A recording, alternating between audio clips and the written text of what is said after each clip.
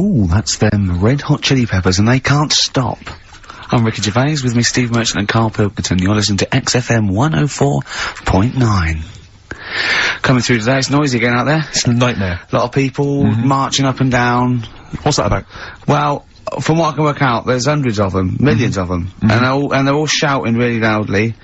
What do we want? Peace. When do we want it? Now. What do we want? Peace. I want to go, shush. Yeah. We all want a bit of peace on a Saturday. Yes. Keep it down. Please, I can barely hear myself think. I know. And he's not listening. Tony's not listening. He can't hear you from there. You may as well give up. He's not listening. There was 1 million of you last time. It didn't do anything. Hey, but Steve, there's no attitude. You know what? I couldn't find Boy George's War is Stupid, so here's a bit of Dylan. Bob Dylan. The times, they are a-changing. The thing is, Rick, it makes me wonder if, the times, are they changing? I mean, it seems to me that life's pretty much the same as it was way back in the 60s when Bob Dylan wrote that song. Got any idea what you're talking about? No idea whatsoever, You Rick. don't really know about politics, do you? Know anything about it. Don't even read the papers. Got no interest, really. Yeah. Not particularly informed. My life's cushy. Won some awards and stuff. Doesn't bother me. So, On a serious note, though, it is a bit worrying. I want somebody to put my... Do I have to get gas masks or something? No, because there are guys out there in Leicester Square today wearing novelty hats. If they don't sort this war out, then no one can. Okay, well, I'm not talking about it. You would worry about it. I would worry about it. Well, maybe Steve. Why? Sort of people who are successful are worrying about it more than other people. Just because, well, they've got more to lose, haven't they? Right. No, do you know what I mean? You see, like, Bruce Willis on the telly saying, oh, it's not good, is it? And it's because he's got a big house and loads of cars. If you live, you know, on a council estate, it's like, well, if it gets bombed, probably doing us all a favour, we'll get nice new blocks of flats to live in and that. It happened with Manchester, with the bomb that happened, and they bombed the Arndale Centre. Did us a favour.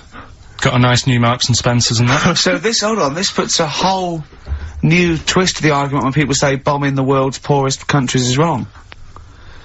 Because I remember when the Afghan problem was on, people were saying bombing the world's poorest country is wrong, but it's like home improvement, according to you, then. Yeah. Because they've got a brand new B&Q, have they, over there? They're popping down there every Sunday. Anyway, let's not go on about it, Yes. Well, think what you're saying. Yeah, I know.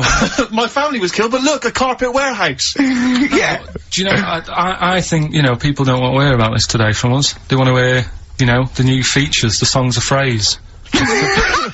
What song's a phrase? It's the feature we started last week, where we take clips of songs, we make up a phrase from the show. I mean, a famous phrase, last week's world famous phrase was, there's this airy Chinese kid, you'll remember. Yes. Well, it was called Crosswords last week, but Phil emailed in a good suggestion and said call it Songs of Phrase. Brilliant. Songs of Phrase. Songs of Phrase, but perfect. So are we still going with Cheapest Chimps? We're persevering with that, aren't we? Got some Cheapest Chimps lined up. We'll be doing that before 3 o'clock. Yeah. Great. Again, who else can say that?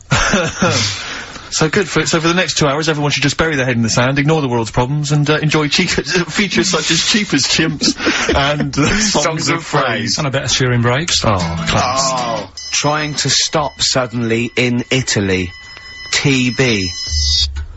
Cheering brakes. It's like a rockbuster, Karl. Remember the good old days? I know, yeah. Painkiller. On XFM 104.9. But look, Rockbusters is gone. Forget Rockbusters. Long live Songs of Phrase. Over to you, Karl. Alright, well... You know Rockbusters was one of the things they were protesting about last time. that was why I just had to listen to them. They just kept stopping me in the street as I was trying to get to the tube. You've got to stop Rockbusters, it's run out of steam, they said, and I'm glad. Yeah. That's why they always do it on a Saturday. Yeah. They make their way to Leicester Square for 3 o'clock. Yeah. Right. Songs of Phrase. What it is... Songs of Phrase. We took a phrase from the show last week. It was, there's this airy Chinese kid, right? Today, we're going back to the good old line of, about you never see an old man eating a Twix. Sure. Right? How long is that? No, you'll never see an old man eating a Twix. You'll never see an old man eating a Twix. It's not as many as you think, though. It's not that many. Well, how is it not that many? Well, first of all, anyway, don't worry about that. I think there's about 5, I think. Hang on a minute. Oh, God. Why do we leave him alone to do this, I don't understand. Do you know what I mean? It's like, I tell you what, we were flying then. 6 different songs. 6 different songs! That's a lot to get, Karl. But what happened is, I couldn't find a song with Twix, so we've changed the chocolate. Oh, this is rubbish. We're not doing it. We're not doing it. No, you've got to be punished. We're not doing this. Do it next no, one. you'll like it. No, shut up, Carl. No, just no, we're He's not put a doing lot it. of effort in. So what? You're right. He's got to do it right. He's got to do it right. No. There's too many. We said too many. It's not. He's changed the thing. It's not a one-off. It's ridiculous. No, it's If absolutely only, pointless. Rick, if only his parents had spoken like that to him sometimes in the past, Do you know maybe what I mean? we wouldn't be Right. having this discussion You're not now. doing it. Come on. No, we're not doing it. Steve, what have you? What do you think? I'll tell you, we've got the prizes, but I'm Yeah. not even going to bother giving. I'm not even going to no, bother. no, I think we'll just share them out amongst Right. homeless. Absolutely. No. There's troubles in the world, and I'm not going to let you faff around doing nonsense like that. Well, It's ridiculous. Well, let's do it for No, this let's week. play a beautiful song. What do you think? I'd love to hear a great song. Yeah, the times they are changing. We've said that. Look at Rick, I'm Mother beginning to wonder Nature if it's on the run. Look at Mother Nature on the run, Steve. Yeah. Play it. So we're not doing. No. It's your own fault. Neil Young. Beautiful. After the Gold Rush, one of the most beautiful, poignant songs ever. I Great think. lyrics in that. Look at Mother Nature on the run in the 1970s. Forget the 1970s, Rick. I'm beginning to wonder if that's just as truthful nowadays in the year I've told you 2003. before, you've got no idea, you don't know anything about the world or politics, so I don't know why you persist. I don't know why I keep saying it myself, Rick. I'm a political incompetent. I don't know why I keep spouting on with this drivel. Right. It's the Guardian, I think, that's doing it to me. It's all second-hand information. I just read it in there, and I just So it think was a good idea to I get keep on thinking, the, exactly. I keep get on thinking the I can pass it bandwagon. on. You don't really care, do you, about anything in the world, really, as long as it doesn't affect you? I haven't exactly. No, Unless no. I'm personally affected by these Yeah. things, I don't care less. Well, I'm the same. You Now, Carl, the big question, as we know at the moment, is whether we're going to let you do Songs of Phrase or not. Rick, I should tell you it's gone now, mad. there has been a flood of. Oh no, there hasn't. Sorry, I was thinking there'd been a flood of emails, but it was people agreeing with you, Rick. I know Tony Blair has been trying to get through. Yeah, exactly. And I'm just checking the emails. No, there's absolutely nothing supporting you, So Carl. no one gives a side either way about No, well, no, that, that's not then. fair. There were a couple of phone calls, weren't there? One was the guy saying he should. I think the other one was you, Carl. Was it phoning from the kitchen? Can we do it? Can we do it? Right. No. If you don't like it, we won't do it next week. But, But the fact that I've made it. I don't know why you did that. We thought of lots of stuff you could do. You chose one where you have to have 10 words and 6 songs to choose. You haven't got Twix. I don't know what you've substituted Twix for.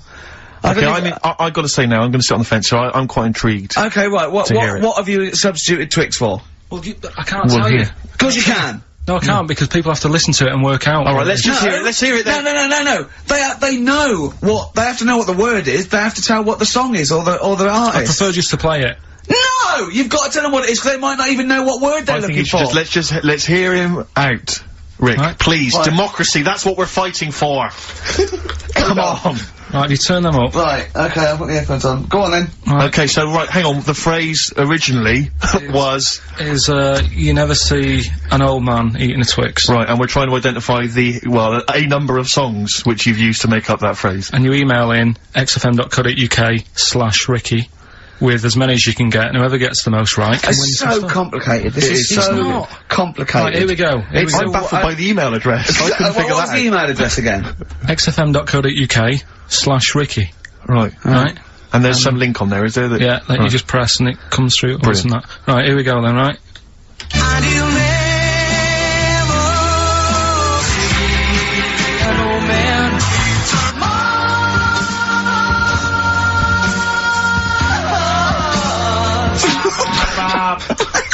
Well, I missed a little bit at the end.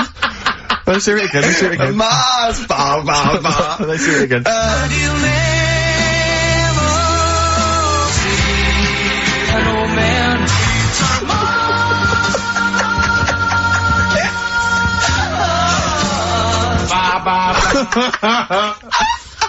Oh no. Oh God. Okay. Right, we'd say the prizes, Steve. Right, so how many songs were there? Do we know? I think it was 6. You think there was 6? And you'll never see an old man eat. Oh, it might be 5. 5 or 6. Yeah. Anyway, why not email in the answers and how many there were, and you might be in with a chance of winning on DVD the original series of Citizen Smith with Robert Lindsay. That was good. Paul Whitehouse's Happiness, the first series of that on DVD. We've also got a couple of CDs here. The Best of Britpop, Live Forever, Oasis, Blur, Radiohead, and all the rest of them on there. Right. Supergrass's current album as well. That's I all think right. it's a current album. Yeah, it is. And Okay. less convinced by this one. If I tell you that some of the artists include Delamitri and Deacon Blue, then I know you'll be rushing out later, Rick, to buy this. Scotland Rocks. A compilation of... Is Wet on there? let's see. What about Biss? What happened to Biss? Let me see, I'm not gonna... I tell you, it doesn't... I mean, we've got Gun on there. Oh, yeah. We've got... baby, lately. Aztec Camera. Yeah. Big Country, obviously. Proclaimer's not on there. Wait a minute, where's Runrig? There they are. There they are. And, obviously Rafferty, Baker Street. Do-do-do-do-do-do. Brilliant. So that's definitely worth, entering for, surely. So, xfm.co.uk/Ricky. Play it one more time, Yeah. just in... Right.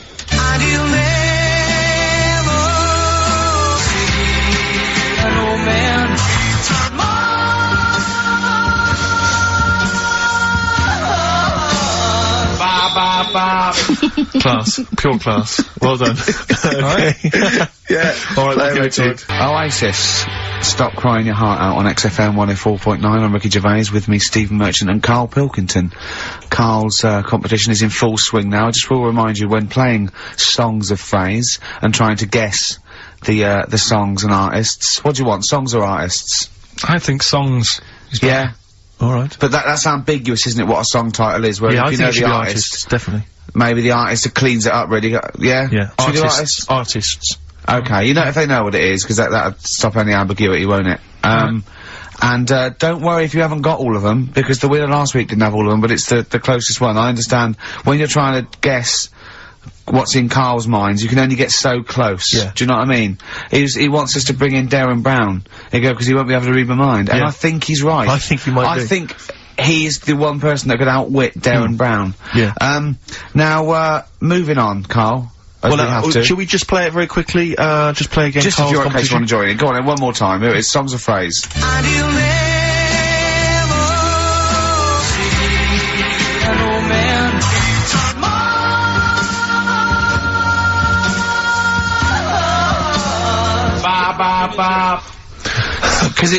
Because you have to get, you know, it is very difficult. So, you know, song or artist, we'd give points if you're close to any of those, and we'll choose a winner. So, you know, do. And what do points mean? Crap prizes. XFM.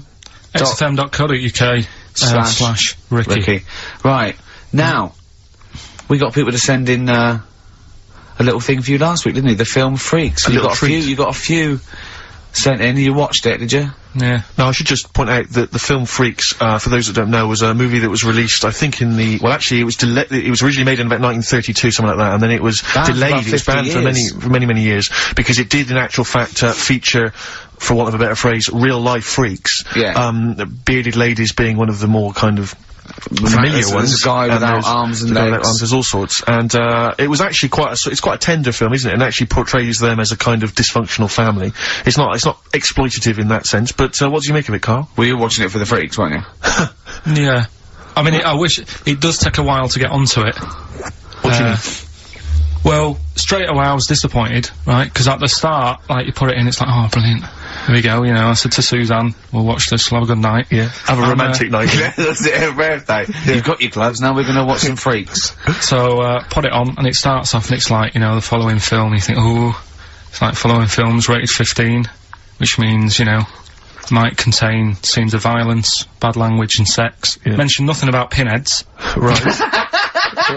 So, I thought they missed a trick there. Yeah. To be honest. Right? So, I thought, well, let's go and watch it. And what exactly is a pinhead? Oh, if you've seen it, you'd know. Okay. Right, so, not the best thing in it either. So Oh. imagine that. Okay, so you're watching it? So, sat there, I think, right, something comes on, and the little fella's on there, the little fella we were talking about, the Pillow Man. Right. Is it the best thing in it? Now, what's the Pillow Man again? Is a fella who years ago, he's got no arms and legs. Right. He's And just a torso. Just and a rolls, head. yeah. And, there's a scene where you see him sort of rolling a cigarette up, just using his mouth, and it's like, he lights it and stuff. And that's weird. And then, what else is on it? So it can stanch your growth. And then there's a little fella on it who is fed up because he looks 5, but he's actually 34. Right. Right? But there's a woman who is 42 and looked 8. So they both had the opposite thing. They were both really fed up. And I kind of thought that shows that, you know, you always want what someone else has got. Sure. Do you know what I mean? Yeah. So in a way, there's a story there in that. No, you described the same there. No, it was like... No, they both, you just said, they both looked young, but they are actually both older. No. This was like a little man. Yeah. Who was looked- 35. Who was 35. And looked 8. Yeah. And so did she. No, well, the other way round then. What? So she was an 8-year-old that looked 35? Yeah. So, oh, maybe not then. Anyway. No. But that wasn't that weird. I kind of thought it's a slow start on that. Yeah. And then, It's not a difficult film to follow. No. yeah, but I wasn't really listening to what it's all about, just looking at what they had. And they had like a fella who's running about on What, just, they had like he was shopping. you know, they had a fella with no legs and he's running about on his hands and sort of got about on a skateboard, talking to someone about it. They said that's how E.T. was done. There's actually a little fella in E.T. Right. who's just half of, sort of half a body. Is that true? I've no idea. I've never heard that before. Why haven't we heard that before? I've never heard that before. I don't think he would fit in E.T. Because he's I got think- no, because where's the head? He's got no neck, E.T. It's a skinny little thing. There's no human neck couldn't fit in that skinny little neck. Well, You sure it wasn't Kenny Baker up to his old tricks? What are you talking about, Carl? There's a fella with no legs in E.T. in E.T. they had two fellas, right? I think they had a little, a midget fella. Right. Who did it, and then I think he was off sick, and they were like, oh, you know, what else are we gonna do? So they saw a guy on a skateboard going by. And said, do you fancy some work?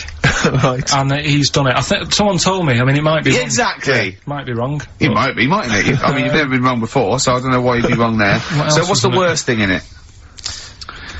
Now, it's intriguing to me because here's a film called Freaks, featuring real-life freaks, and you're sort of a bit nonplussed by it. Just because it wasn't, because it's built up. If you call a video Freaks, you've got to make sure that there's some good stuff on there. Yeah. What were you disappointed about? Was it that? Because there was a few things on it, right? There was a woman who said she was half man, half woman, and it's like, well, you're not, are you? It was just like she had some makeup on. I thought, well, that's rubbish. And then there was a woman who could eat using her feet. That isn't that freaky. Do you know what I mean? If she's not hungry, she looks normal. Yeah. And that's when I was thinking, I mean, I'm not being right, Steve. You know I'm not being funny. Oh, here we go. No, but I'm just saying, if that woman wasn't eating and you were sat next to her in that film, Yeah. I'd probably be sort of drawn to you more than her.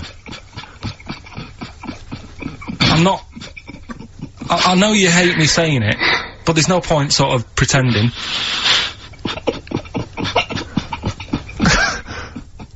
Do you know what I mean? Oi, Muttley, what are you sniggering about? The fact that well, you mean there were things in it that were less... What are you saying? I'm just saying... Play a record. Seriously, I'll slap you. I'm gonna slap you live on air. Yeah, but you always go... Right, I'm slapping you live on air, I swear to God. Alright, play a song then. It's playing song. Bruce Springsteen, Atlantic City from the album Nebraska. So melancholy, that one. I love that one. Wow. So Freaks then. All in all, not as amazing as you first hoped. It was built up too much. Do you know what I mean? Really? It's like, Is that my fault for getting you excited? I just can't Probably. believe it. I hand you this thing on a plate. Some I know, of your, but- yeah. And I'm not being out of order, Steve. I'm just being honest. We've always said that about this show. We Yeah, only talk about stuff, you know, Yeah. that, you know, being honest and that. Yeah, no, sure. And I've always said the first time I saw you. Sure, no, you've always been honest, Do you and know I've always what I mean? been honest with you. I've always said that, you know, you've got the intelligence and insight of a gnat. Yeah, but if I keep quiet, people don't know that. Sure. Alright, Incredibly you do, Carl, because you look stupid as well. Well, you know. Yeah. No, but Carl was being nice then. You don't. I'm just saying, you're a good bloke, and now I've got to know you. Sure. Yeah. Yeah.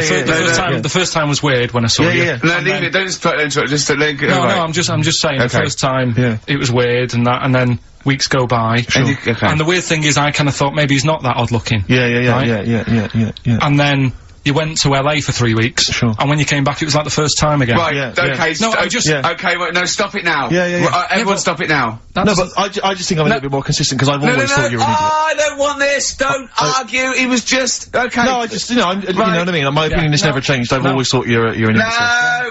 No, Just- it's that's just been all through line. nice. Let's look. Peace. Shut not up, war. fatso. Peace, not war. He's just such a stirrer, isn't he? No, He loves it. Don't think I didn't see you whispering behind the microphone about what to say to Look what Carl. I've just drawn, Carl, subconsciously. Yeah. Let's see. I drew a picture of him, it's not going to be on the website. It's not been on the website. No, it's going to be. I drew a little cartoon of him. No, not yours, I'll draw one of Carl. Right, okay. What are we talking about? That was a... So yeah, no, the Touchy Freaks thing moment. was over and done with. It was alright if you want to get it out on video. Sure. You know, it's probably worth a look. There's a couple of things on there that get you thinking more, you know, it's like how their life is and stuff, do you know what I mean? How it's affected, and like the little pillow man, or the fella who's got half of his body missing. Yeah. You know, it's stuff like that you think, oh. But what's the one that was disappointing? You said it was a half man, half woman. Yeah, I don't quite understand that one. Do you mean hermaphrodite or half? I can't remember it. Do you mean it was one sort of like it had bits of both? It was just like, half a face done in makeup and long hair, then on the other side it had it shaved. I love the idea that you go to this circus and there's people in there that have been sort of persecuted all their life, and they think, well, maybe I can make some money, and then you boo them because they're not freakish enough. I love the idea they go, boo, you're not freakish enough, boo. Oh, you got bits of legs, boo. Do you know what I mean? Yeah. But there was, I mean, talking about that, you see, why did they join the circus and that? Because there are things they can do. I was telling you in the week that I was reading something on some news website about some sort of, Olympic-style games where they're going to see, like, disabled people against able-bodied. Right. Let's be careful here, shall we? No, I'm just saying, though. Okay. Do you know what I mean? So there is other things. It doesn't mean just because you haven't got legs you can't do other stuff. Yeah. And in this race, there's, like, disabled people who are beating able-bodied people. Yeah.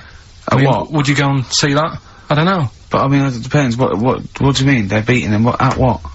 He didn't state what the little races were and that. Little races. Does Can't help himself, can he? No, little races. Oh look, there's the disabled with their little races. Yeah, they're having another little race. Oh dear. Would you go? Would you go and watch that? Do you remember when Jimmy thought that Paralympics stood for Paraplegic Olympics? The Paralympics? Yeah, it means Parallel Olympics. Yeah. He thought it meant Paraplegic Olympics. That would be a good site, wouldn't it? Mainly blow football. Alright. Right. Okay. So, what was that thing I told you to look up in the week? You were saying, I don't believe you, were going on about, we were talking about the half man, half woman, Yeah. and you were saying... You can get a sex change on the NHS, just to see what you say about that. Did you look it up? I didn't, because I think I was wasting my time. Oh. I don't think you I'm can giving have all that done. these things. Little play Interesting records stuff. are annoying No, but me now. you wouldn't do that. You do. You see, You've it's the annoyed, other thing you've we were annoyed talking about. Steve. You've annoyed Steve on air. I'm sorry about that. Well, it's just too late, Carl. But we were talking about other stuff as well. I mean, you know, talking about operations and that. You were saying, you know, can you have a sex change done on the NHS and that? No, you can. Well, you say you can. I think that's a bit...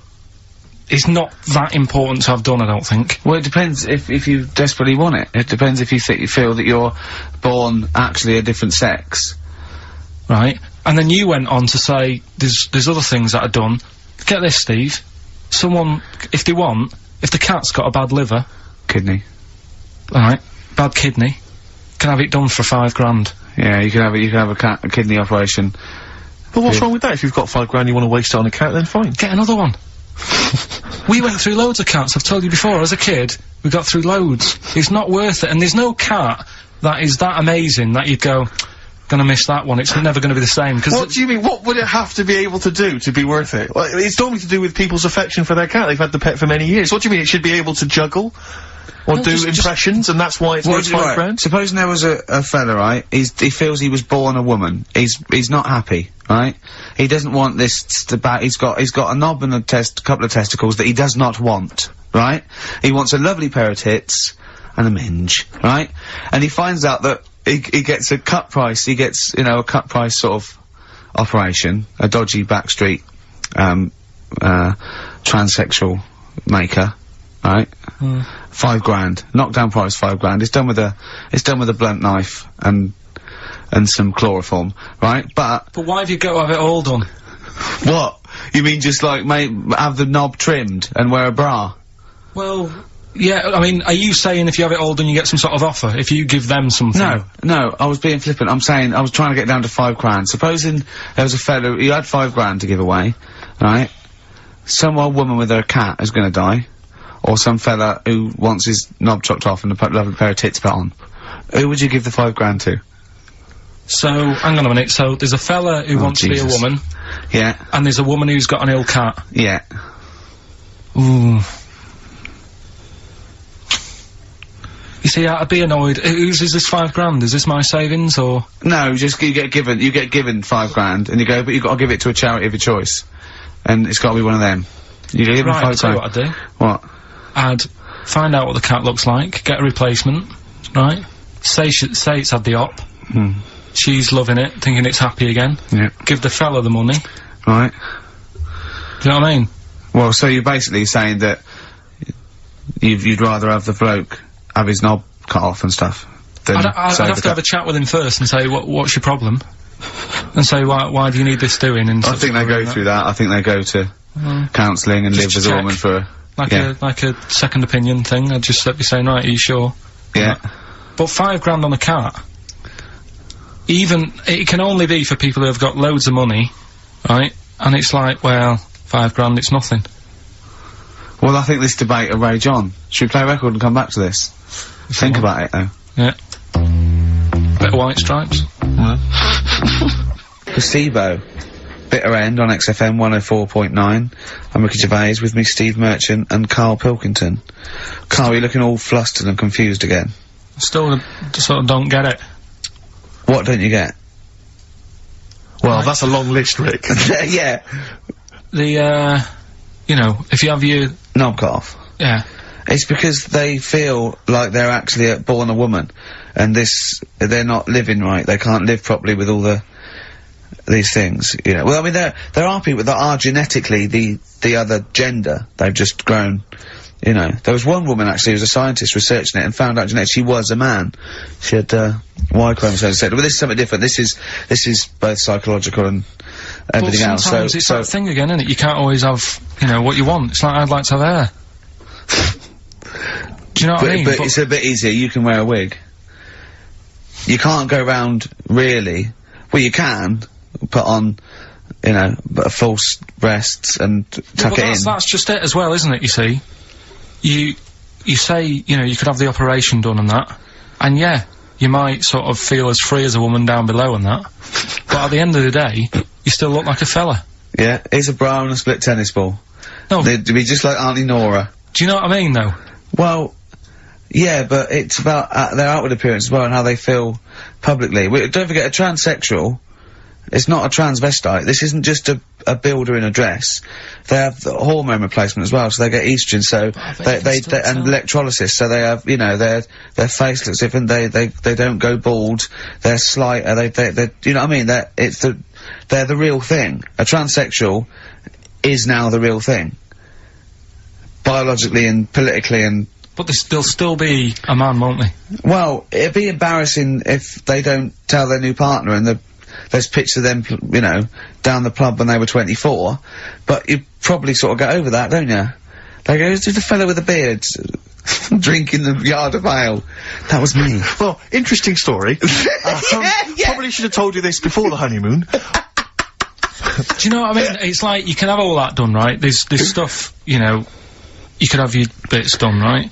You can have, like, false teeth, but you know that when you see an old person with a good set of teeth, it's like, well, they're false. There's no way you've got good teeth like that if you were brought up in, like, the 30s. But what would you do if Suzanne said, look, I've got a terrible secret, and she showed you a picture of this kid, this little boy, growing up, you know, playing football, and then the pictures stop, at 20, just before you met her, and she goes, and she shows you a nice pair of bollocks in a jar. She goes, they were mine. Well, first thing is he'd take back the gloves he bought her last week. Would you go, oh, I can't go out with you now? Or would you say, well, you're the same person?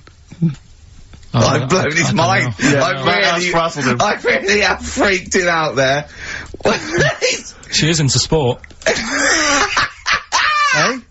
Should we play a record while you give her a call? No, but look, what I'm saying is right, it doesn't matter what you have done. We can wrap this up here, because I've got it sorted, right? Okay. Doesn't matter what you have done. At the end of the day, it's obvious that you've had it done. If you're a fella and you've been changed to a woman, I could spot you, right? If... You can't, though. I tell you what, I was at Suzanne's mum and dad's, right, up north last week, and I went to the off-licence, right? Yeah. And I went in there, never seen this fella before, right? As soon as I walk in, I eye him up behind the counter, go, alright, mate. Oh, hello. Oh, hello. I notice he's got a wig on, right? Yeah. Now, it was, I kinda looked and I thought, yeah, it's a wig, whatever. And then, I thought, I wonder if it is, and as I got to the till, I said, how much is that? He said, 50 pence, I said, great. And as he turned to the till... Were you buying Suzanne a gift? As he turned to the till and he did that sort of angle, you got the profile, you see the bit sticking out of the back, you go, that's a wig. I know what you mean. Yeah. I know what you mean. It's like a little, it just, the last inch just lifts away from the neck. Yeah. Yeah. Now, everybody who goes in that shop will probably know him as having a wig and that. He keeps him happy, but everybody knows. So, what I'm saying is, it's like... But could I just say, transsexuals put in a little bit more effort than a fella who's plonked a rug on top and held it down with some duct tape. Do you know what I mean? You know, the only giveaway often with a transsexual is the big hands. They can't do anything about that. That's the only thing, you know. Right, But I mean, transvestites are different, you know, they are builders in the dress. You go in a supermarket, you turn around, you see a 6-foot woman, huge head, you go, alright love.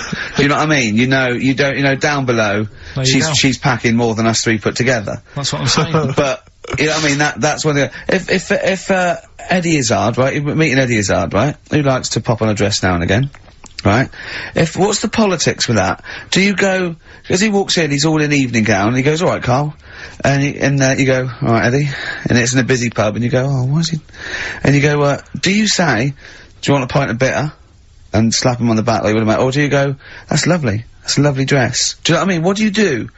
What do you do with a transvestite? Would you compliment a transvestite? On their lovely dress? If he was wearing a nice dress? In the same way that you would if Suzanne was wearing a nice Probably frock? a different way. I'd probably say, that dress, you know, looks nice. Be even nicer on a woman. Right. Do you know what I mean? So you try and change the way they think? Yeah. Yeah, you'd want to teach them a lesson. Yeah. Sure. In a way. Yeah. It's just, it's one of them things I can't get my head around, to be honest, right? I can handle hairy Chinese kids. Yeah.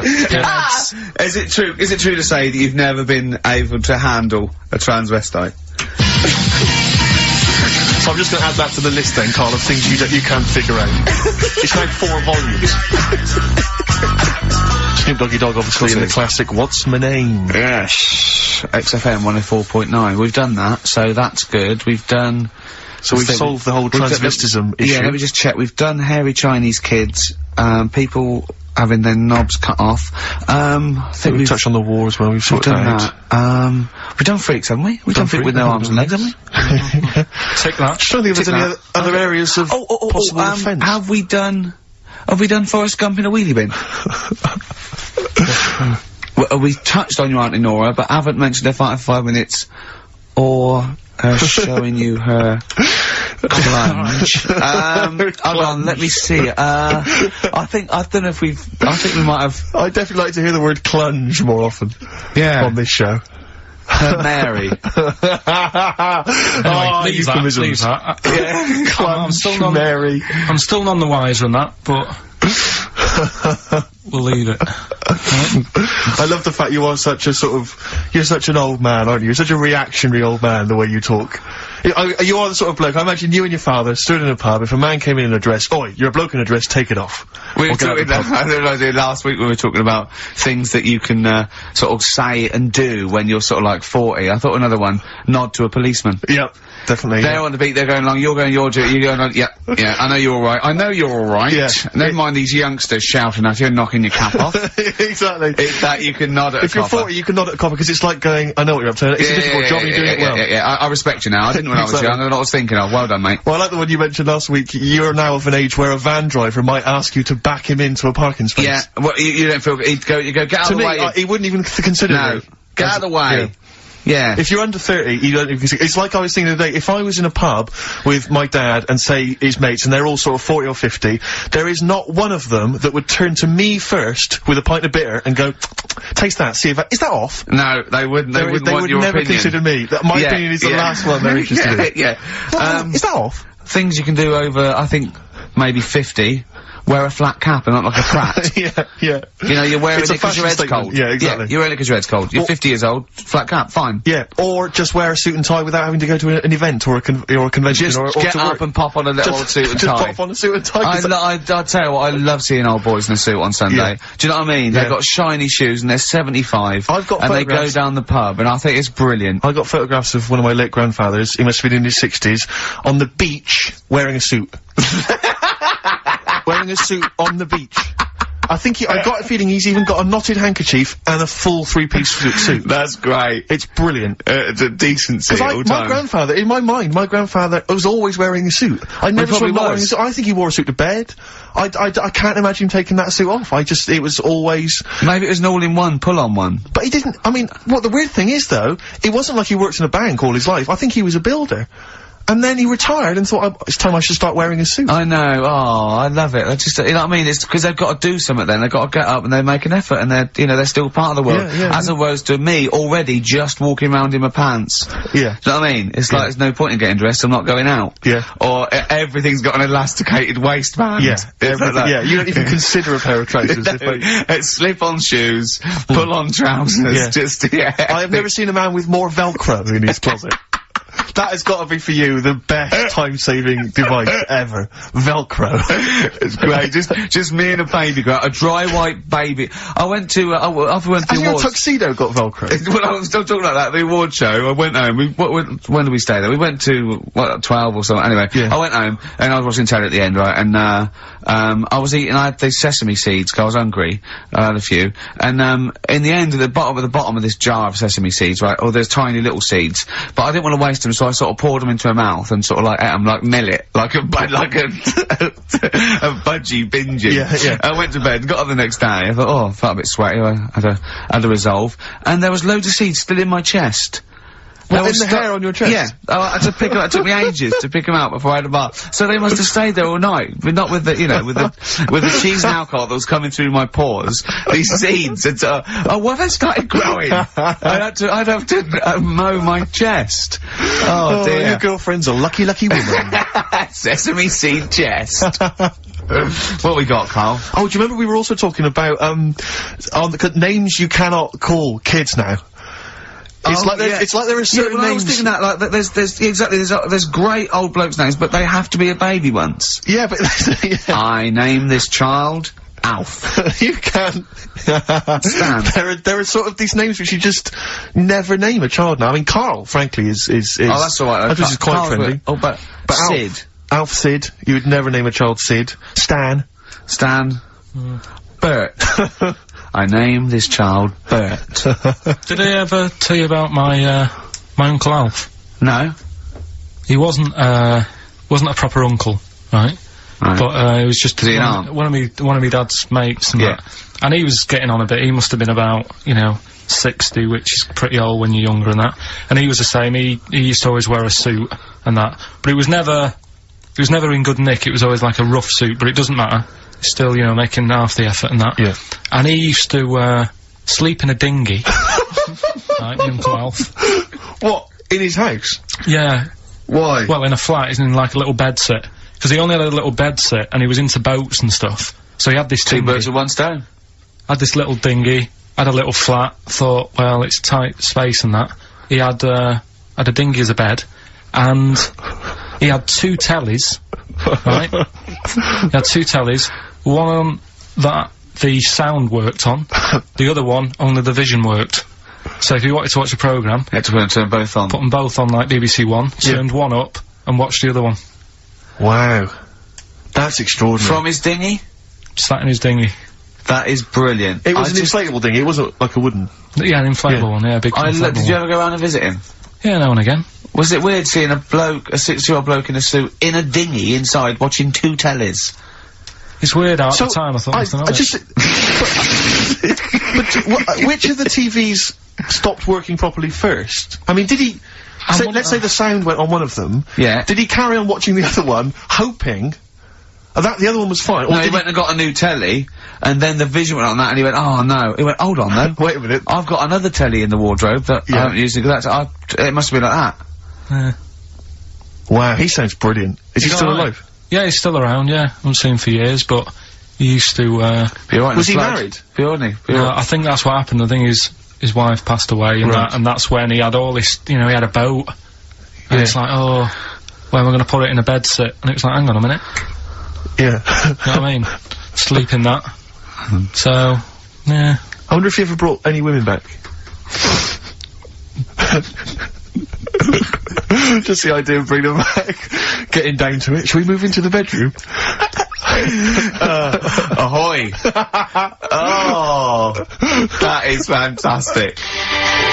Missy Elliott, Gossip Folks on XFM 104.9. Ricky Gervais, Steve Merchant, Karl Pilkington. Now I know we're not meant to mention the adverts, and I'm not slagging off the advert. It's that National Lottery advert with the little Welsh fella saying, your money from the National Lottery goes towards Mountain Rescue.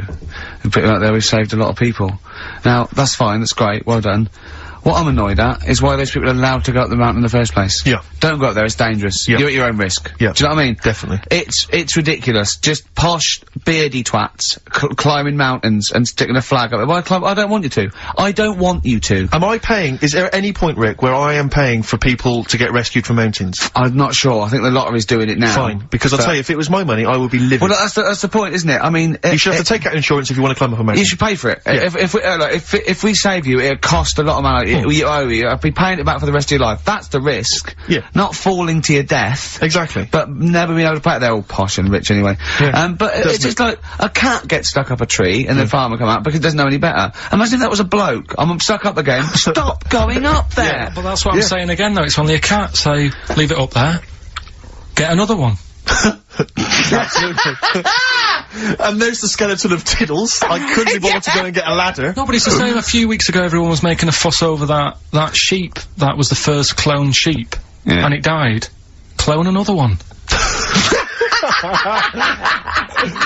Oh, wow. If only you could do the same with mountaineers. Yeah.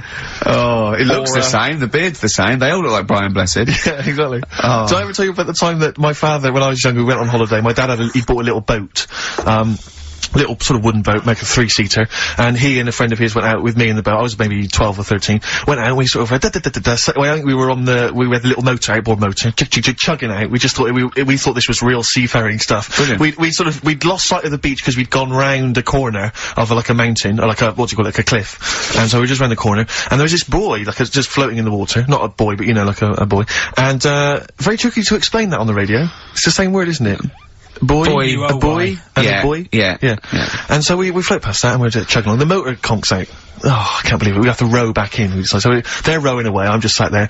And we noticed that every time we sort of think we've got past this buoy, it just seems to be back where it started again. And we realised that the tide is taking us but not taking us out, taking us towards these rocks. And we've got ravaged rocks. And we were a bit pretty scared, because I can't swim very well, or I couldn't at the time. I think my dad had maybe bought, you know, he didn't, I'll be honest with you, I inherited a lot of things from him, one of which was his carefulness with money. just the one life jacket. Oh, How deep was the water? Which I seem to remember he tore off my back and put on himself. So the water's pretty. I mean, you know, I'm not saying we would have necessarily died, but it was pretty scary because the boat, you know, we were going to go crash into these rocks and stuff. It was getting pretty unnerving, and so they're sort of rowing like mad, trying to get. We're just not making any progress, and we're beginning to think that this might be the end. And this boat, this kind of ferry boat, comes chugging by doing tours, ching ching ching ching ching, and it comes by and. My dad goes, oh, wow. We were going, brilliant, they can help us, they'll throw us a rope, they'll tow us back in. He was going, you gotta be careful though, hang on, because according to the laws of the sea, if he rescues us, Steve, he can claim my boat. The laws of the sea mean he can claim my boat as salvage. I love the idea of that's like a reward. That's doing that. But what I like is, his 12-year-old son might die, he's thinking about the boat. I know, but also, the other thing, of course, is that I like the idea of this ferry master going, Yeah. the boat be mine now, or take your son. Yeah. Let me think about it. I need a new bed. That'll be just right. King size. Oh dear, that's Anyway. lovely. So we've done a lot of stuff today. We've covered. We've done, Arnott's that. Minge, we've done, what else have we done? We've done Chop Your Bollocks Off for Free. Yeah. We've done the operations for £5 which I'm not happy about. Yeah, Because leave the cat up there. Could spend money. We've done most stuff, I think. We've done a lot. Yeah. We still haven't done Forrest Gump in a wheelie bin, but we can leave that till next week if you want. See, I still think there's something in the spending money in areas that it's not needed. Like, well, you know, the fella, if you haven't, you know, if you've only just tuned in, you've missed a debate about a fella who needs his tackle taken off. A debate makes it sound like it was a bit more informed than it actually was. Well, and I'm just, you know, all that time, that was probably half an hour ago, and I've still been thinking about other things that it would be good if more money could be ploughed into things to get them out there. Like what? Do you know what I mean? Well, I was looking, you know, I'm a fan of going on the web and that. Sure. And, there's inventions, right? We were talking about a few weeks ago, inventions that are out there, and there's some that, you know, are well known by famous people who have brought stuff out. Do you know why we didn't go on with this? Because I remember saying to you about Einstein, it was clear you think it's clever, you weren't impressed with it. I said Einstein, and you went, this is a quote, you went Einstein, well yeah. Now, I've never needed, you got it wrong, you went, I've never needed MC² in my life, but the fella who made the video recorder, I watch one a week. Yeah.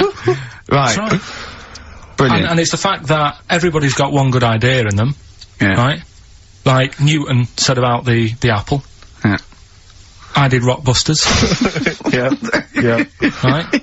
And there was this thing that was on the website. So they shouldn't be spending money on investigating, sort of medical procedures that might help people. They should be spending it on what, Carl? Well, I found this thing, right, Ricky? Brilliant. Yeah. What it was, little sort of mops. What? Little mops, like little mop heads. Like floor mops? Yeah. Right. Fit them on your cat feet. If you've got a cat. Right, if you've got a little cat. Yeah. Put these little things on the feet, and there was a picture of one, just like walking around the kitchen. Like that. Looking a bit like that. Nick, right? you can't do looking like that on the radio. No, but it's just looking a bit sort of fed up, but he didn't really know what was going on. Walking around, you see like the woman of the house, sat in the background having a cup of tea. The cat's there, walking about on the kitchen lino, mopping the floor. That's what I put my money into. Can we get shares in this? That's an invention. How good is that? Yeah. Can we get shares in that? It's good though, isn't it? I'll tell you what, I'll market that. Yeah. That's amazing. I just like the idea of people struggling with their cat to get, hold on though, wait a But minute. then, I'd say- What if it had a bad kidney? Ah, well then it's worth paying £5. I suppose a year, because it would cost a it's cleaner that, working. wouldn't it? Yeah. So that's what I'm saying. I mean, there's loads of other things out there that gets loads of Of course, you can stick a brush in its head and make it go down the toilet. It'll be genius, Carl. No, but there's loads. You see, you say that. If Newton came up with it, you'd be loving it. And there'd be loads of them out there. And everything, right? That's what annoys Imagine me. Newton coming up with that. Imagine Newton coming up with that, Carl. Think of it. Well, there's other things that gets loads of praise. Penicillin. Everyone, who came up with that? Who came up with that? Fleming, was it? Yeah, so discovered it on a... Right, I'm 30. Don't think I've ever used it. I've had Nurofen and Benylin. Right, so there's one thing. What's something else I was talking to you about? Oh god, you like video. Okay, so video recorders... Telescope was another thing you seem to think's important. Well, no, you asked me about great inventors. I know something, so I said Alexander Graham Bell, the telephone, everything from that, linked from that. John Logie Baird, television, Marconi, the radio. I said Galileo, the I was naming you stuff. It wasn't that. I was just saying that I think those things are more important than Rockbusters. I think they're better ideas. Telescope, even telescope. Carl, play a record because. There's a website, I must try and find it during this record. It's got loads of inventions I think you're gonna love. Vicious from Lou Reed. Always a joy. Yeah. XFM 104.9, Ricky Gervais, Steve Merchant, Karl Pilkington. Carl, someone pointed me in the direction of this website, and basically, I swear to God, these are real inventions, okay, that real inventors have, applied for patents for, you know, so that they own the copyright. Why don't I come up with one, a real one, yeah, and then you do that well, one, think some of these, and Carl has to vote on which think's the better invention. I think some of these, Carl, you are going to be absolutely excited by. If you love the little mops that go on cats' feet, I think you'll be excited by some of these. Okay, well I'll throw one up to start with. Have you got one there ready? Yeah. The X-ray machine. Alright. Oh. So we've got the X-ray machine on the one side. X-ray machine, Carl. Think of that. So, you've come to me with this idea. It goes through opaque things, it doesn't need light, it excites, it can, well, you know what an X-ray machine can do. So what's happening is, right, I'm sort of head of some business, I've got a load of money. Yeah. You're coming to me with an idea. Yeah. And Steve's coming with me to an idea. I've got, say, $5 grand and I've come with you, I said, look, I can do transrectal operation, you go, I'm not interested. I said, my cat needs a kidney operation, you go, I'm not interested. Right? I've come with you with an X-ray. Meanwhile, Steve walks in with... Well, firstly, I'm going to offer you, this is, patent 5571247. You've got the X-ray machine. I'm going to come to you with the self-containing enclosure for protection from killer bees. Tell me more. Alright, well, it's like... Tell me more! A self-containing enclosure for protection from killer bees comprising an enclosure formed of a flexible, transparent plastic material, basically that will protect us from any killer bees that might be in the area. Useful?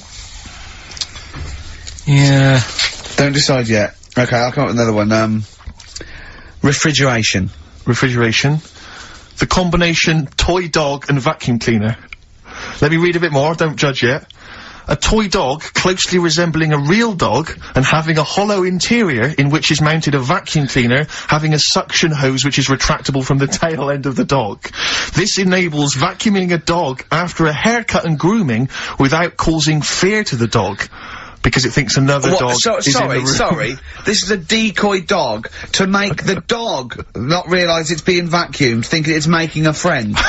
There's a picture of it. Carl.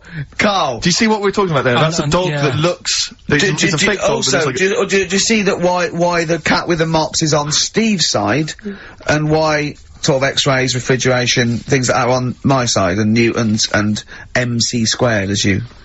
Can you see the difference in these can you see the pattern emerging and the difference?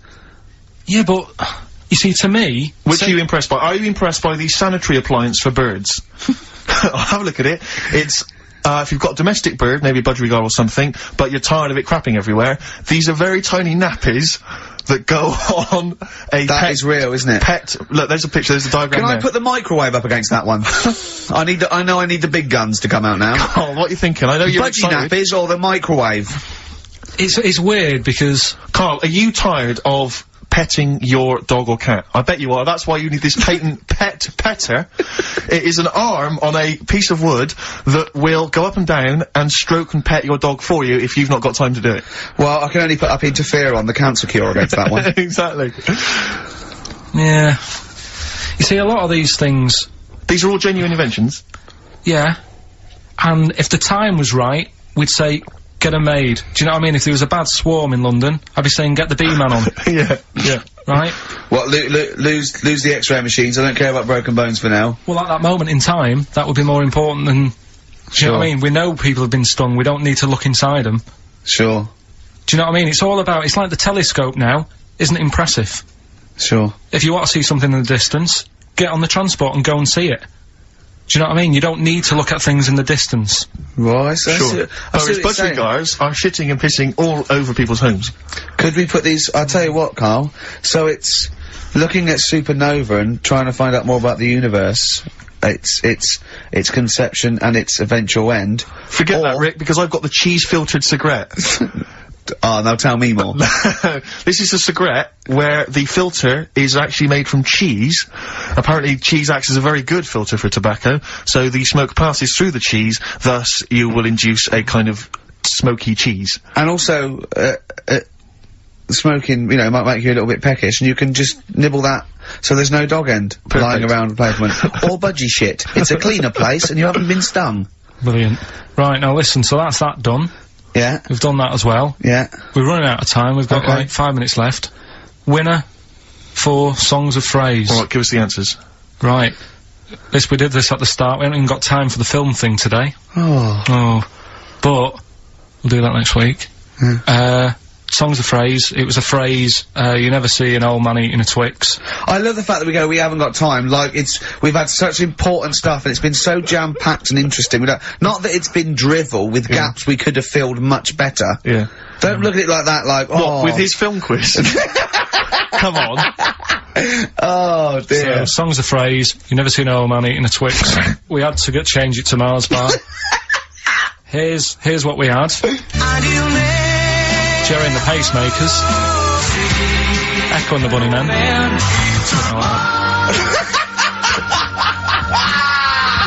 David Bowie. And the Beach Boys finished off. Oh, what do you mean I thought that one was? What do you mean? Who's the winner? Oh, it doesn't matter. You gotta give the answer. Who was that one you didn't know it was us? It was Neil Young, wasn't it? Jim Crochet, is it? Old Man River, it's called. Jim Crochet. Something. Old Man River? Yeah. Jim Crochet sang Old Man River? I don't think so. What was it? Who cares? Right. Well, people, I can't believe this. Jim, Old Man River, it was. Let's give the prize to... Jim Crochet wouldn't have sung Old Man River. Well, let's give the... Paul Robeson. Let's give the prize to Mitchell Sterling, who has got some of the answers right. On XFM 104.9. We'll be playing that great quiz again next week. Next week. Rick and Gervais with it on XFM Sports. And if you want to send an email, it's rickandgervais.co.uk or check out the website on XFM's All the Cons. Good night, 3:30. Coming up is Errol Levine and Stupid Nouns. Placebo. The Bitter End on XFM 104.9. I'm Ricky Gervais. With me is both Stephen Merchant and Karl, the K-Man, Pilkington. Oh. So, you've already got that. That's safe. It's only 4 minutes past. You've had Placebo and you got us three. So you're definitely going home with that. Yeah, whatever that's happens. safe. That's on its way to the hospice. Exactly. You've banked that. Yeah.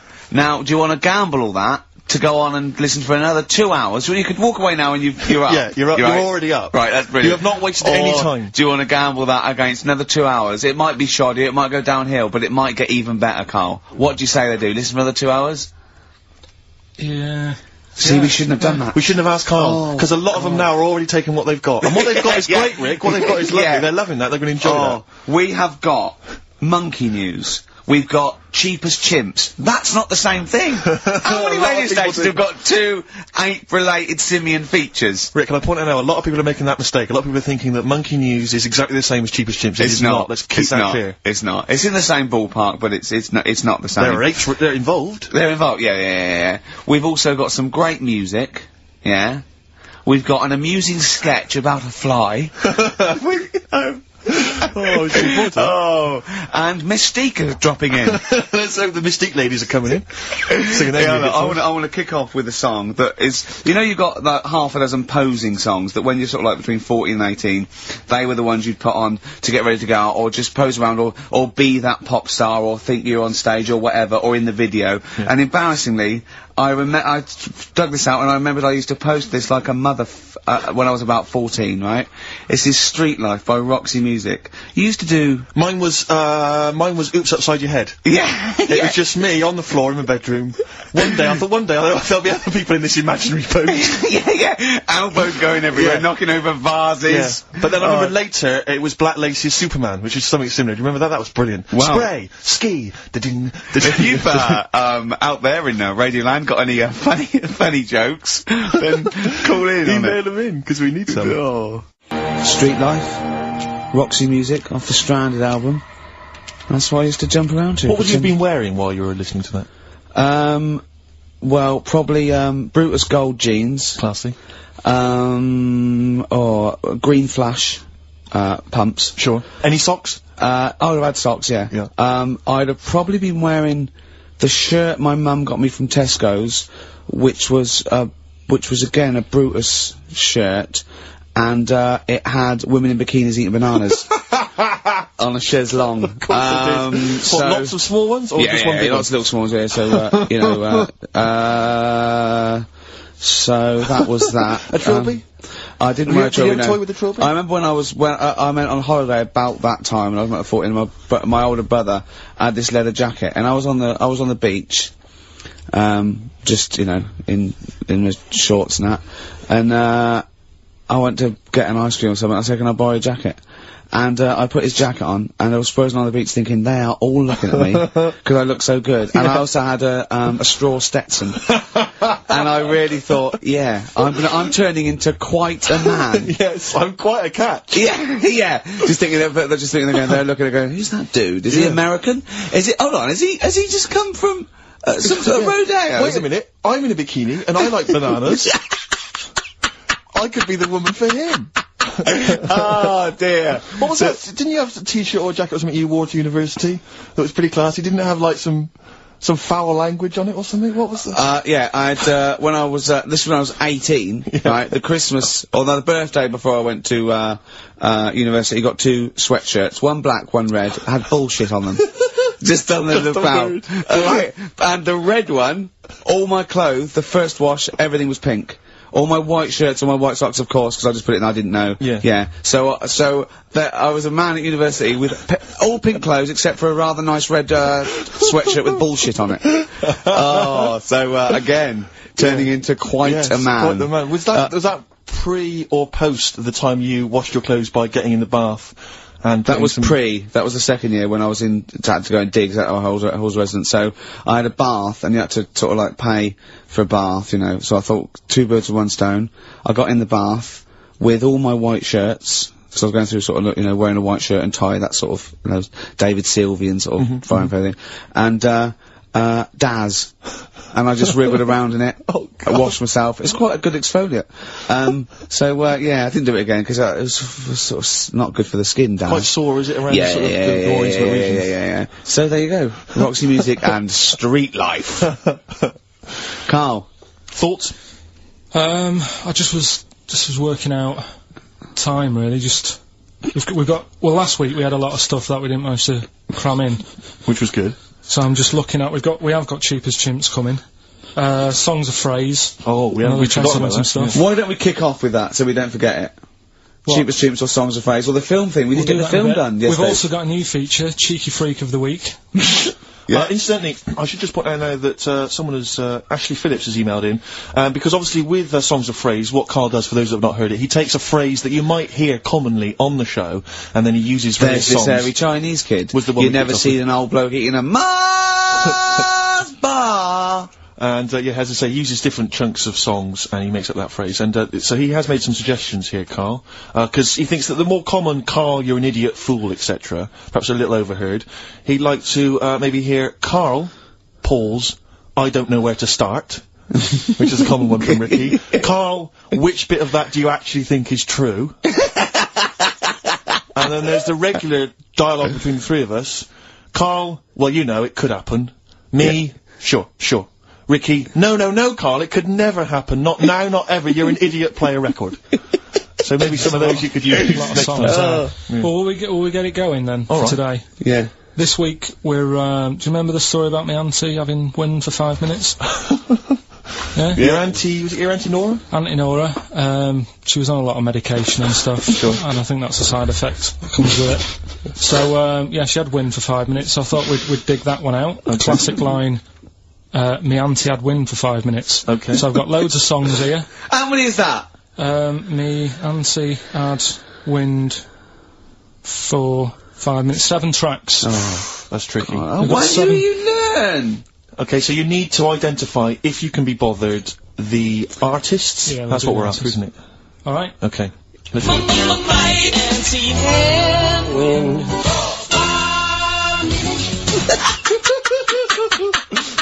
Alright, we'll play it a few times. Just remember, as many as you can get, because the winner would probably be, you know, who gets 5 or something. So don't worry if there's a couple you can't get, because you could still probably win. Here we go again.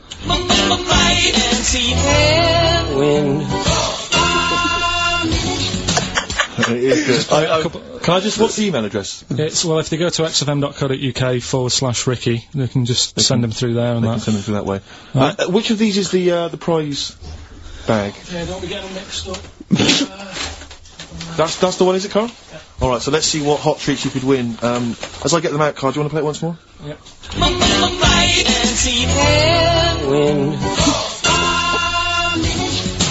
I recognise all of them except one. Yeah. Right, let me see Or what we've got maybe here. Once again, Carl, you excelled yourself with an arbitrary collection of DVDs. Just hanging around, were they? Just hanging around. Again, I'm always interested to know which of our XFM listeners has tastes as broad as this. Go on. We've got the recent BBC adaptation of The Hound of the Baskervilles. Brilliant. Okay, fair enough. That's We've all right. got, what's this? Is this this is something involving Air, the band Air. I think it's a single at best. Yeah. This is probably worth having. This is the current Flaming Lips album, so you've excelled yourself there, actually, Carl. That's not bad. An XFM mouse mat. They're as common as muck. Oh, hold on. You can't give away that mouse mat. It's a piece of foam. Now, I was going to dismiss the oddball sci-fi movie K-Pax, featuring Kevin Spacey and Jeff Bridges, but Carl, is it signed by Kevin Spacey? It's signed, yeah. It's an actual, so win that and put it on eBay for £4.50. And, man alive. What is that? Just look at their faces. No, Carl! Don't give that. No one wants that unless it's ironic. Series 1 and 2 on DVD of popular northern-based sitcom Bread. Buy it, sell it. The game's getting hard because someone's dealing you a losing card. Alright. They all had a go. All the actors had a line on that song. Oh, Play the clips again. play the clips again. I really want to win it now. Here we go.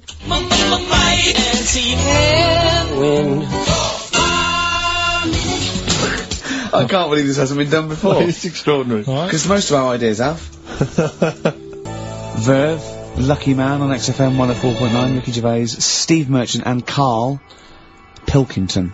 The emails, I should point out, aren't flooding in on the No, but it competition. always takes time when they go through the website. Does it? Yeah. Okay. So they'll be arriving in a bit. Do you want to play it once more for those that have just joined us? Alright then.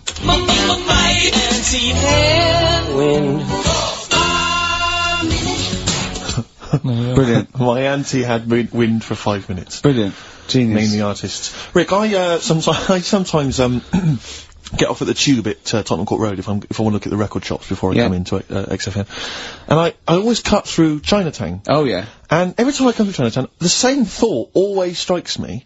I always feel like I want to just gather all the little locals, all the little Chinese fellas, just gather them round and just go, guys, in what way is this a town? It's not, is This is not, at best, what you've got here is a novelty street. Yeah, Gerrard Street is not a town, No, mate. it's not a town. You've had this here for like 100 years. It's not expanding. Yeah, yeah. You can't just call it Chinatown and claim it's a town. If I was them though and you do that, I go, what are you talking about? It is a town, it is a town, it's What, in our what town. way? It is a town, it's our town, we've got all lots of stuff. Where's your church? Where's your mayor? We got a betting shop. Not enough. It is. See, all you've got here is restaurants. No. That's not a town. No. Got a little supermarket with snacks. What does it sell? Snacks. Specifically, I would imagine crackers. Yeah, yeah. Do you want to buy a dragon? Do you want to buy an ornamental dragon? If I wanted to buy one, this is where I would. Do you want to buy a gold dragon? Is it made of gold? No, it's made of plastic, but it's sprayed gold. Do you want to buy that? It's not a town. It is a It's town. not a town. Yeah.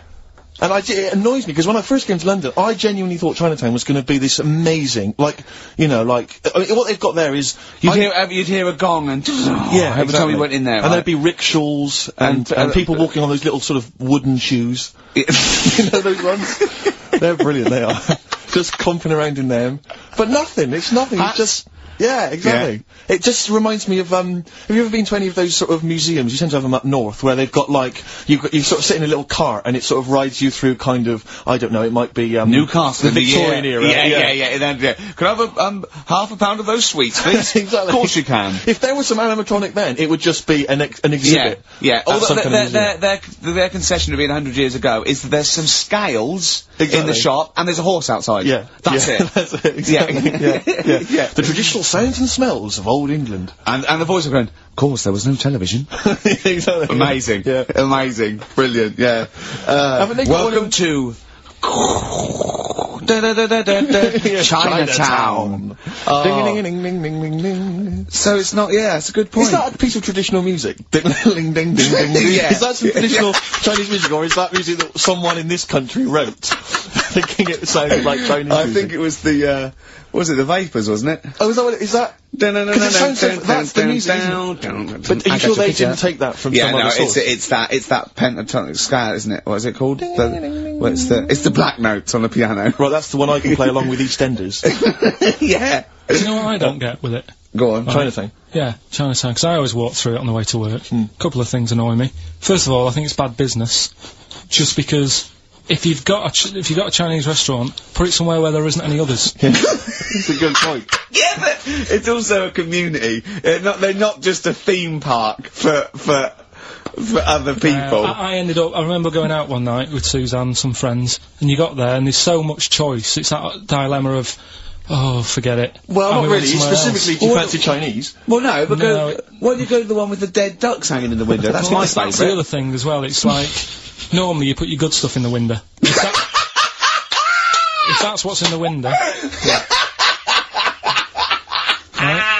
Yeah. And the other thing that annoys me, walking through it today, there's always lard on the floor. What, in the street? In the streets. It is, honestly. I'm scared I'm going to slip over. It's because all the restaurants and that. But why is it? Oh, that's another point. Well, it's not oozing out of the restaurants. No, but why is it? Why is it? I don't know what they do.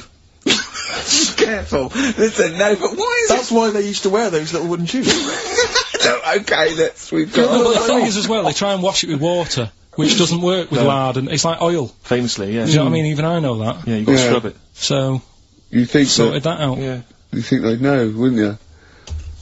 Yeah. Right. Anyway, thanks for your thoughts on Chinatown, Carl. Right, I'm going to play this thing again, because it is a bit slow today, the email. Oh, because it's too hard. It's not too hard, there's just clips of songs. What are the artists? Email in.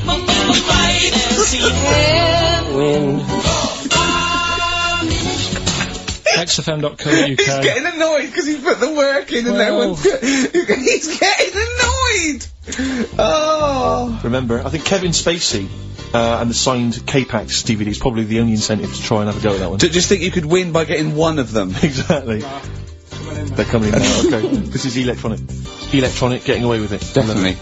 Do you reckon we'll get away with it, you see? You've worried me now. Yeah, I don't know. He's worried me. My Carl. apologies, if you're offended at all by my reference to those little wooden shoes.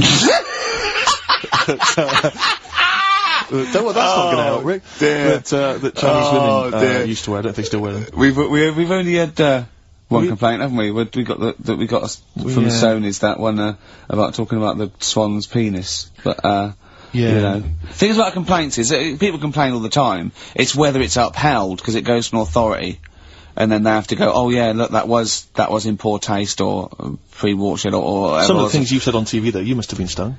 Well, see, I've only had one upheld, one serious slap on the wrist for something I said.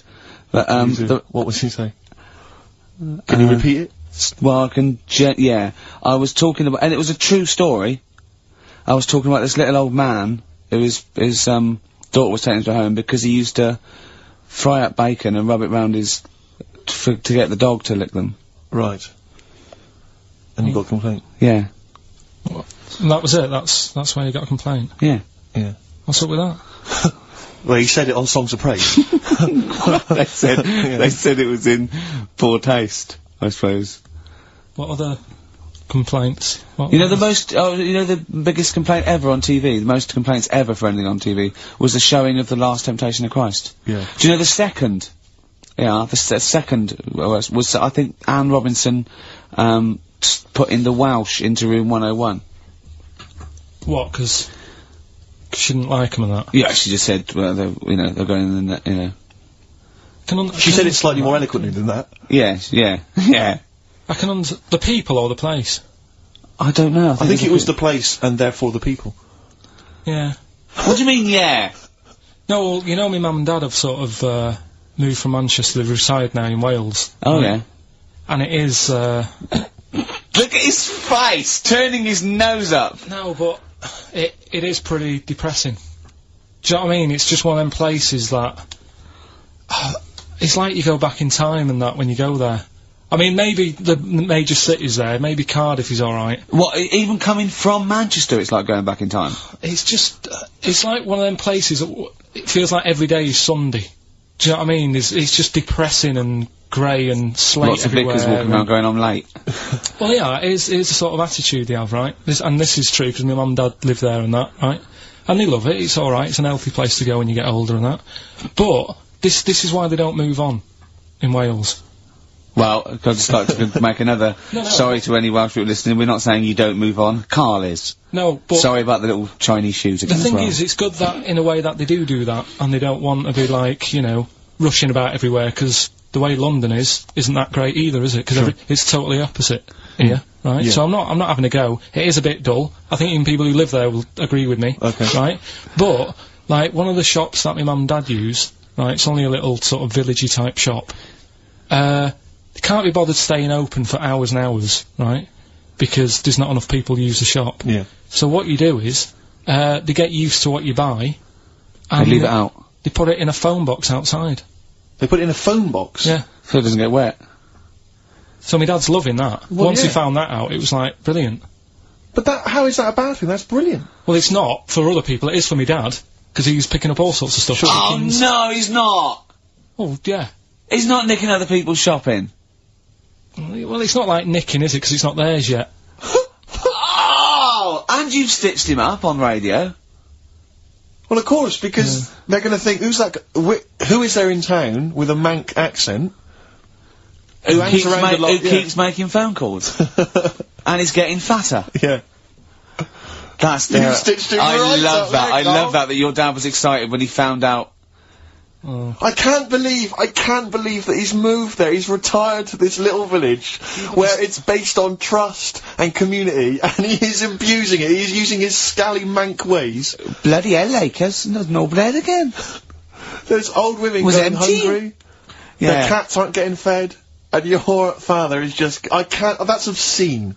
That's obscene. Oh, I think it's Die Thief. That fella from Manchester.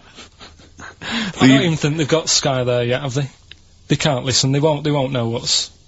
I think you stitched him right up. I hope you have, actually. I hope he goes down for it. I hope he's hounded out of the community like Frankenstein's monster. Yeah. They should get burning torches, go up to the Set fire mansion. to his cottage. Yeah. Exactly. Right, well... He's out of the choir. Yeah. Set streets. Yeah. Forget about tomorrow. Feeder. Right. Listener, I'm talking to you now. Have you seen these posters around with me and Steve on it, right? It's embarrassing, right? We were mucking around at a photo session, and XFM wanted to do some posters. We couldn't be bothered to do them again, so we let him have this one. Irony comes back to haunt you, and it looks like I think I'm Simon Temper or something, and Steve's alright. But we think that Karl should be in it. Definitely. Karl doesn't want to be in it, but it looks like everyone listens to this show for Karl's, basically, you know, innocent stupidity. And some great tracks. Exactly. They don't listen for us anymore, Steve. So I think it should be a campaign to get Karl on the poster. Yeah.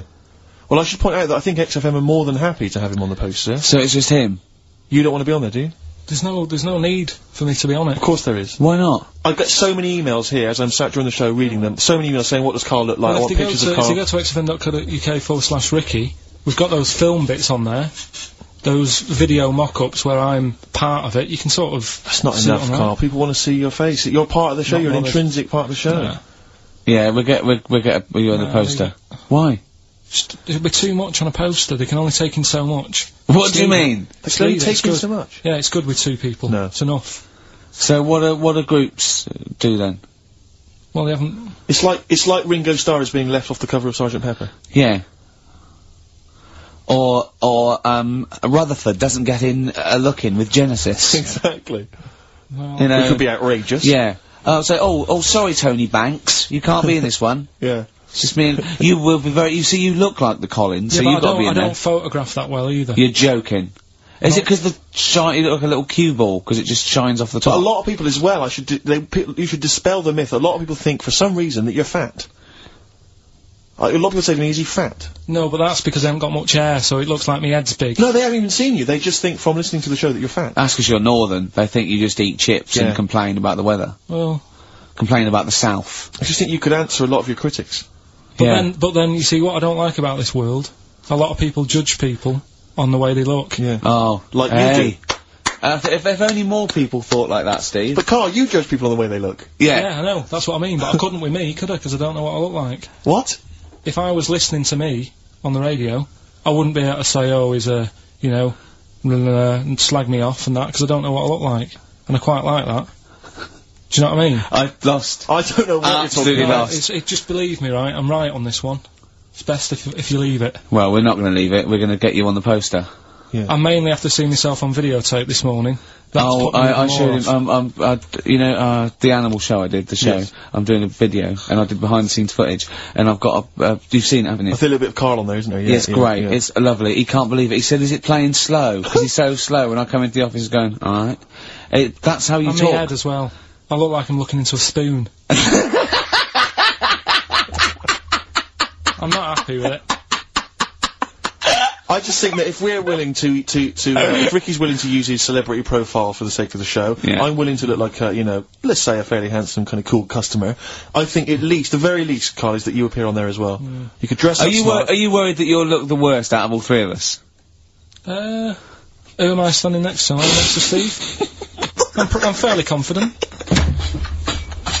Yeah.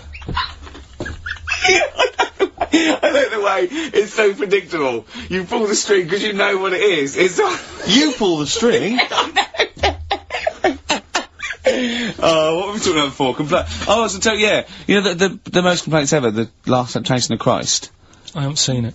What's it? It's Scorsese, isn't it? It's Martin Scorsese, and I've bought the film actually recently because I was intrigued to see it, but I've not actually watched it. But from what I understand, the reason that it was so outrageous is because it has a whole sequence which shows what it would be like if Jesus had lived his life and not martyred himself on the cross, but lived his life as a human being. Part of which is him having sex.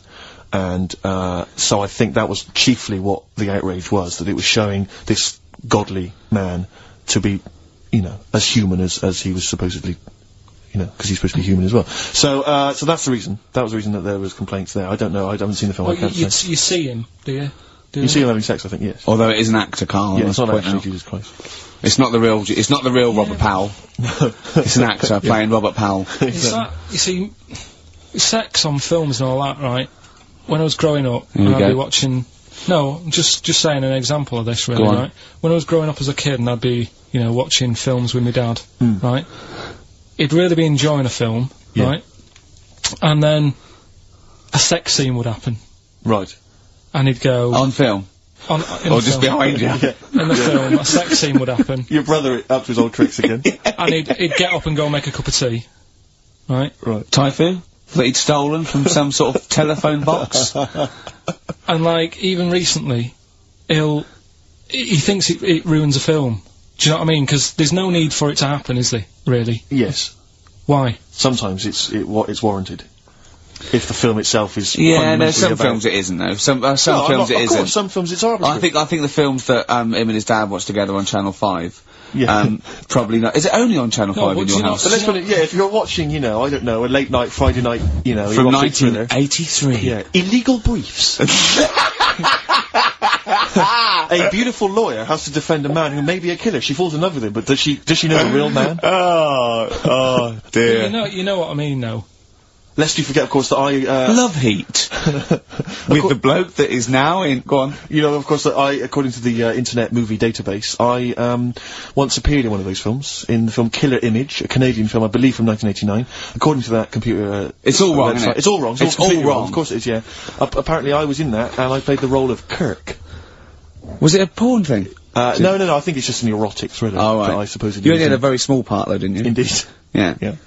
But no, do you know what I mean? Sometimes you don't need to go that far. Say, like in this Jesus programme, right? Film. What's it called? The Last Temptation of Christ. Just like talking. You know what? What's his name? Is it Ralph in The Simpsons? Yes. I drawed a kitty cat. It's like talking to that. Yeah.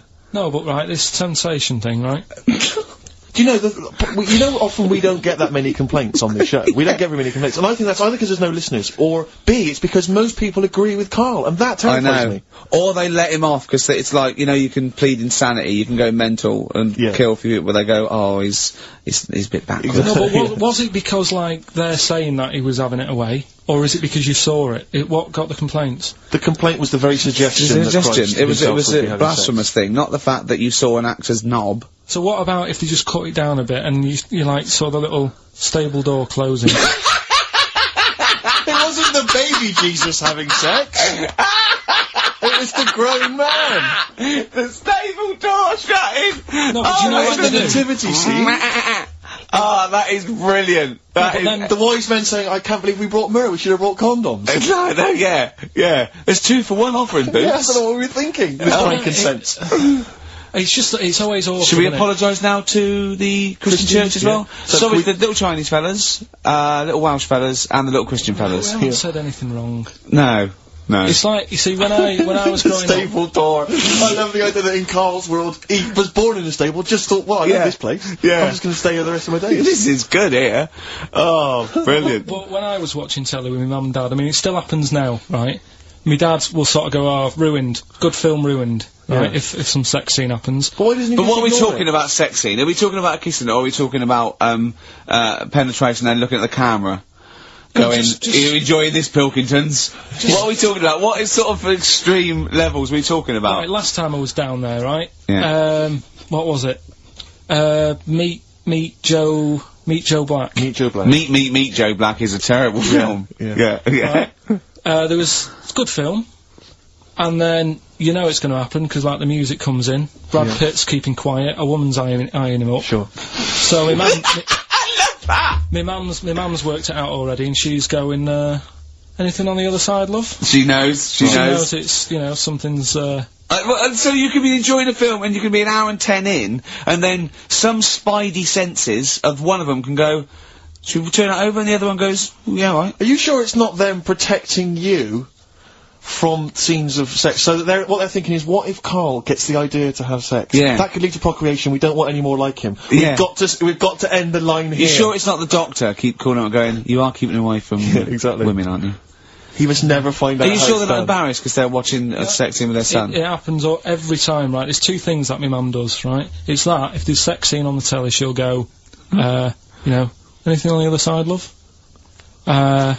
And the other thing she always says, if ever there's anything on the telly with Elvis in it, Yeah. she goes, oh, I like him, right? And we all know, we sat there, we know what she's going to say next. Yeah.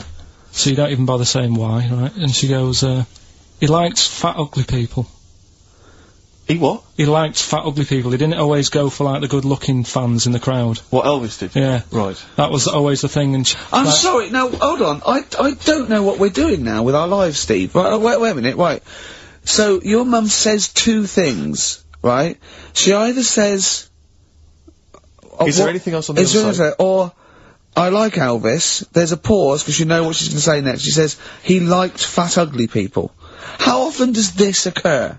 well, because they've got, like, you know, Sky, there's a lot of those channels on. They're like the music channels. So Elvis always comes on. There's either an Elvis film, there's, like, you know, a classic hit by him on... And she'll go, I like Elvis, he likes fat, ugly people. And what do you mean he liked fat, ugly people? Is she a fat ugly person? Because there's that special Vegas show, isn't there, where he's dancing about, right? And he's got loads of scarves around his neck. Towels. Yeah. And, like, he always hands them down to the fat, ugly ones. Right. And I always say it's because they're the fat, you know, they've got a sweaty face because they can't, you know what I mean? I don't know what world they I live don't in. know how we've got onto this What subject. what sort of world are you got when you're watching his face? And what do you mean fat, ugly ones? You mean they're in the front, they're sweating a lot because they're a bit Yeah, chubby? so she thinks, you know, is giving them a towel because But it's like... he's really going, wipe your face, you're putting me off, you Yeah. fat cow. Stop sweating near me. There's another one.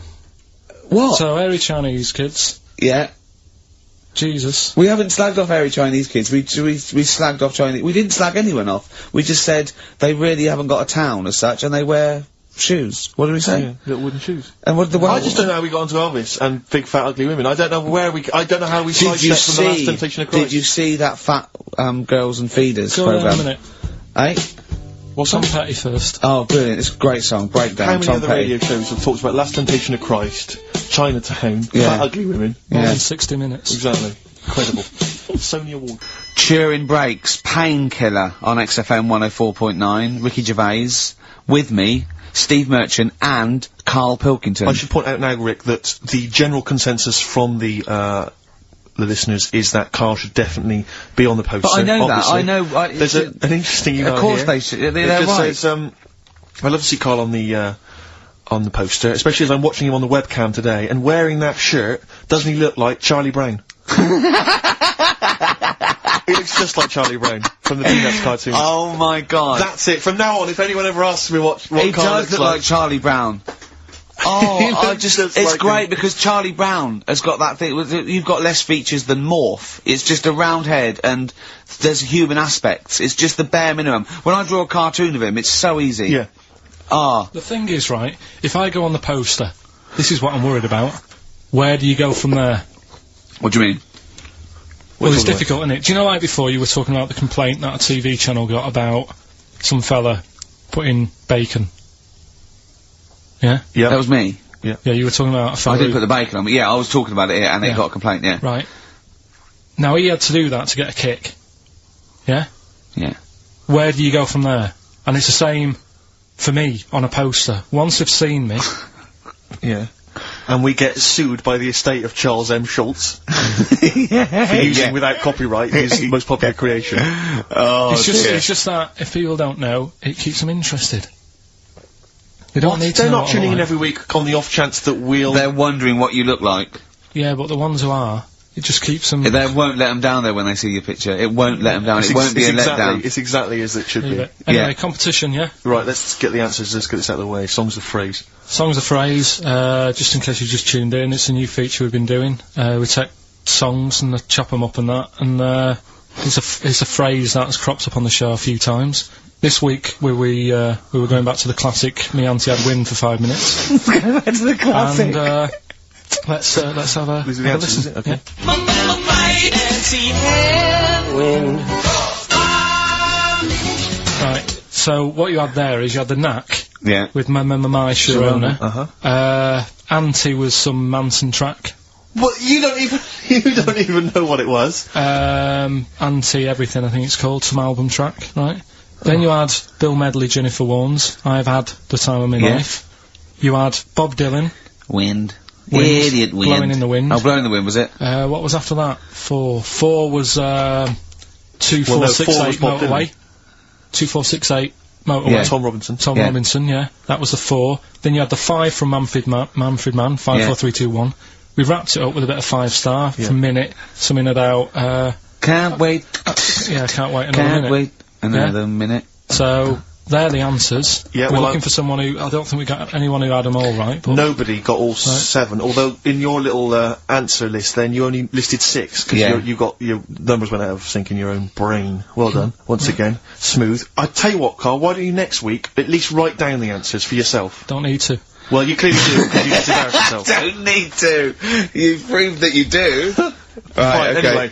Well done. I'm going to give it to Paul Tier, PJ Tier, because he got 5 of the 7. Well correct. done. So he gets. And he's getting that signed Kevin Spacey. Yeah, DVD. if you can just email us your address as well and, get them off to you today. All right. Brilliant. That's what you're done, dealing with.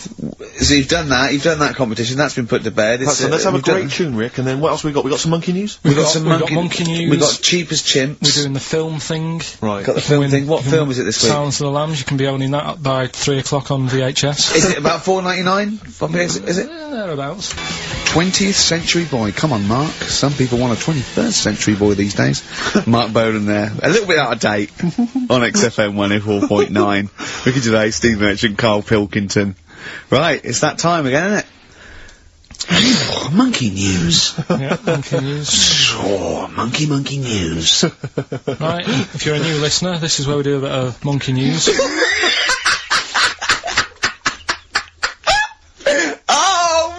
him giving his chance on a news programme, like Newsnight Review or News at 10, over to Karl Pilkington. Yeah, alright? Monkey's gone mad again. Go on. Right, we've done quite a lot of good stuff. The one that sort of kicked up most of the fuss was probably Ollie the monkey. I love the fact that they're all monkeys. He's a chimpanzee. Well, right. It's an ape. Well, today, right, we're looking at one that's, it's called Coco.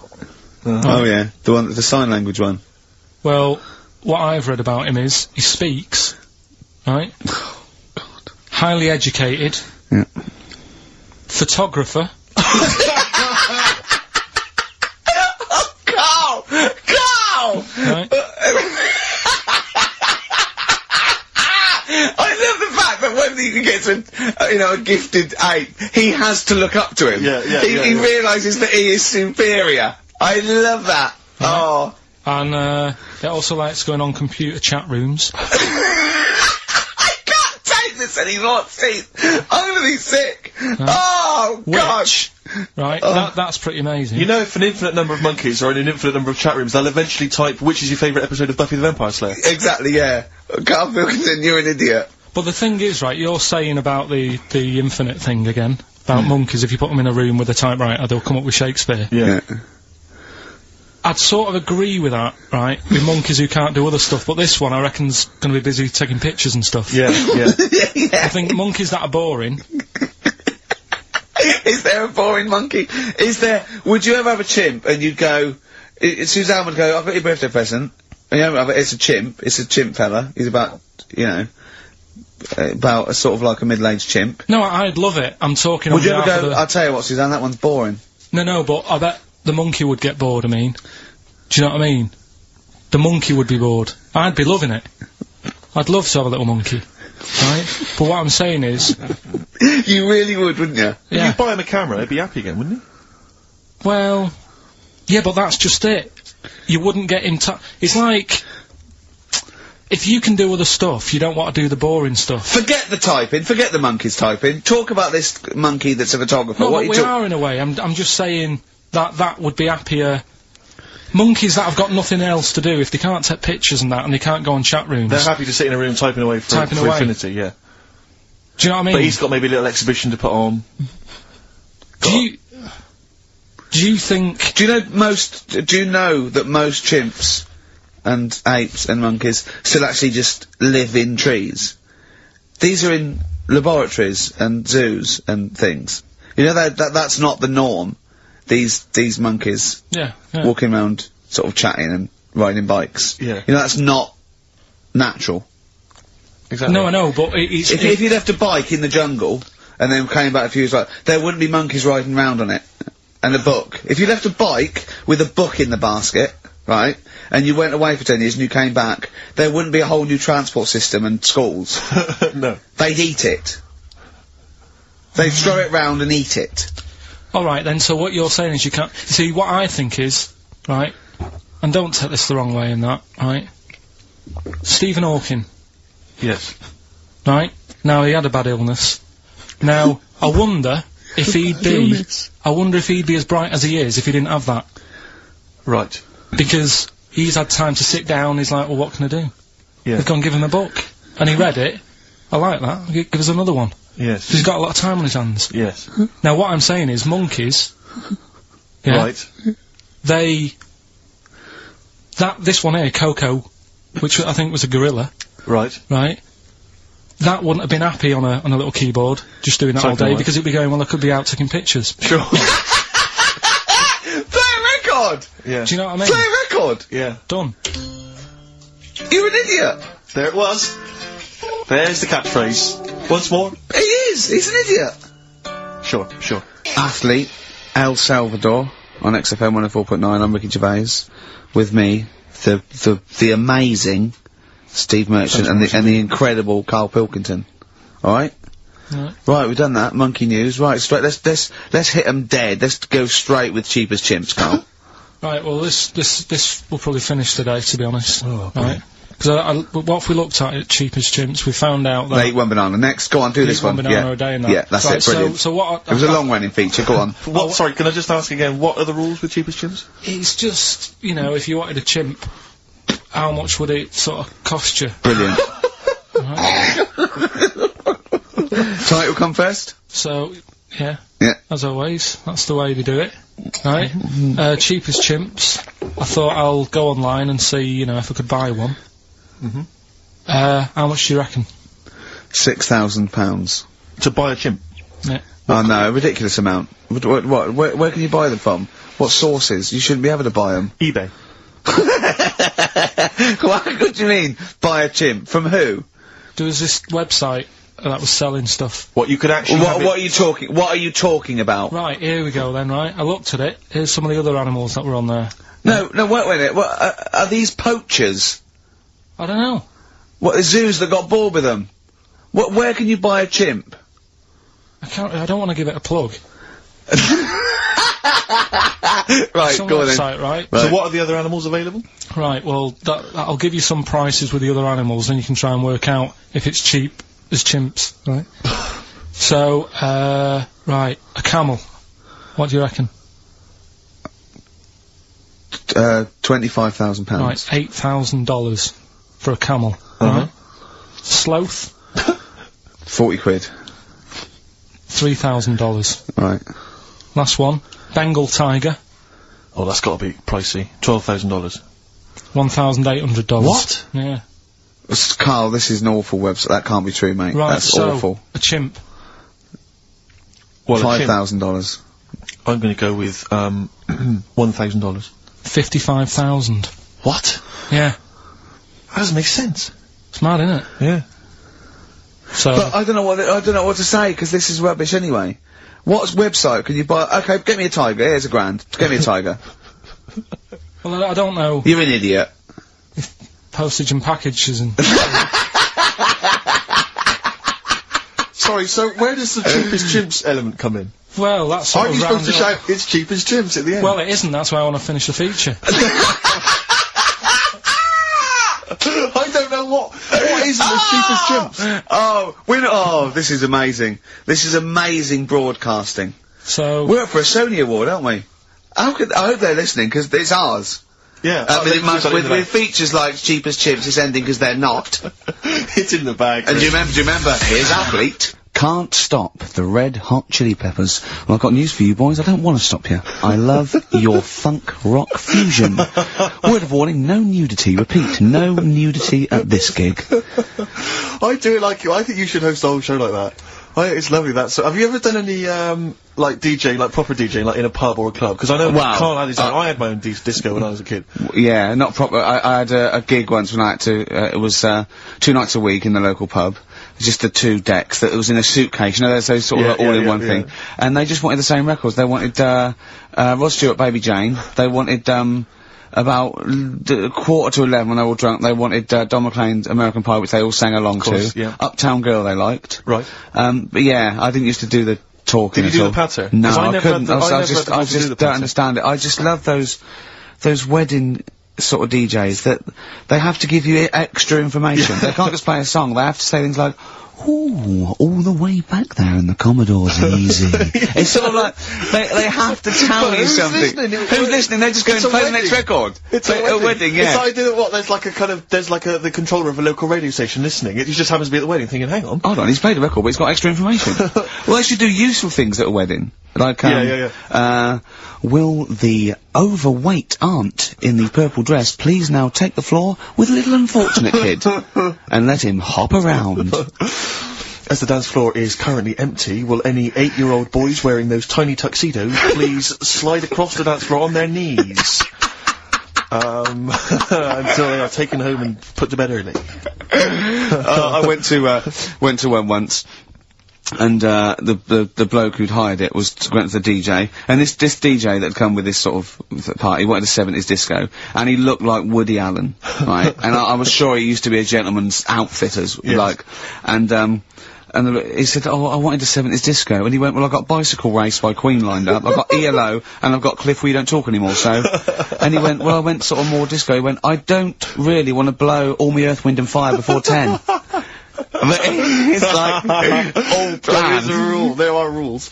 Will the 17-year-old girl, who's dressed like Avril Lavigne, please tut loudly, because I still haven't played anything by Linkin Park. Will the 45-year-old woman, recently divorced, please cry now? Yeah, please cry now. Please cry now, because it's clear you're never going to find another man.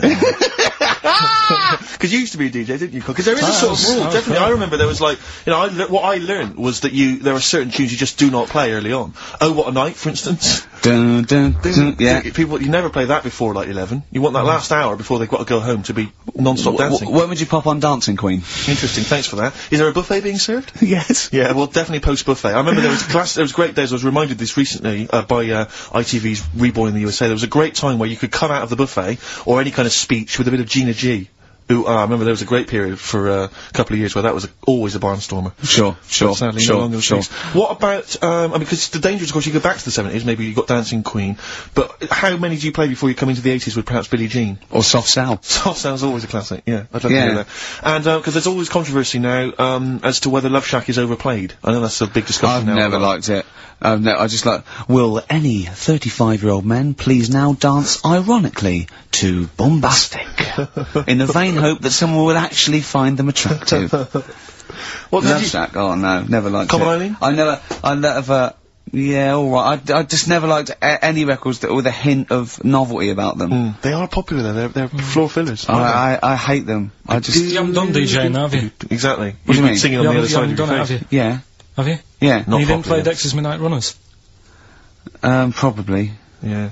Yeah, I mean, I didn't plan it out that much when I did it. It was like, I knew I had the tights and cigars to give away. Yes, yeah. Which he stole from his parents' bedroom beforehand. Yeah. Why were you giving away stuff at a disco anyway? Why were you just playing records? Because people liked it, didn't they? If it wasn't... It hasn't changed, we're doing this. We talk rubbish, we play records, and we give away crap that we found. Yeah. It hasn't changed, has it? And, so I had some good times. I mean, for people who haven't been listening all the time, it was called Pilkey's Making Music. Yeah, It was like Pilkington, and my mate was called something Making, and the music was what we played, right? And they had some cards made, had some nice blue glossy cards made, but they were quite expensive. Yeah. So I used to hand them out, and then they'd say cheers for that, and say, no, write it down. Write the number down, I want that back. Yeah. Brilliant. Because they were quite pricey. Yeah. Classy businessman there. I think Richard Branson used to do that. I think so, yeah. Saved a bit of money, because my dad made some lights for me. He just like... He said he made them, he found them in a telephone box. People were making phone calls in the dark. Round the neighbourhood. Exactly. It was just white bulbs in like a box, and like my mate making, he used to just flick them on and off, like the thing, and then they'd be in time with the music and that. And, perfect. Well, you had to sit there and flip the lights on and I love that. We got a sound to light system. What's his name? Colin. Yeah. Brilliant. Right, so... Did you ever rent him out? Right, well, we never had any disasters, right, but my mate did one, right? And I don't know if it's that funny, really, but it... Go on, I'll tell you anyway, right? He was doing this gig, and it was probably one of the biggest gigs, right, that he ever had. Must have been a couple of hundred people there. Yeah. And, in like a big sort of warehouse thing. Anyway, for some reason, there was some problem with a big speaker that fell, right? So, the police turn up and stuff. Right. And they try to control the night, and they're going, can everyone sit down? We try to control it, can you sit down? So anyway, you get a few, like, little groups of people sitting down on the floor, and people were still stood up, and the police were saying, look, you know, we're going to cancel this whole night if you don't all sit down, and more people are sort of sitting down. It's going on for about 20-odd minutes, right? Will you please sit down? And it gets to this point when there's just one lad stood up in the middle. And he's going, look, you're ruining it for everyone. Will you sit down? And it goes quiet for a bit, and someone's muttering something. And he goes, the lad standing up has got calipers on his legs. Can we have a round of applause for the kid? Who said that? It was this lad who was doing the DJ. He was the DJ. So, like, the police and everything were saying, well, you sit down, you're ruining it for everyone else. Dear. You know, the quick way to sort that out would have been to play James. Or sit down. Yeah. But most of mine were, I had good nights. Yeah. Always got rebooked and stuff, and... I had a bunch of Venture Scouts went mental once, had a food fight. What were you playing to Venture Scouts for? Well, we got booked by everyone, Rick. I mean, we started with weddings and local, you know, things, but we soon went up. I mean, at one point we played a massive gig in a big tent in the middle of nowhere for some scouts, and they absolutely loved us. Rage Against the Machine. Oh, they couldn't believe their luck. Do you know when they say, weddings and bar mitzvahs, do they get a lot of discos playing bar mitzvahs? Is that a big... I don't know. So. What happens at a bar mitzvah? Well, I've not, never been to a bar mitzvah. Could someone phone in if you've had a little bar mitzvah? Tell me what it was like. What did you play at a bar mitzvah? I don't know what the occasion is really. It's becoming a man, isn't it? Yeah. Alright. We learned something, won't we, Carl? Yeah, alright. Do you want them to phone in? Yeah. Do we? Well, I want to know if they really do have DJs at bar mitzvahs. Alright. Oh wait, how interested are you in that? Well, you know, I don't want to embarrass myself one day. Sure. That's Carl, you've got to learn, haven't you? I'll tell you what, have we got time for the film thing as well? Yeah, play the film thing now. No, let's play a tune, let's play a great tune. Oh, I can't believe my luck. Bit of Cure? Yeah. Forest, The Cure, on XFM 104.9. Wow. Brilliant. Someone called in, she's been to a bar mitzvah, and they do have apparently a crap disco. And apparently, what happens? Well, Carl asked her what happens. She said, you just sit around and see the kid who's getting bar mitzvah, or the man now, get given loads of money. Right. And I said there's a female equivalent, and apparently there is a female equivalent of a bar mitzvah, but she didn't know what it was called. What's that? A bar titzvah. Right, I'm just going to add to the list of people we've offended. Sorry to Jewish people as well. Yeah, we've got to So sorry to Jewish people, sorry to Chinese people, sorry to Welsh people. Ugly fat women. Well, don't put the Welsh in twice. Sorry to Elvis fans.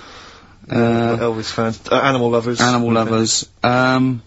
Brilliant. Well, lovers of great radio. Yeah. That was, music lovers. Good, well, sorry about that. Apologies to all of you. Yeah, and, we haven't even had time for, we haven't got time for the film thing this week. Oh, why not? Just, it's running tight, really. You sure? We haven't done Cheeky Freak of the Week. That's a new feature, isn't it? That's a new feature. Cheeky Freak of the Week. Let's do Cheeky Freak of the Week. What is the cheekiest freak of the week? So, I'm just gonna apologise now. Just add freaks, sorry to freaks. Okay, right, go ahead. Well, I say it's a new feature, but we've sort of touched on it in the past with... We always talk about freaks. Hairy Chinese Kid. Yeah. We've had, The Pillow Man. Yeah. Oh, you called a draft excluder. Just make a note of that, would you, Rick, on the Yeah. list? People without arms and legs. But at least, you see, The Pillow Man, what do you picture? Because I was saying to Ricky in the week, right, I'm a great fan of The Elephant Man. That's his, you know, that's his favourite freak. Of the all Elephant the Man. freaks, that's Do you know why he said, he said, cause you get what you pay for. When someone says the Elephant Man, you get what it says on the tin. Right. You know you're gonna get it. Yeah. Do you imagine, Steve, if you had a mate, and you said, where are you going? He said, I'm going to see my mate. And you go, which mate? And he said, the Elephant Man. Yeah. Straight away, you haven't even met him, but you know what he's gonna look like. Yes. Right? That's what I like about that. Hairy Chinese Kid. Yeah, you know what you're gonna get. Pillow Man.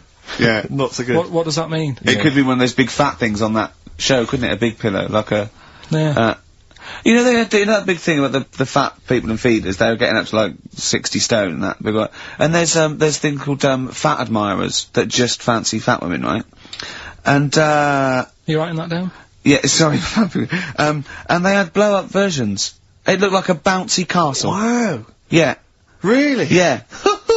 You'd be knackered when you blew that up. Yeah, You just wouldn't want to go and forget it. Yeah. Oh, God, That's people being cruel as well, isn't it? Because after watching the programme on Channel 4 about the fat people and fellas who like them and stuff, there was a story on one of the news websites about some fella in Germany, right? He was a big fella, must have been about 50 stone, and he fell over, right? And I think he hurt his ankle or something.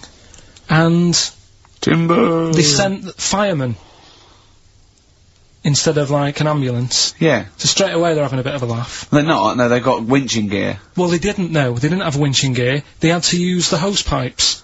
What? to carry him out. I think it was Anna Nova, that news website. They had to use the hose pipe, so they made like a bed using the hose pipes. Oh, yeah. And had to carry him out on that. And then they had to sort of get him into a special truck, they said. Mm. And do the same when they got to the hospital. I mean, that's a bit... That's mad, isn't it? They shouldn't do that. Although, Carl, I'm loving that story. I'm just worried that we're not going to be able to fit in Cheeky Freak of the Week. What's the which Cheeky is one Freak you of the week? nominated? Alright, Cheeky Freak of the Week. Something I found on the net. Yeah. A fella who had 27 toes and fingers. In a jar? No, still on him.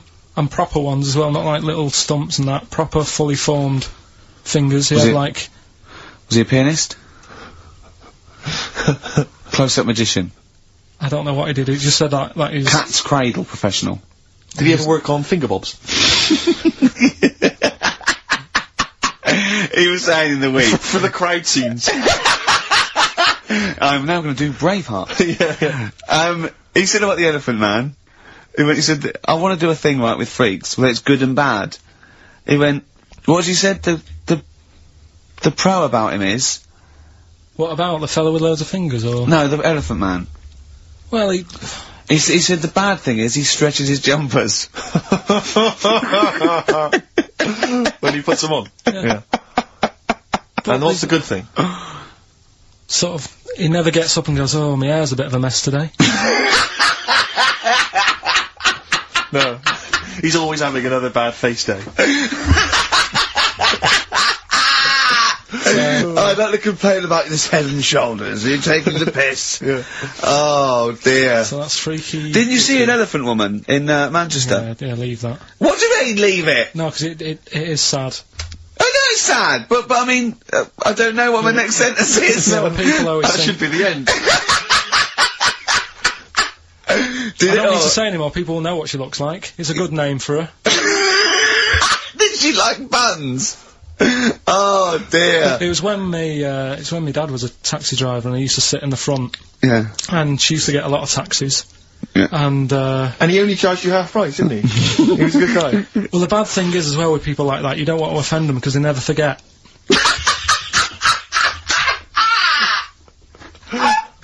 Oh, go! But, Go, Pilkington! I was sat in the front of the cab and my dad goes, right, we're gonna go and pick the, I can't even tell you the name. He's goes, it's just evil. What do you Right? mean? No, leave it. So she's got. No! No, Carl! please. Tell me what he said! No. You've already stitched him up, he's Stephen things from Little Welsh I don't fellas. care. Right, what did he call her? Steve, back No! me up on this. I really Carl, don't want to be to. fair, our opinion of him is already pretty low. Look, tell me what he said.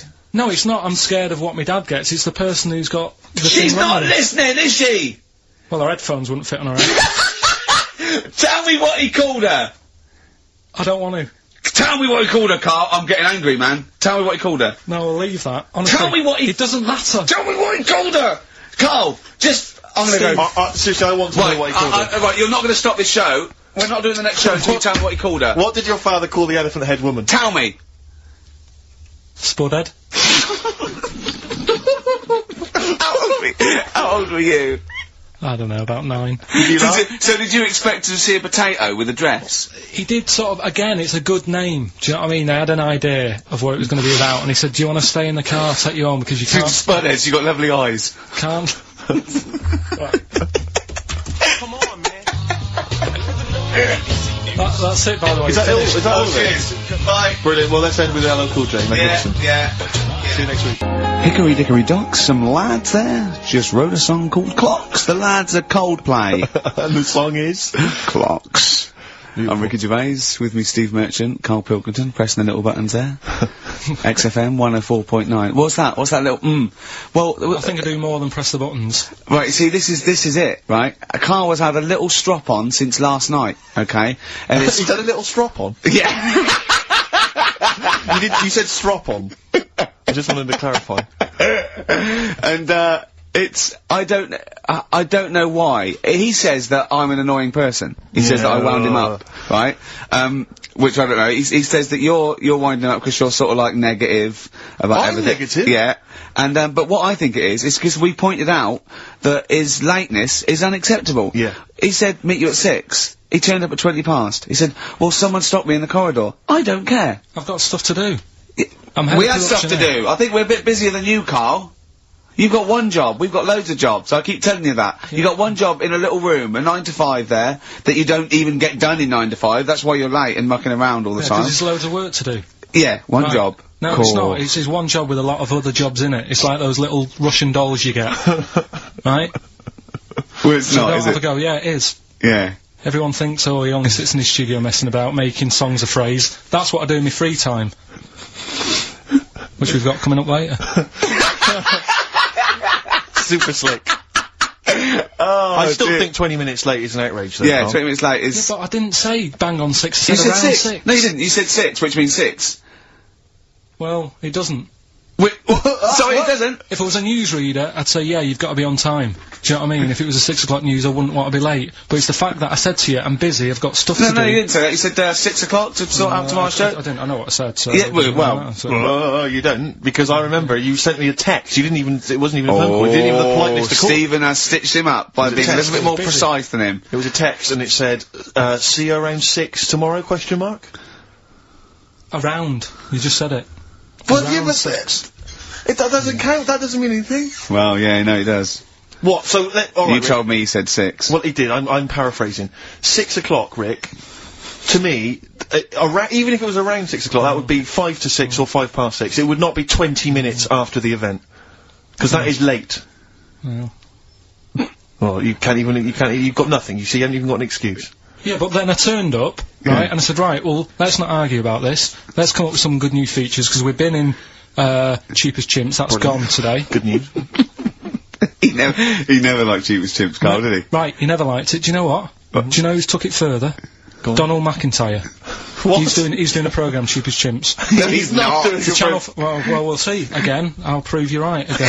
He's Prove you wrong. not. He's not doing a programme Cheapest Chimps, is he? Yes. He's not. What do you mean? He's doing a tour of trail on Channel 5, and it was saying, you know, Is he's it done 5 this, or is it about 20 past 5? he's doing this, he's done that, you know, now see him on Channel 5, because he's moved to Channel 5. Right. He's saying, first big problem, chimps, you know, the deer and that. And, No, they're not dear. He's sort of getting confused. no, 50 odd grand for a chimp, and it's saying, you know, he'll look into how much you can get gorilla for. What are in the name of God are you talking about? We'll talk about that later. But I don't know what. I'm just saying, that's another idea. And that's then, yeah, CCTV. so go on, you got off, this is why you never get stuff done and you're Yeah. late. You got off the point, you were talking about arriving late. Yeah, I know, but I'm just saying to you now, I turned up late, so I said, right, well, let's not argue. Yeah. I said, let's do some stuff. Yeah. You weren't having any of it. I think at one point you were trying to be sick on my leg. I do remember that. Yeah? Why? Just for fun? Yeah. Alright. So that's when I started getting annoyed. He was very annoyed last night. No, yeah, okay. Yeah, I can see where that could be annoying, but you just gotta think, hey look, so what? It's, you know. Well, I think you rub each other up the wrong way. Yeah. That's the problem. no more Cheapest Chimps today. Right. And nothing to replace it, because we didn't have a chat. Songs of Phrase, we're doing that, you can win some stuff. Yeah, we've got the film that we haven't done for the last 2 weeks. The final film, we won't be doing Let that him anymore. down, it's 2 weeks. So you're 2 weeks late on that. Can I just ask, guys, is there going to be some great music? Yeah, well, What I've got about some- something from the Only Ones? Yeah, the classic, another girl, Another another planet. Brilliant. Another Girl, Another Planet by The Only Ones on XFM 104.9. I'm Ricky Gervais with me, Stephen Merchant and Karl Pilkington. Karl, cheer up. Come on. There's a war on. Chill out. Yeah. I have to say, you have become increasingly annoying, recently, Rick. Who, I think, me? yeah, chiefly, I tell you what it is, I think it's the hot weather. Can I just remind you, when we were in the office recently, we've got a little office that we write in, we work in, and, many moons ago, we were doing some work, this was when we were writing the first series of the office, and, I was typing away, I was just typing something up we'd written, and I read it back to Ricky, just to check he was happy with everything, I was reading it back, and, as part of the thing, there was a knock in the script, it said, you know, knock, and so I was acting out for him, and I knocked like this, and I realised he wasn't listening, he was in fact asleep underneath his desk, desk, and I knocked like that as part of reading the stage directions. I knocked. He thought someone was coming in. He leapt up, clunked his head, zipped up, thought someone. I said, Rick, it's not. I'm just acting it out for you. He just wasn't paying attention. He wasn't listening. And can I just throw in, so recently, we're in another office, we're typing away, I look round, he's got his shirt off. It was hot. He's taking his shirt off, right? So he's sat there, 41-year-old man, or whatever you are, 40-year-old man, there with his shirt out. Beautiful. I mean, I've seen most parts of your body now at one point or another. I think from the early days when we used to work at XFM, you started showing me bits of your anatomy, which is something he does to people he likes, friends of his. I'm sure you've seen most of it, Carl. No. And so, it's not that sort of relationship. Go on. He was sat there, and there was a knock at the door because we'd asked someone who worked in the building to bring us something, and so I had to delay it by sort of not opening the door so he could get his shirt back on. Yeah. So he was running around trying to get his shirt back on. So what would they have thought? What would they have thought? They'd have walked in, he'd have just been sat there, stripped to the waist. Didn't they sort of think, hang on, what's going on? Look through the keyhole. No. Well, No. it was ludicrous, because as they came in, he was flustered and he kind of was just leaning against the window, just looking like... I often stand here with my, my shirt back to front. I was getting like Bernard Manning. You see Bernard Manning, whenever he goes into the house, he has to go upstairs to take his trousers off. I love that. The fact that in your house, you've just got your pants and your vest on. That's what you want to do. Yeah, but it's all the time. It's not just, I mean, you haven't done that with me, taking your clothes off and that yet. But, like, last night we were sat in the pub and I was saying, right, you know, let's not even worry about new features then. Let's get the current ones, you know, going. Like what? Good. Like, the one that I was trying to work out, the, cheeky freak of the week. Think of that! Yeah, but Think of that, though, as a normal conversation. Yeah, but I'd looked online, right? I didn't find that much. I found, actually, I'll tell you what I found later. Brilliant. We're looking for them, right? And, then at one point, I think you said to me, go and, you know, what about the Guinness Book of Records? Yeah, you know, they'll have, like, the best freak in the world or whatever. Yeah, ever. So, I said, yeah, bring one in. Now, you've got one at home. Yeah, I've got a couple. But you couldn't be bothered carrying that in today, so I had to go out of the pub that I was at. Yeah. Nip into Borders. Yeah. Buy a Guinness Book of Records. Yeah. Out of my own money, $18.99. Yeah. Bring it back, and then you said, oh, I don't know if I want to do this feature. So it cost me 20 quid for that. I had to buy a video for Silence of the Lambs film clip. I'm actually out of pocket at the end of this. But do you want to work with me is the thing. If you want to work with... people would pay that sort of money to work with me, Carl. You're a lucky bloke. Think how many people think, oh, Carl, he gets to drink and sit. Yeah. Well, you making a cup of tea, nice surprise, didn't I? Little surprises. Steve, you know, last night, do you know when I left the pub in a bit of a mood, because I just fed up with not getting anything done? Yeah. Walking down the road, I was thinking, how can I get out of this? How can I stop having to work with them? I'm thinking, I wonder if I leave, I wonder if they'll be funny and they'll go, and then my boss will be giving me stick. I'm thinking, how much notice have I got to give out? And all this is going through my mind. I'm walking home and I got in, said to Suzanne, I'm sick of it. She's going, you need to do it when I get a new kitchen. And I was like, yeah, but how big does the kitchen need to be? I was saying, do we need a big kitchen? Can we get a small one? Have we got enough for a small kitchen? Do we need so many cupboards? Can we just have wood instead of steel? All this, trying to get out of doing this. Yeah. It's always, I always feel like, you know, because I like to think that I'm not perhaps as bad as him. Yeah, no. You annoy me in different ways. Like what? How does he annoy you? Well, stuff that, you know, I come up with ideas, say Cheap as Chimps. Yeah. Rockbusters springs to mind. Yeah. 15 like Taiwan.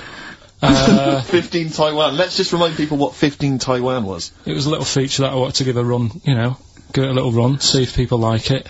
The premise being? No, there's no premise, it's just a title. No, we were gonna get 15 sort of ornaments, you'd explain them, and then people would call up and say, that one's from Taiwan. See? God, you just explained why I didn't think that was a good idea. Yeah, by explaining the good bit. No, you know the funny thing is, Steve, right, I was walking down Regent Street on Monday, walked past one of these big stores, right, and they've got all famous quotes on the windows, right, and one of them was something like, an absurd idea is often a great idea. Yeah. Do you know who said that? Go on. Einstein. Yes. Which made me wonder, if you were his mate, would he ever have done E = MC squared? Or would you have said, don't bother with that, it's not going to work? Because that's all you seem to do, everything I come up with, you put down. Yeah. Well, that's one thing, he's negative, right, I don't know why he is. What else? he messes me about. I get him concert tickets for stuff, and you say, "Oh, I didn't bother going." Yeah, that is annoying. You come in, you know, 5 minutes to go with tracks that need editing. Yeah, the little bag, that bag that was free. Yeah, you got a free bag today, an XFM little rucksack thing. Yeah. You were like, "Oh, what's this? What's this rubbish?" Yeah. Ricky said, "I'll have it. They're great." You said, "No, I want it." Yeah. Well, it was So- free, I need it. I'll give that as a gift or something. So, I mean, I think on reflection, Steve is probably a little bit more annoying than me. I wouldn't go that far. You are annoying. If I had to go away for a week somewhere, if it was a quiet place, Well, you are again, aren't you? That's 2 holidays you had this year, I mean. if it was a busy place, I'd probably go with you, because people, do you know what I mean, staring at me all the time and that if I'm walking around with Steve. No, I'm just... Can I draw up a list of reasons I don't like you, Carl? Just being honest. Well, I'll tell you, because the list of reasons I don't like you is incredibly long, and getting longer. Just saying. Do you want another slap? There's a star. Ash, XFM 104.9, Ricky Gervais, Steve Merchant, Karl Pilkington. Carl. Alright, let's start again. Yeah? I'm gonna be the same, but let's start again. So, what I mean is stop being grumpy, and let me carry on being annoying. Because Steve's not gonna change. He's not gonna suddenly start going, you know what, Carl? I think your ideas are really good. Do you know what I mean? Remember when he came up with that idea, that game show idea? And you went, well, it's not an idea, Carl. And he came to me and said, oh, I've had it with Steve. What's it? He went, how did The Office ever get on telly? Well, what was the idea again, in summary? I don't want to talk about it on air, because someone will nick it. No, they won't! They will. Donald McIntyre's already got Cheap as Chimps. I bet they're in the making of Rockbusters as we speak. Yeah. So I'm not going to tell you any more I about reckon it. but Bob it's a good Holness idea. is probably nicking that idea. Exactly. Well, Cheeky little... Right. song's a phrase coming soon. Is it? Yeah. Yeah, what is it this week? What's the phrase? We're, remember the story I told you ages ago about my neighbour having a horse in their house? Oh, yeah. Having a horse, yeah. What's happened with that? Lenny Henry doing it as a series. So, And people nicking your ideas left, right and centre. well, that's the phrase we'll be using anyway. What? My neighbour had a horse in her house. How many words is that? 6. My neighbour had... So, there's no grammar either. My neighbour had horse in the house. My neighbour had horse in house. What is the phrase? My neighbour had a horse in her house. Are there any Let's wait till prepositions? we hear Are it. there any prepositions in this sentence? Look, don't judge it beforehand. You see, I'm Okay. turning over a new leaf. I think this is a great idea. I think Carl's a genius, and I look forward to hearing this enormously. Yeah, okay, and I won't be sick on your leg, or squeeze your head, or make you jump when you're making a cup of tea. Just looking through the Guinness That's Book of still the Records. funniest thing, isn't it? Squeaking at someone when they got a cup of tea. Right. There are a lot of what strike me as seemingly pointless feats. The Guinness Book of Records is right. The Guinness Book of Records is great. I used to love it as a kid. I've had about 10 copies in my life. The last one I bought a couple of years ago, present. It was really good. I love it. I love the real records: tallest, fattest, thinnest, best, fastest, most expensive, biggest, and all that. But the ones that really annoy me are the ones that. The reason these people are in there for it are the only people that tried. What, yeah. Balancing a milk bottle on your head. Most watches eaten. I just found that one. Kim Sung-do from South Korea ate 5 watches, the entire watch with the exception of the wristband, in a time of 1 hour 34 minutes. What do you make of that, Carl? Made him regular. Come on. How did they time him? Most live rattlesnakes held in the mouth. 8 live rattlesnakes held by, it just says an idiot. Yeah, this gives me an idea, Carl. Talking of idiots. Do you want to get into Guinness Book of Records? No. Carl, come on, Come that'd on. be brilliant. Well, there's things in there that are just absolutely anyone could do. Like that one in Big Brother, I was watching it, and it was, balancing sugar lumps. I wanna know, how many people try that? If there's schools around Britain going, listen, we've got to get in the sugar lump award. It's grassroots level, there's not enough kids balancing sugar lumps. How can we compete in the world market? I was looking at it last night, and there was one about the farthest that a dog swam. I think it was something like 9 miles, but it had no choice, did it?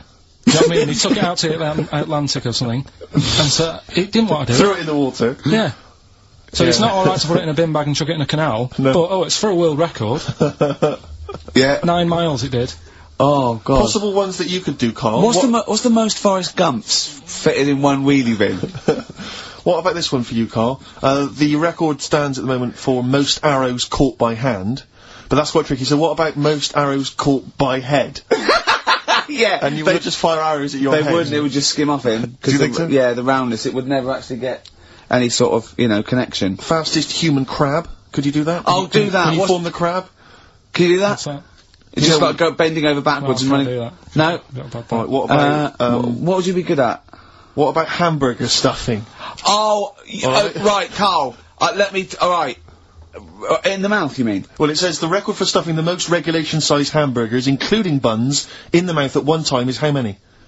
How many hamburgers with buns in So the mouth? this is just... You're not swallowing anything, you've just got stuffing in your Carl, mouth. you'd be so good at this because your shape of your head.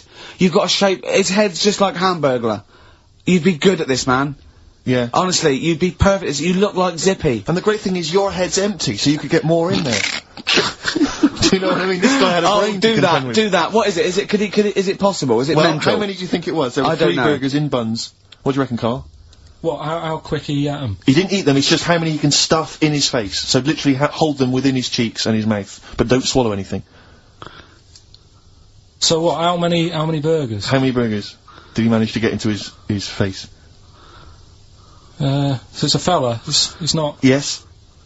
about 5? No, 3.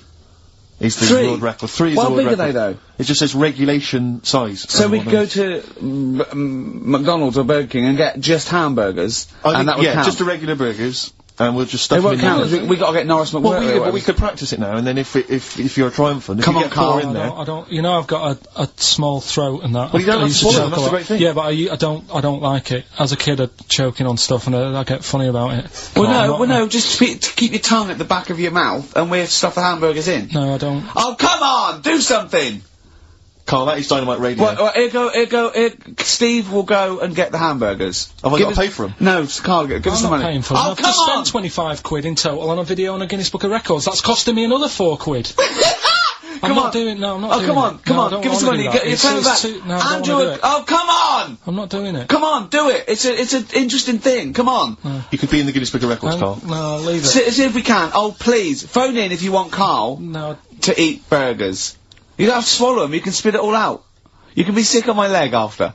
Oh, come on. no, because I don't like the stretching thing either. Don't stretch it. You It can will stretch. I'll be like the little bloody dog on the Winston Churchill ad. Don't swear. Well, I'm just saying, on though, air. I know, but we it's like- apologise to the radio authority. Carl is not only swearing, but he's refusing to do things Oh. we come up with. But the radio authority will be happy with me stuffing 3 burgers in my face. God, I'm not doing it. Yeah, we will. No, We'll go. leave it. Yeah, Well, I'm gonna I'll get some- I'm gonna I'll get give you the some money. Can we do Please, songs of phrase, something? No, let's do it. No, I'm gonna right. Play a record. record. Play a record. You're gonna do it, Carl, or you're fired. No, actually, he wants that. No, you're gonna do it. Do it. Please do it. It'd be great. Honestly, please do it. What about Please. Chicken McNuggets? Meet halfway. No, there's no record for Chicken McNuggets. Well. Mental. So I'm not doing it, Steve. So. You are. Steve, Hello. can you hear me? Yes, can you hear me? Yeah. Where are you? I'm in one of the capital's many burger joints. I'm just about to go up now and order some burgers. Where are you? Where are you in? I'm in McDonald's in Leicester Square. Oh, right, okay. Yeah. What are you getting? Just get Hang on a sec, yep. get Hello too there. I many. need to order 5 regular hamburgers, please. If that's all right. Sorry. 5 hamburgers, yes. You're probably wondering why I'm ordering only 5 hamburgers, aren't you? And let me tell you why. My friend is going to try and break the world record for putting burgers into his fat, stupid face. What do you make of that? Exciting? Yeah. Do you wish him good luck? Yeah. What's your name? Tyre. Tyre? Yeah. Oh, thank you very much, Tyre. I'll try and get Tyre to wish you good luck in a minute, Carl. The coming shortly. Five should be enough. The world record is what? 3? 3, yeah. Okay, good. I don't know what. Oh, here we go. How much is that? 3.45. 3.45 for 5 hamburgers. Good, isn't it? It's good value. It's really, isn't it? Really, yeah. I mean, if there's anyone from from McDonald's listening, they'd probably want to give us some free stuff. I would have thought. I would have thought, Rick. If you just wish my friend good luck before you're just on the end of the line there. Just say good luck, Carl. Good luck. Alright then. There you are. That's the people from McDonald's wishing you good luck. Carl, I'll be back shortly with the burgers. Brilliant. Okay. Do you want the pickles left in? on XFM 104.9. I'm Ricky Gervais. With me, Steve Merchant, with 5 little hamburgers. Got 5 burgers here, yep. And, so I don't know, how should we begin, Carl? Do you want to just look at the size of these burgers? They're quite small. Look, they can see it on webcam, can't they? They can see us stuffing these burgers into your mouth. Hmm. And by the way, I'm filming this, Steve. Look, Brilliant. Look, I've got a camcorder. We'll put this on unseen footage on a DVD or something. Or maybe on the website. On the oh, Carl, what if you break the record? Okay, Carl, I'm coming round now to just monitor this and adjudicate. What's the web? If people want to see this on the webcam, what is it? xfm.co.uk. Right, okay. Hold on. Oh, can I, Steve, can I do that? I'm not being funny, right, but I think I have got, like, a bit of a wheat thing. You've got a bit of a what? A wheat allergy thing. Don't give me that! No, seriously, my head's... I've been eating a lot of shredded wheat recently. And my head's got a bit bigger. Carl, I don't think you can let us down now, mate. So you just got to put that first. No, I can't put that, like that, in my mouth on its... I've got to break it up. I've got to break it up. You can't break it up. Can't break it up. It doesn't say you can on the rule thing. It does. It doesn't. I can't look. I physically can't. Try it. I can't look. I'd have to be Jay Goody to be able to do that. Seriously, look. Try it. Yeah, I know, but you're not approaching it right. That's it. Come on, go on! That's all I'm saying. Keep going. God, he's not gonna do one! Keep going. That's good work. Keep going. How to make it 3? Keep pushing. Keep pushing. Ease it Keep pushing. Get one in at least. Ease it. Get one in at least. Get one in. Ease it in. Get one in. Push it. That's one. Then let's go with another one. Let's go one. R.E.M. Night Swimming. It's a lovely song, isn't it, Carl? Huh? XFM 104.9, I'm Ricky Gervais, with me, Steve Merchant. Carl, disappointing. You couldn't even get one whole burger in your mouth. I did, kind of. Yeah, but there was a bit sticking out, it just looked messy. But you were saying about putting it in whole, and I don't think that's the rule. Okay. It's like you get more in a suitcase if you put things in properly. So you don't just get all your clothes and chuck them in, so it's about... I reckon you've got to rip it up a bit. Okay, do that then. See how many you can get in. You've got to get in 2. No, just one. No. Well, it's don't three. pack it in. What do you do? Patch your cheeks first. Honestly, Steve, my head is swelling a bit, because I have got a wheat allergy. That'd be good, there'd be more room. Right, okay, look, Carl is now just sticking it in his cheek. Right. Yeah. Don't eat any. You can't swallow any. It's like a hamster, you've got to work it like a hamster. Yeah, stick it in, come on.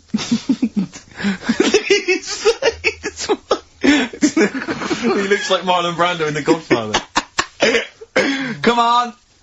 Don't lose any yet. Right. Pack it in, then use your fingers to pack it in. Come on! Wedge it in. Like you're grating the bath. I can't do this either. Keep going. Keep going, don't give up so early. This is part of the problem. You just give up, Carl, too quickly. You failed again. It's like your history O level. Come on, Carl. Come on. Do something well. Succeed at something. Push it in. You've got nearly a half a burger there. Oh, I'll come round there. You're chewing. Don't chew. I've got a bit of food. I don't know what he said, but is that a whole one? Is that a whole one? No, it's not. I can see bits left. Come on, Carl. Come on, keep working at it. Keep working at it. So there's so much space in your mouth, I can see it. He's going mad. Okay. Okay, we'll do another one. We're doing another one. That one then. We're doing a... Oh, are you alright? Are you going to be sick? Are you alright? Alright.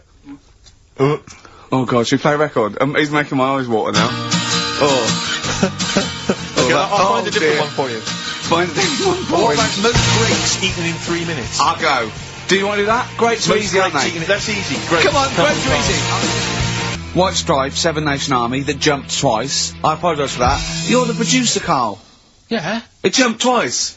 Well, it's not my fault if people are slipping around because of burgers on the floor. You're trying to squeeze my head when the song's playing. What difference does that make? Well, anyway. Right. Don't take any. Right, I've just got some grapes there. We've counted them out. What's the record then? Okay, well, the most grapes eaten in 3 minutes. You've got 3 minutes, Carl, and you've got to beat Matt Hand from the UK, who consumed a total of 133 grapes in 3 minutes on the 8th of November 2001. Right, there's 150 So there's 150 in there. Right. Okay. So you've got 3 minutes. What are the rules? The rules You just are... gotta eat them and swallow them, and it's like Cool Hand Luke, right? You gotta just stuff them in and don't choke, because I got worried with the burger. That's a good advert for McDonald's, isn't it? Not only was I impressed by the cheapness of them, but he couldn't even get one in his mouth. Yeah. So, value for money there. Maybe they'd like to send us some free stuff. Yeah, free stuff, or just money. Any some money would be good. Next week, Carl, you're eating Sony Walkmans. That's right. Yeah. Available for... right, right, Carl. Right, I think this is gonna be good, right? What we're gonna do, right? We've got Song 2 by Blur set up. We know that's 2 minutes, so you can play that, because that'd be boring radio hearing Carl choke, wouldn't it, for 3 minutes? Exactly. So, when I say go, Carl, right, I'm gonna go right on the minute, right? You've got to have a handful of grapes, and you've got to press Song 2 by Blur. When we come back, you'll be stuffing your face. Hold on. You ever do that? Can you work the buttons? I can do that. No, I don't think you can. You cannot touch the grapes until the opening note of hold Song 2 on. begins. When Blur 2, when Song 2 stops, can we just press up the fader? So because you'll be stuffing Don't worry, your so face. we're almost, let's go, if we go, Okay. any second now. Okay, right, You're okay. ready, 3, 2, 1, go! And he's off. It's good work from Carl there. He's approaching it cautiously to begin with. Cautiously. And it's just keep it well, let's just, just keeping people up. Come on, don't make him laugh, Rick. He's choking. Oh, Carl! Quick! Keep going, Carl. Come on! What happened? Did he just throw up? No! Don't make him laugh! Oh, Come on! we can make wine. Come on, Carl, you're doing so well, Carl. mate. I want to go. Come on, only... Why are you making him laugh? That was a world record attempt. Come on. He's over the... Keep going! Come on! You got 25 seconds. Come on. Oh. I think that was a shame, actually, because you were doing well, but something went wrong. I know, and I think those are bigger grapes than the ones I've seen before. They're quite big grapes. Look at his face, he looks so despondent. Come on, Carl, 8 seconds. Just a few more. 5. Come on, what's the matter? 2. 2, 1. It's all over, Carl. It's all over. Better count how many you did. Just because you can get good at this. We can get good at this over the weeks. I think that was a fairly pitiful attempt, actually. I really thought he had a... It's interesting, actually. These are harder records than you might think. Yeah, I know. 6, 8, 10. How did you feel after that record-breaking attempt? Not happy with that. What are you not happy about? The fella who did it, was he in hospital and just had loads of grapes and was bored? I'm sure he wasn't producing a radio programme, that's for sure. Well, to be fair, neither are you. What was tricky about it? What did you find hard? I think having Ricky standing over me, Yeah. sort of shouting, "Go on!" isn't normal. No. But that wasn't... He hasn't eaten any! Hold on. That's 50 left. That's quite a poor attempt then, by the seam of it. Would you think about trying to maybe do that again in a couple of weeks? Would you do some practice and try that again? No, leave it. Leave it for the experts. And I noticed a tricky point, maybe sort of when you had about 50 seconds to go, you seemed to be spewing things into the bin. What was that? Again, mainly Ricky standing over me, sort of. 88. He's What? got 88 left. Okay, so what's the mental arithmetic there? Because we put how many in? Was it 150 in the thing, wasn't it? What did I say? What did I say I had left? Well, I'm not doing it again, 88. so... He had 88 left. So it's 62. God, you're only at 62. What's the matter with you, Carl? There's people starting you at 62. That is rubbish. That's disappointment. Let's leave So that. you failed on 2 world record attempts there. That's 62, and the record's that is rubbish. What were you doing? Yeah, but like I said, I've got a small throat. I can't drink a drink quick.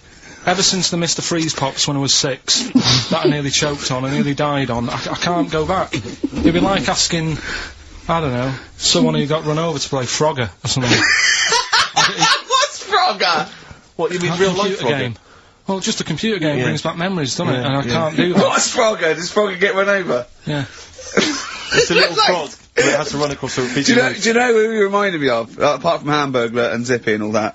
When he was mentioning those grapes, because the shape of his head, it looked like a game of Pac-Man. Yeah. It did, as he was getting to him, it looked like... We should have had that music. It looked just like it. Oh, Do you Carl. remember there was a board game version of Pac-Man?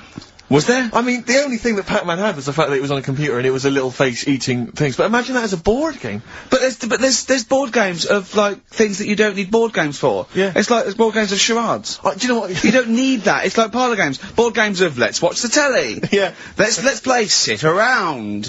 And it's all like 1999. You don't need it. New from Mattel, a stick. Simply run along, clanking it against a fence or a metal grate. It's fence stick. And a picture of it like, oh, Nan, that's my stick. I'll tell you That's what. my fence stick.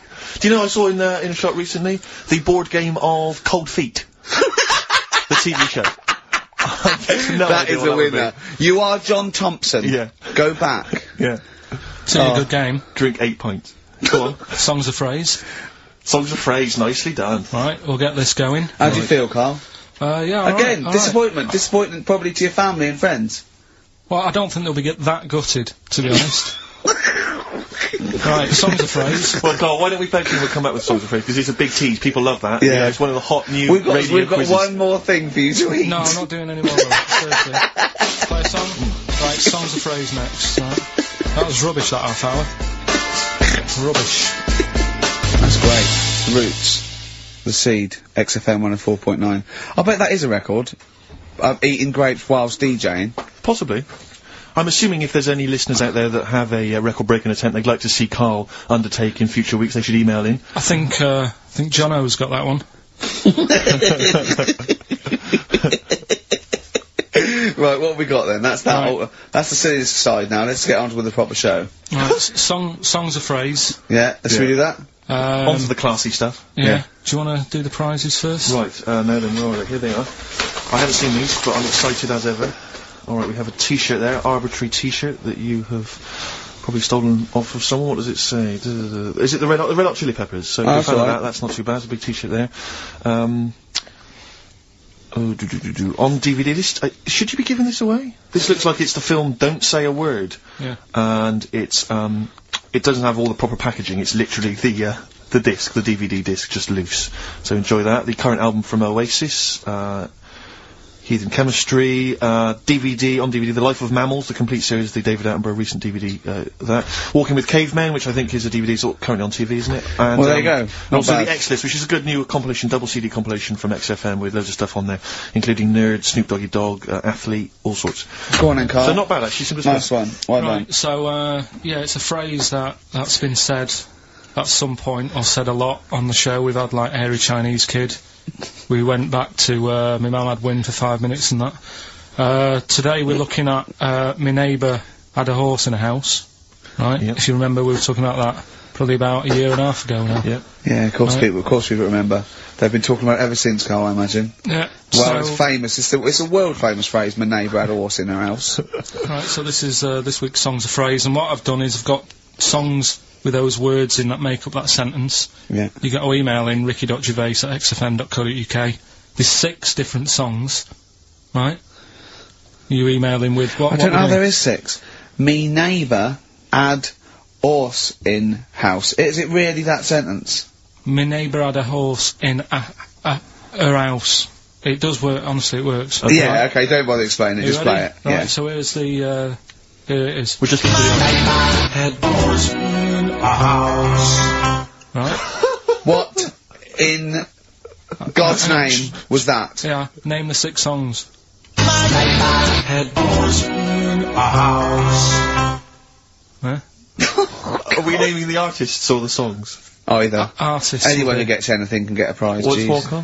go. Artists, here we go. Head horse in a house.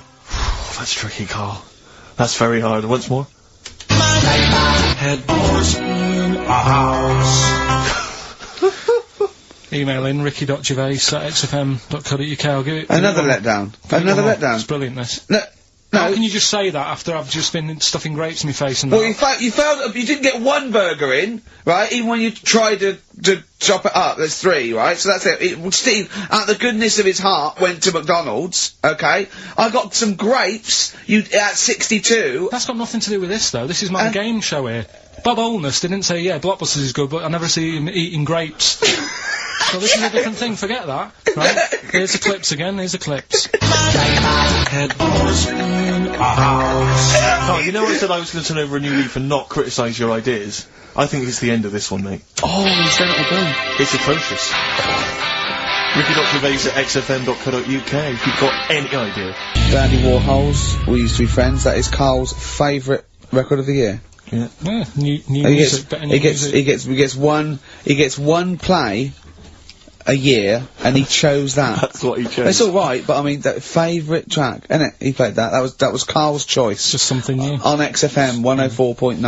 Don't worry, we've got some really good stuff coming up later with me and Steve. If you're from the 70s, you might like it. You see that he's getting too cocky, isn't he? It's arrogant. It's sort of like, I mean, we've tried giving him something in his life. He's got, you know what I mean? He comes in and tells us this sob story of just like a trail of failures, and we've said, Carl, come under our wing, right? He just started picking up on him. A few other people's like, and then he does that. He fails at the burgers, he fails at the grapes. He will not trust us with, you know, what we want to do. I don't know what more we can do. It's like I've saved a mouse from a cat's jaws and it turned around and bit me. Yeah.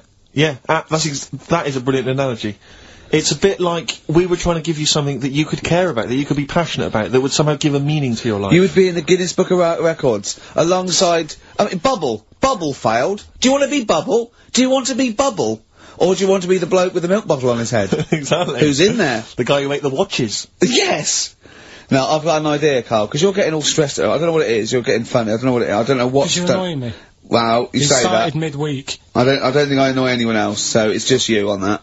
So, I thought maybe we could all 3 of us go away to a little health farm for a weekend, just get a triple room, Right, and that isn't happening. Why? You've just reminded me, because you've been annoying me. Steve started getting on your case, you know, sort of ganging up on me. I'll tell you now, Steve, I just forgot. Remember a couple of weeks ago, you said to me that my pub quiz team is rubbish. Yeah. Right, well, it doesn't matter anymore, because you're not part of it this time. That's bad. That's bad, because it's interesting you say that, Carl. Carl, you say that, because I tell you this, I found someone, mate, who could be, filling that tricky 5th member. I wanted to test them out this week, mate. On your team. Test that on your team.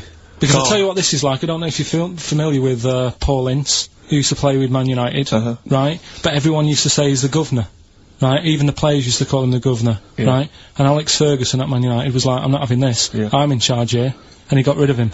And that's what's happened. You were moaning the other week, saying your team's rubbish, you don't know what you're doing. Yeah. Well, let's see how you do on your own, right? Ooh, he's turned, isn't he? I'll be honest, Carl, I'd like to be on your team. Well, sorry, Paul Ince. You'll have to go and join Middlesbrough, or wherever it is it's gone to. Carl, what can I do to get back on your team? It's not happening. I've already filled your boots. Don't let him have the upper hand, Steve. No, wait a minute. I'll tell you what always annoys me, though. Ricky spends most of the show slagging you off, right, having a go at you, annoying you in the week, squeezing your head, making you eat burgers, right? But you always take out on me. I'm the one who always gets the insults. I'm the one who's now relegated from your team. Why, when, you see, this is the thing. You're just as bad as him, really, because you're siding against me, because you know that I'm willing to take it. The truth of it is this, you know that Ricky Gervais is keeping you in burgers and grapes, metaphorically speaking. He's the one that's got you in Heat magazine. I just spat all over your new Guinness Book of Records. You see? Get me a tissue. He's just squirted tea, laughing all over your Guinness Book of Records. I'm gonna get the flak for that. No, it's because you made me laugh when I was drinking, because you went, like that, and it made me laugh, and I spat. I just think it upsets me that you never pick on Ricky. You never ever go at him, because you know he's the one who's raised your profile and made you a little bit of a celebrity. We've missed one here. Using his teeth, Raman Andiapan, right? Husked a coconut. He did what? He husked a coconut. He's the fastest coconut husker in the world. What does that mean? I don't know, he pulls husks. What's that? Little mice, what's a coconut husking? He pulls the cusp up and look at Carl, just with his head down. Carl, come on. What's the matter? Because that cost me 20 quid. I know, well I'll see you alright. Tea all over the world's smallest man. stood him next to the world's biggest man. Right, I'm in a bad mood now. Oh dear. I'm So not you haven't got a team? Steve, I'll sort you out. Come to me. I'll sort you out. Seriously, Don't worry. no, I found someone who would help you win this week, Carl. And No, I was going to Steve. tell you about it, and now... Steve, you can be on my team this week, and I know something about the quiz that Carl doesn't know. So... I'll tell you, I just think that it's so ungrateful. So Whatever. ungrateful. Right, Songs of Phrase, just give it a couple more plays. Just Yeah. email in, we'll pick a winner soon. ricky.gervais@xfm.co.uk. Well, this is rubbish this week. No one knows it because it's rubbish. Steve was right. There's 6 songs there, so if you know what they are, just That's the end of that, I think. That's the end of Songs of Phrase. email in. I think. We've got none there. No. That's the last week for that. That is Okay, well, rubbish. why don't you give us some monkey news? Is it monkey Yeah. news time? Come on, Monkey News. We'll Give- play a song and we'll... No, have no, it no, on. do let's play Monkey a song, News. let's play a song. Oh, it's a great track. Cheer up, Carl. Is it Wait- new? Is this Waiting new? for an Alibi with Thin Lizzy. Oh, what year Doesn't was have to it be new. It's brilliant. out? What year was it out? Oh, Einstein wasn't new when he came up with the greatest theory ever. Oh, hello, guy. Hey, you're not new. You're not new. Waiting for an Alibi by Thin Lizzy on XFM 104.9. Right. Okay. Just this is with all the trauma in the world, I thought we'd come on to a little bit of it, and he's just brought it right down. Little mank twat whinging. No, but I mean, do you know what I mean? He's had a go at you. He's thrown you off his team. I'm devastated by that. That was, that was the one thing I was looking forward to this week. To be fair, you were looking forward to telling him you were taking over the team, so it's sort of poetic justice. Well, it has blown up in your face, to be fair. True, I was trying to squeeze him out of his own company. Yeah, you were going to try and get him out of his team. Yeah, well, it was a hostile takeover, and they clubbed together. To be honest with you, there's normally 3 regulars on his team. I got 2 of them on my side, one of which was his girlfriend. So, I only had to work on him to try and get him to resign, no. and we'd have been away. Still, we should give the prizes away. Yeah, well, Carl. this has been dreadful. This thing. We started off well with him trying to force burgers in his mouth, and then he'd come up with this tapped. I mean, this is the end of this because it's. I mean, it was shoddy to start with. Now the couple, but this is not only. Well, I'm just saying, this is what I was saying in the pub yesterday when you tried to be sick on my leg. I was saying, come up with new ideas if you don't like them, but you diss them on air. Well, it's just disappointing, isn't it? And right. What's that? I was disappointed when I was choking before. We were disappointed as well. Yeah, you didn't try. You didn't try with the grapes. You were just like Right. chewing on that. You meant to just throw them in and swallow them. Songs of Phrase, it was 6 songs, it Yeah, sounded like this. boring. Right, what are they? Just give you 6 answers. songs there. We had Lionel Richie, My Destiny, for My. Tricky. Neighbour, Oh, that's XFM. Ooh. my neighbour was Space. Space, Yeah. Neighbourhood. Had Harry Connick Jr. Had to be you. Yeah. Right. Had your neighbour had a horse. Horse from America. America, yeah. We had a horse. In was Lisa Stansfield with Pathetic. In All the Right Places. Oh, pathetic. Did anyone get that? Did anyone get that? And no a one house No one from got that. Animals. So that was pointless. All right. Well, the most anyone got was 3, Yeah. and we're going to give it to Deborah, and that's Yeah. possibly Deborah and Kate. They Right. got at least 3 of those. So well done. Okay, to them. well done. Yeah, there's prizes on the way. That's the end of that. So that's the no cheapest chimps, none of that anymore. What have you got left? You got the film to do? Let's see what you've done with the film. Hang on, I'd love to have some monkey news though. Go on then. Got any monkey news? Yeah, got some monkey news. Come on then. No, Rick, come on, cheer up. Well, it's just sort of like he moans that he's got too much time on his hands, and he comes up with that Okay, shite. monkey news. The jingle, please. Ooh, chimpanzee, that monkey news. There's been quite a lot of stuff going on. There was a few bits in that Guinness Book of Records book that cost me 20 quid. Yeah, well, that's not news, is it? They printed that probably last September. No, so that's there's one in there. new music, new monkey news from last September. You're a lord. Come on. Waster. Please, Ricky, monkey news. Right, there was this monkey in a zoo in Brazil, Right. right? And this little man monkey, little woman monkey, and You're a scientist, aren't you? Go on. and they said the people in charge were like, oh, wouldn't it be good if they had kids, Brilliant. right? So anyway, the chimps used to stand sort of, they'd have their little caves each, and they used to sort of lean on the fence having a bit of a chat and stuff with each other. Right? Well, Just gossiping, yeah, gossiping. the equivalent sort of thing. Yeah. So anyway, they were getting on a storm, and like the zookeepers were like, Can you hear that cheapest chimps this week? Okay, it was fascinating. Yeah, just gossiping, I understand. So, what's, any monkey news? I don't know, let's tune in. What was monkey news this week? Come on. It was from last September. So there was, you know, stood there having a chat, and the zookeepers were like, I wonder if they're ever gonna, you know, have kids and that. Yeah. Anyway, it went on for ages, you know, this just chatting, no sort of action. Blimey. So what the zookeepers did was, they said, I know, they'll have kids. Are we letting that go? They were just chatting, are we just letting that go? We're letting it You know go. what I mean? I mean, just doing whatever monkeys do. Okay. Right? So the zookeepers were like, yeah, I wonder when they're gonna, you know, have some kids. Yeah. Anyway, what they decided to do, to sort of do to egg them on, Yeah. bought one of them a suit, one a wedding dress. Right. Keep going! No, I'm not having Shut up, Gervais. Fade him down if he's going to interrupt. I want to hear the rest of this. They got married. So they got married? Yeah, they got married. Right. What? That's the end of it! That's... This is why I don't... Right, that's the end of monkey news. That's the end of monkey news. Don't do that again, you've got no features left. Why don't you like that? Well, it's just not a story! It's about two chimps chatting, which doesn't happen.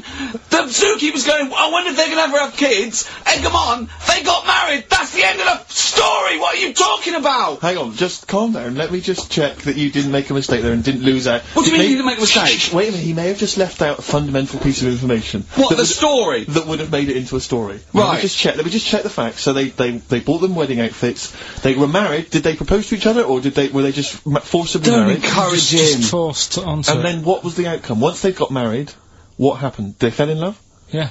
What? Whoa. It's not a marriage, Carl. Be quiet. It's not a real marriage. I don't know what you've got in your head. It's like the head of Homer Simpson. I'd go in there and there'd be a wedding reception and there'd be a couple of fights and they'd be talking about stuff. They got married. They fell in love. Did they have children? They're not back off the honeymoon yet. Play a record. You got no features left. Eve, Satisfaction, new single. Yeah, XFM, quick, play it. Right, we've waited 3 weeks, we are going to play it. I don't care whether we're late. We were late in because there was news. So, play it. Which film are you in this week? Looking at Silence of the Lambs. Right, play it. Just play it. Have we got a question? Well, come No, on, who the question cares? Who afterwards. cares? Should Carl carry on? Play it. Right, Silence of the Lambs. The bit where, Jodie Foster is having a chat. Good evening, Clarice. Alright. Just thought I'd, come and see you. How very thoughtful. Don't mind me popping in though, do you? It's just no one else is interested in the sort of things I like talking about. People will say we're in love. Well, say what they want. Did you hear the show last week? We were talking about gay people. If they should have their own toilets or not, and stuff. That was good. Yeah, it was alright, right. Got a good debate going. Enjoy doing the show. It's a favourite part of my week, really, just talking about weird stuff and that. Oh, Clarice, your problem is you need to get more fun out of life. I have a lot of fun in my life. You know, come and see you. And, spend a lot of time on the internet, looking up weird stuff. Reading something about a hairy Chinese kid. There's another thing, there's a fella who, no arms and legs, is known as a pillar man. Everything you need to find him is right there in those pages. Bizarre magazine. Yeah, I get this. The hairy Chinese kid, what annoys me is he could sort it out. He could just have a shave, couldn't he? Do you know what I mean? No, he cuts. Does he? Well, use some like Emacs stuff. Yeah, don't be getting funny with me, just 'cause you're in a bit of a mood, right? You know you shouldn't eat people. Your eyes are bigger than your belly, I've always said that, so... see you later. Interesting. Atmospheric, moody, and the question is... okay, how about this? How many films have been made featuring the character Hannibal Lecter? How many films They have haven't been got made? time to phone in now, have they? No, they can email in, they'll have time. Do you care? I don't care. No, exactly. Ricky.gervais@xfm.co.uk if you can be bothered. If you're interested in what, you want a $4.99 copy on VHS of Silence of the He's Lambs. dissing that as well, Carl. What do you think of that? Bit annoying, but That's it for this week. But remember what happened when... No, it's not. It's 9 minutes to 3. How can that... Tell him, Steve. No.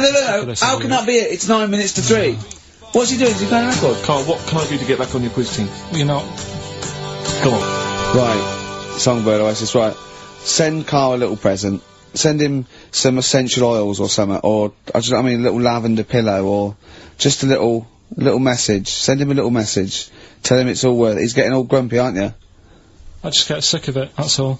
It's not worth going through the stress for 30 quid every Saturday. You lying little... You get more than 30 quid. Oh, not much more. Anyway, Steve, who's the winner? The winner is Mike McNulty. He correctly answered the fact that there were 4 films featuring Hannibal Lecter. There's a downer now, isn't there? There's a downer. I think it was you, actually. I mean, I don't know, Carl. It's not like I'm just trying to win myself a place on your team, but I actually felt that Ricky was really out of order this week. I gave him grapes. I thought Ricky was discourteous, if that's a word. I thought he was rude, aggressive, unpleasant. As one person emailed in, a dickhead. So, someone also said you were fat and talentless. Oh, I don't like those emailers who do that sort of thing, but one of them said you were really, really annoying. Well, cheers for that, but you're still not on the team. They didn't like what you were wearing. So, back next week. What did you say? He went, cheers for that. Placebo, The Bitter End. That's the first single to be lifted from their forthcoming album, Sleeping with Ghosts, which you can hear in full on the XFM Online listening posts. I'm Ricky, you cheeky little devil, Gervais. With me, Steve. Alright, ladies, what can I get you to drink? What, you think I'm made of money? I meant half a mile or something. Merchant. And Karl, oh, I'm stressed. If it's too hard, I don't want to do it. Pilkington. Indeed. Oh, well, it's nice to be back, Rick. Rick, I heard a rumour that you weren't going to be playing great music today. I'm assuming that's wrong. It is wrong. This is what I mean about the grapevine and just Chinese whispers. I'm not having it. There's some great music coming up. Right. I also heard that there was going to be some boring chat. Sorry, is that... Well, I want names. I mean, I don't want to name and addresses, names, but that's the gossip I heard. It's totally wrong. I heard it was going to be inane, ill thought out, often stupid. No, Carl's not going to talk so much this week. We're going to try and sort of bring it back to real radio. So that's an absolute lie. Yeah, great. Good. All right, Carl, have a good week. Yeah, not bad. Have you? Yeah. Going on holiday now, aren't you? Well, I will be doing later. Tell you about that later on. What, there's a hook. Can I just check, because there are rules in place, aren't there? Yeah. There was a big bust-up in the week. I'm only allowed to wind him up. I'm not allowed to wind him up socially now. I'm not allowed to... What am I not allowed to do, socially? I think squeezing the head, socially, has been crossed off. Right, okay, and I agreed to that, because it got to a head where, you know, Carl was really upset, and he was thinking of just, giving it all in, weren't you? Yeah. Yeah, why was that? Because you were just winding me up too much. Yeah. I mean, do you want to bring it all up again? I don't mind. What was I doing? It was just... I mean, I should say now that there was a conversation where we were all sort of really walking on eggshells. It was frosty. It was a conference call, and Carl was on one end, and I'll tell you, it was... I mean, I was very much a mediator. I was very much a UN mediator. What do you think of that, it was difficult to sort of keep it serious when I'm saying stuff like, I'm sick of you putting a Burger King bag on my head. Do you know what I mean? Yeah. There's a part of me that's like, I can't believe we're doing this. But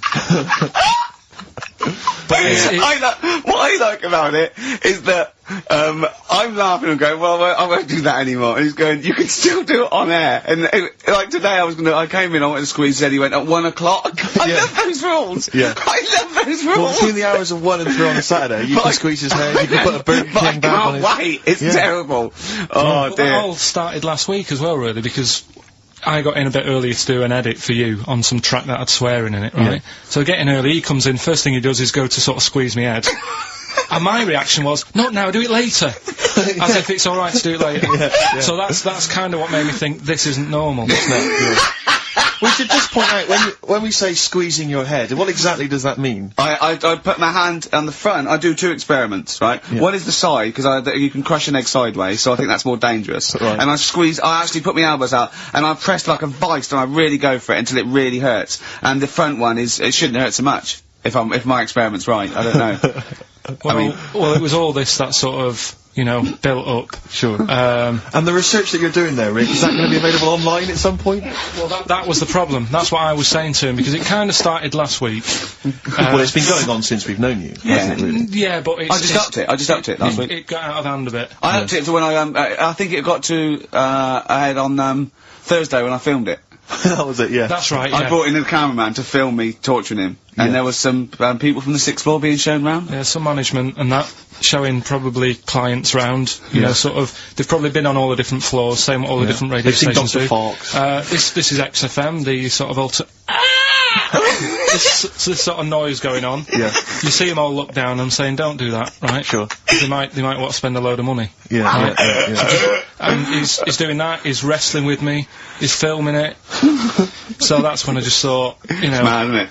And then when we were having the argument on the phone, I was saying, you know, has this been some sort of experiment? Yeah.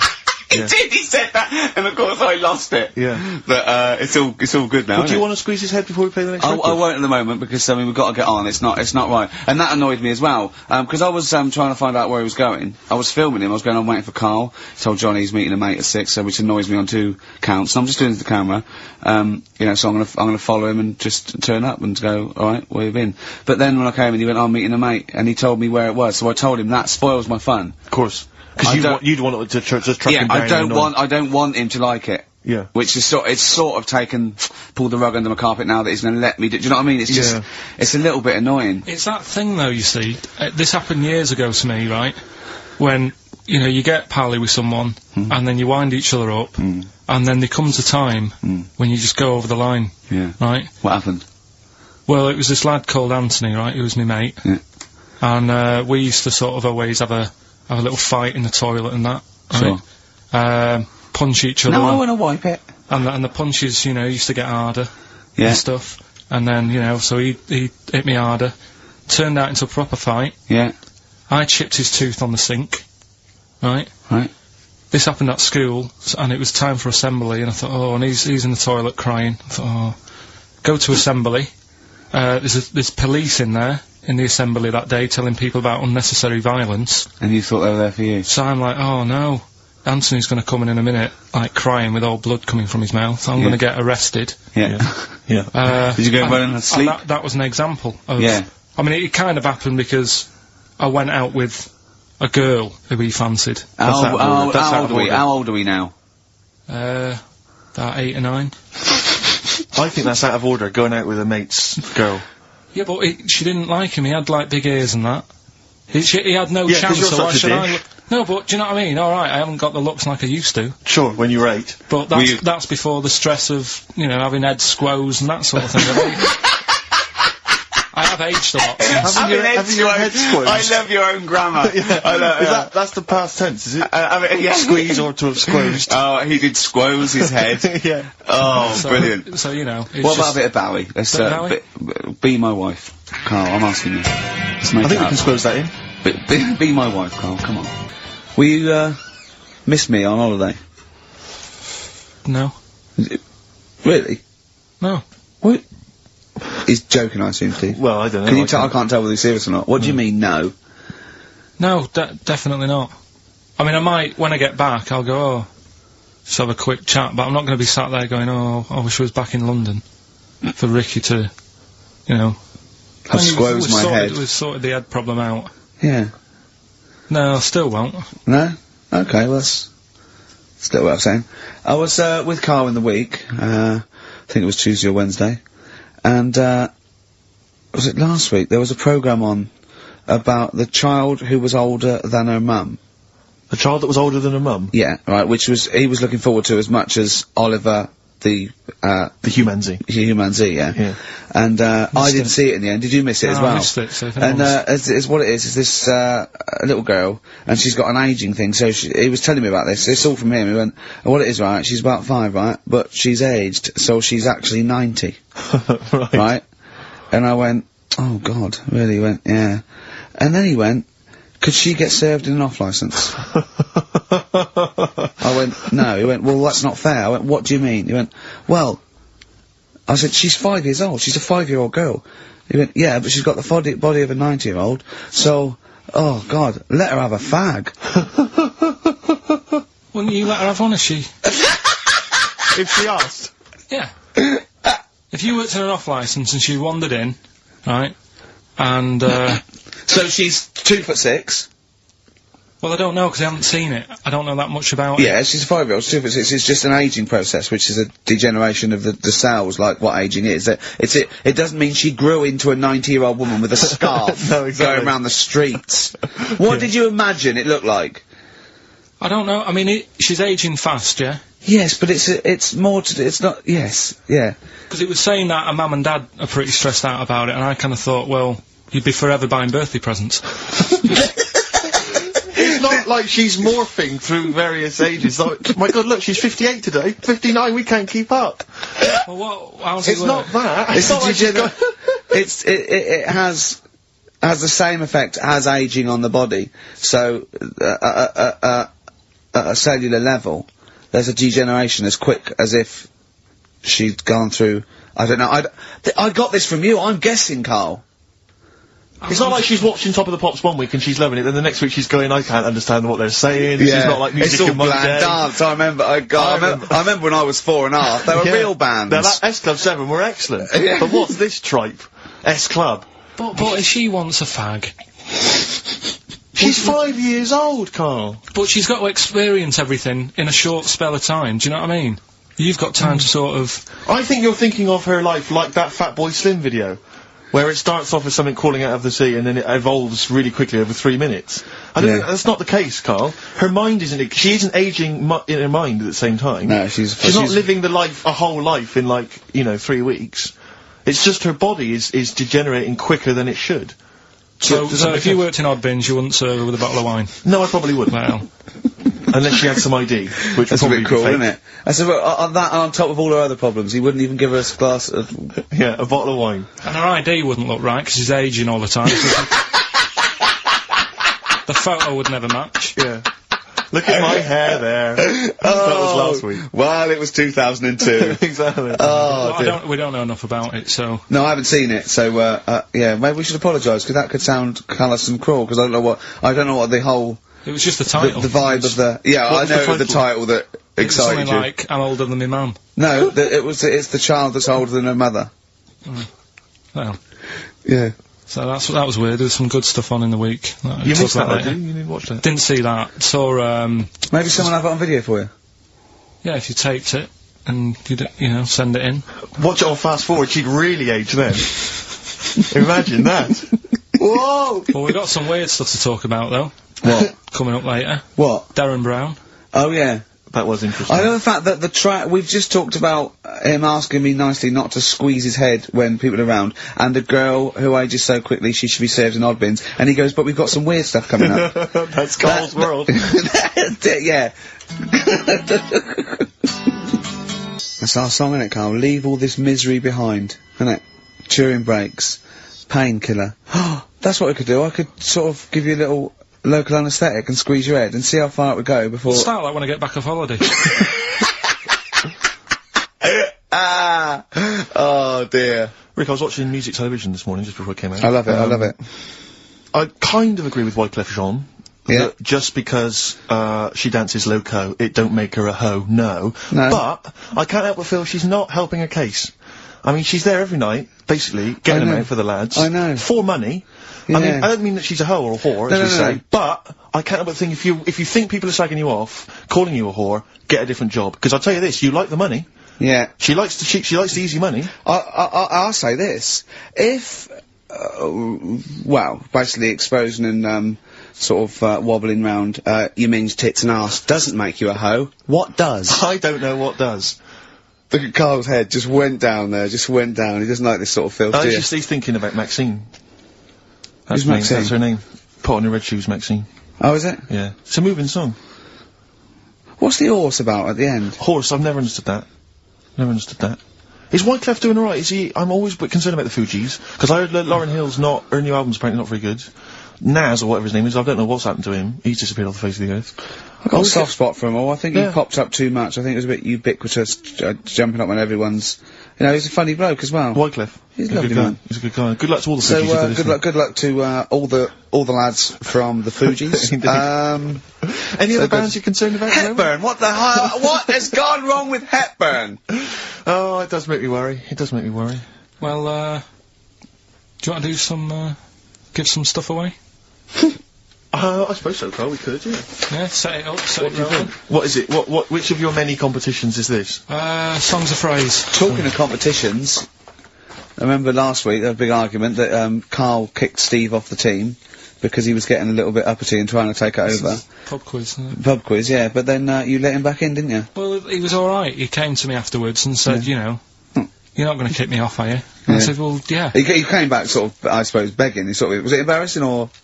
Well, no, it's just, you know, He learned his lesson. He realised he's overstepped the mark, like you have this week. Yeah. Do you know what I mean? We've all learnt a lesson. Yeah, we all learned a lesson. But I won the quiz, didn't I, and you didn't? Well, that doesn't matter. No, The thing is, we but I did won well. all the money, didn't I? Please I won bear all in the mind money. it's taking part that counts, Rick. Yeah, sure. I wasn't winding you up in the quiz though, was I? And all your team was older. Yeah. Well, what's that got to do with it? I've Well, learned You've more. got a collective age, your team, of about 300. No, one of them is only think- one of them's actually 5, but she's just aged a lot.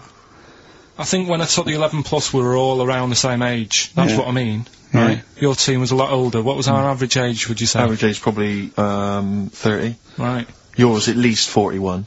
No, Definitely. no. Definitely. Only 2 of us were 40 and 3 were about 30. No, rubbish. Yeah. Who's 30? Martin, Glenn's about Glenn's- 36, yeah. About 30, but... It all helps, doesn't it? And Yeah, you, Alps. and you've all got... Annal's under 30, Annal's under 30. And you've got a better general knowledge. yeah. We were cheating. Yeah. We knew more. You just knew more stuff. Yeah, that's not allowed, is it? Proper quiz time, But I anyway. wasn't winding you up though when I won. I wasn't gloating or anything, was I? No, that's all. When you kept sort of counting it in front of me and Like he hasn't got enough cash already, Carl. How much was it? How much was the prize? I can't say. It'd be gauche. Right. Is that tax-free, that money? Yeah, it's a prize, isn't it? Is that true, though? Is that how it works? I think so. Prize money, isn't it? I don't know. Well, Right, otherwise I assume you'll be declaring that. Yeah, well, yeah. Yeah, you'll be paying Right. tax on that. Yeah. Because you know where people, I mean, the taxman could contact you via XFM at any time just to check sure. that if you wanted to. Sure. Sure. Okay, prizes to give away this week. You've excelled yourself again. We've got, once again, Scotland Rocks, the very best of Scottish music, Texas Deacon Blue, Brilliant. and Jerry Rafferty. Proclaim's on there or not? Proclaim's there, don't worry, What they Delegate's got? on there as well, don't worry. Yeah, sweet. Don't worry. Is Oh. Biss on there? Is Biss on there? I'm just checking to see if Midge and Hugh and Gry Let's feature, have a- but they do, let's have a- thankfully. I don't know. The Rosillos as well. Oh, and Gun. brilliant. Brilliant. That's Is great, so brilliant. look forward to Is that. Lulu on there or not? Oh, Is she not on there? I can't Is see she not her, on there? Is actually. she not on there? But, The don't Wets, are the Wets on there? All the Wets or not? Are the Wets Fairground on there? attraction. Brilliant. Brilliant. That's on there, so... Brilliant. Is Wee Hootie McTooth on there and his Jamboree?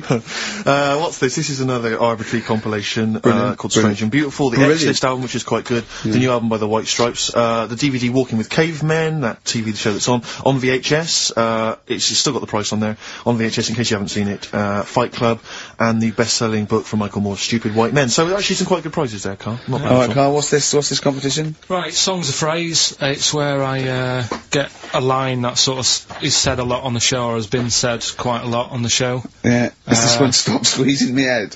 No? Oh, I could have done that.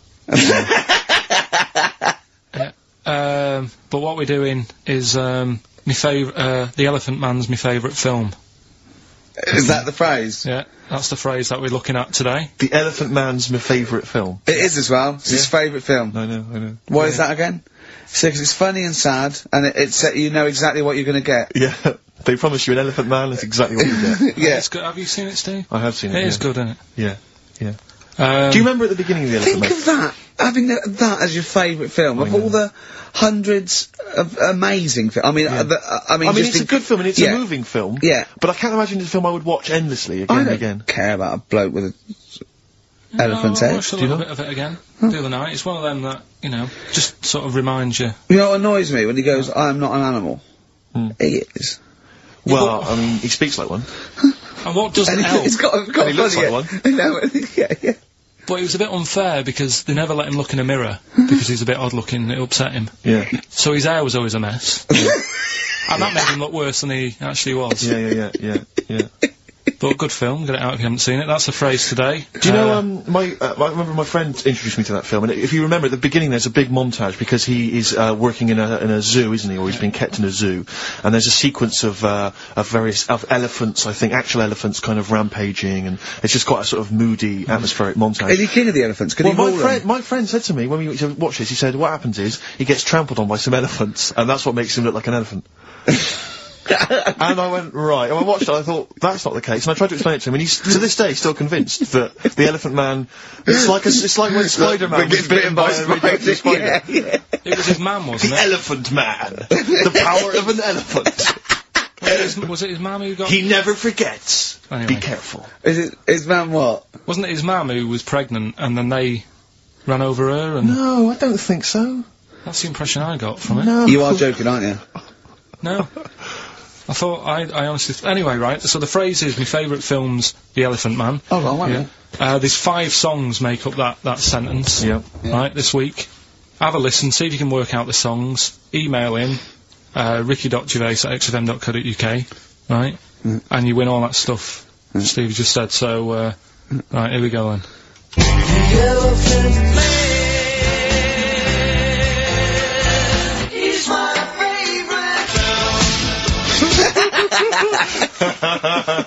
That was nicely done. Genius. Right. Let's hear it again. There we go.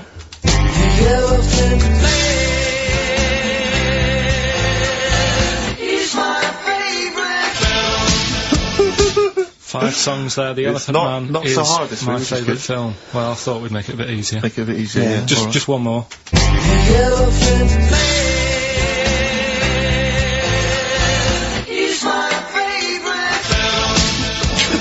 Email only, ricky.gervais@xfm.co.uk. Brilliant. A bit of hip-hop hooray, a bit of a rap classic. Although you may not have heard it before. It's the Mock Turtles. XFM 104.9, I'm Ricky Gervais, with me Steve Merchant and Karl Pilkington. Karl the K-Man Pilkers. Little Pilkers, little baldy, roundy, heady Pilkers. Oh yeah, there's Go on.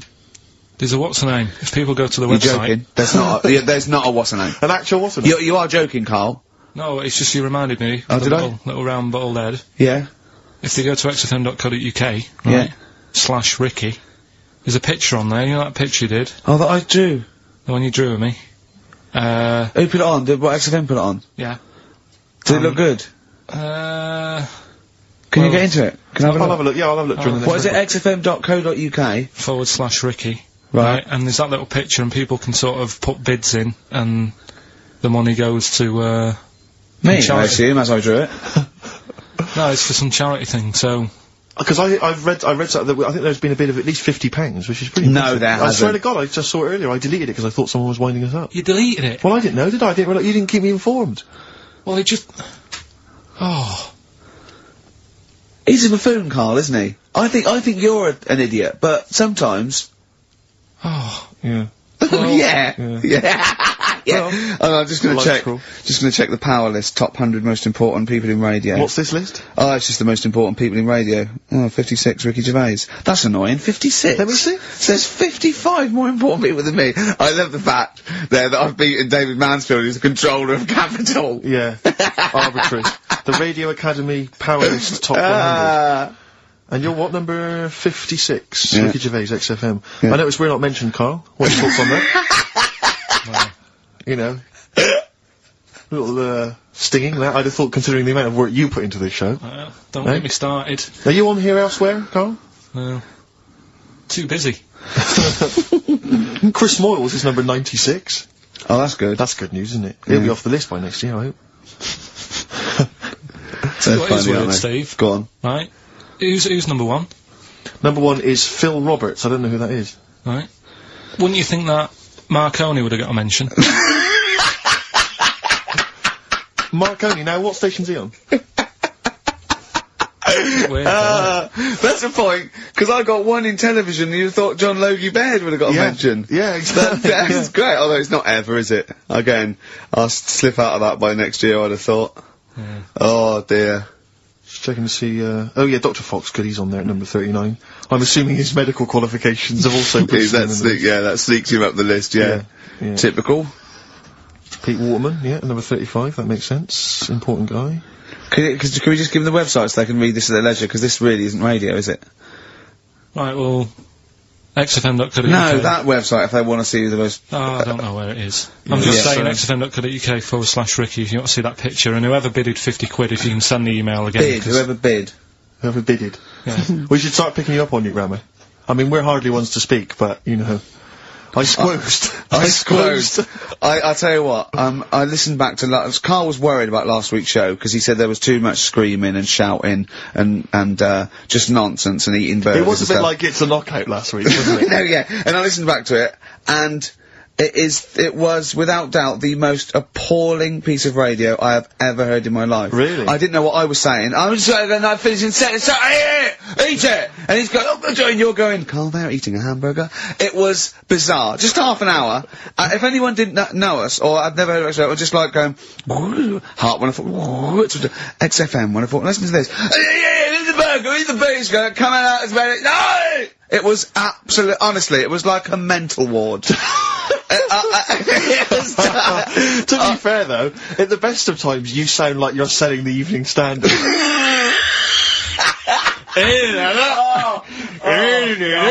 Oh God! Oh, we should have the worst bits available, shouldn't we? Just the worst bits of broadcasting ever. So where I didn't finish a sentence or I was just shouting or a record. I mean, there were swear word slips out, and just put them all on a CD.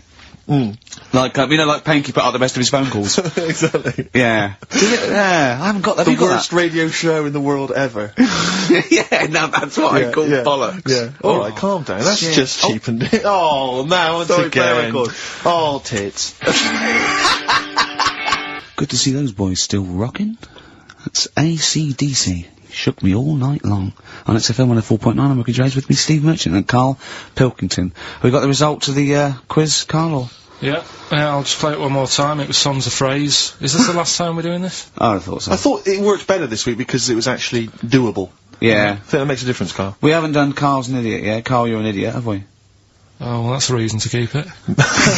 Maybe we can end with that one when you come back. Right, well, the 5 songs that made up this little thing here was Mystery's Beautiful Blues, Eels, Innocent Man, Billy Joel, and my favourite Waste of Time, Owen Paul, Bohemian Rhapsody, Queen, Girls on Film, Duran Duran. It sounded like this.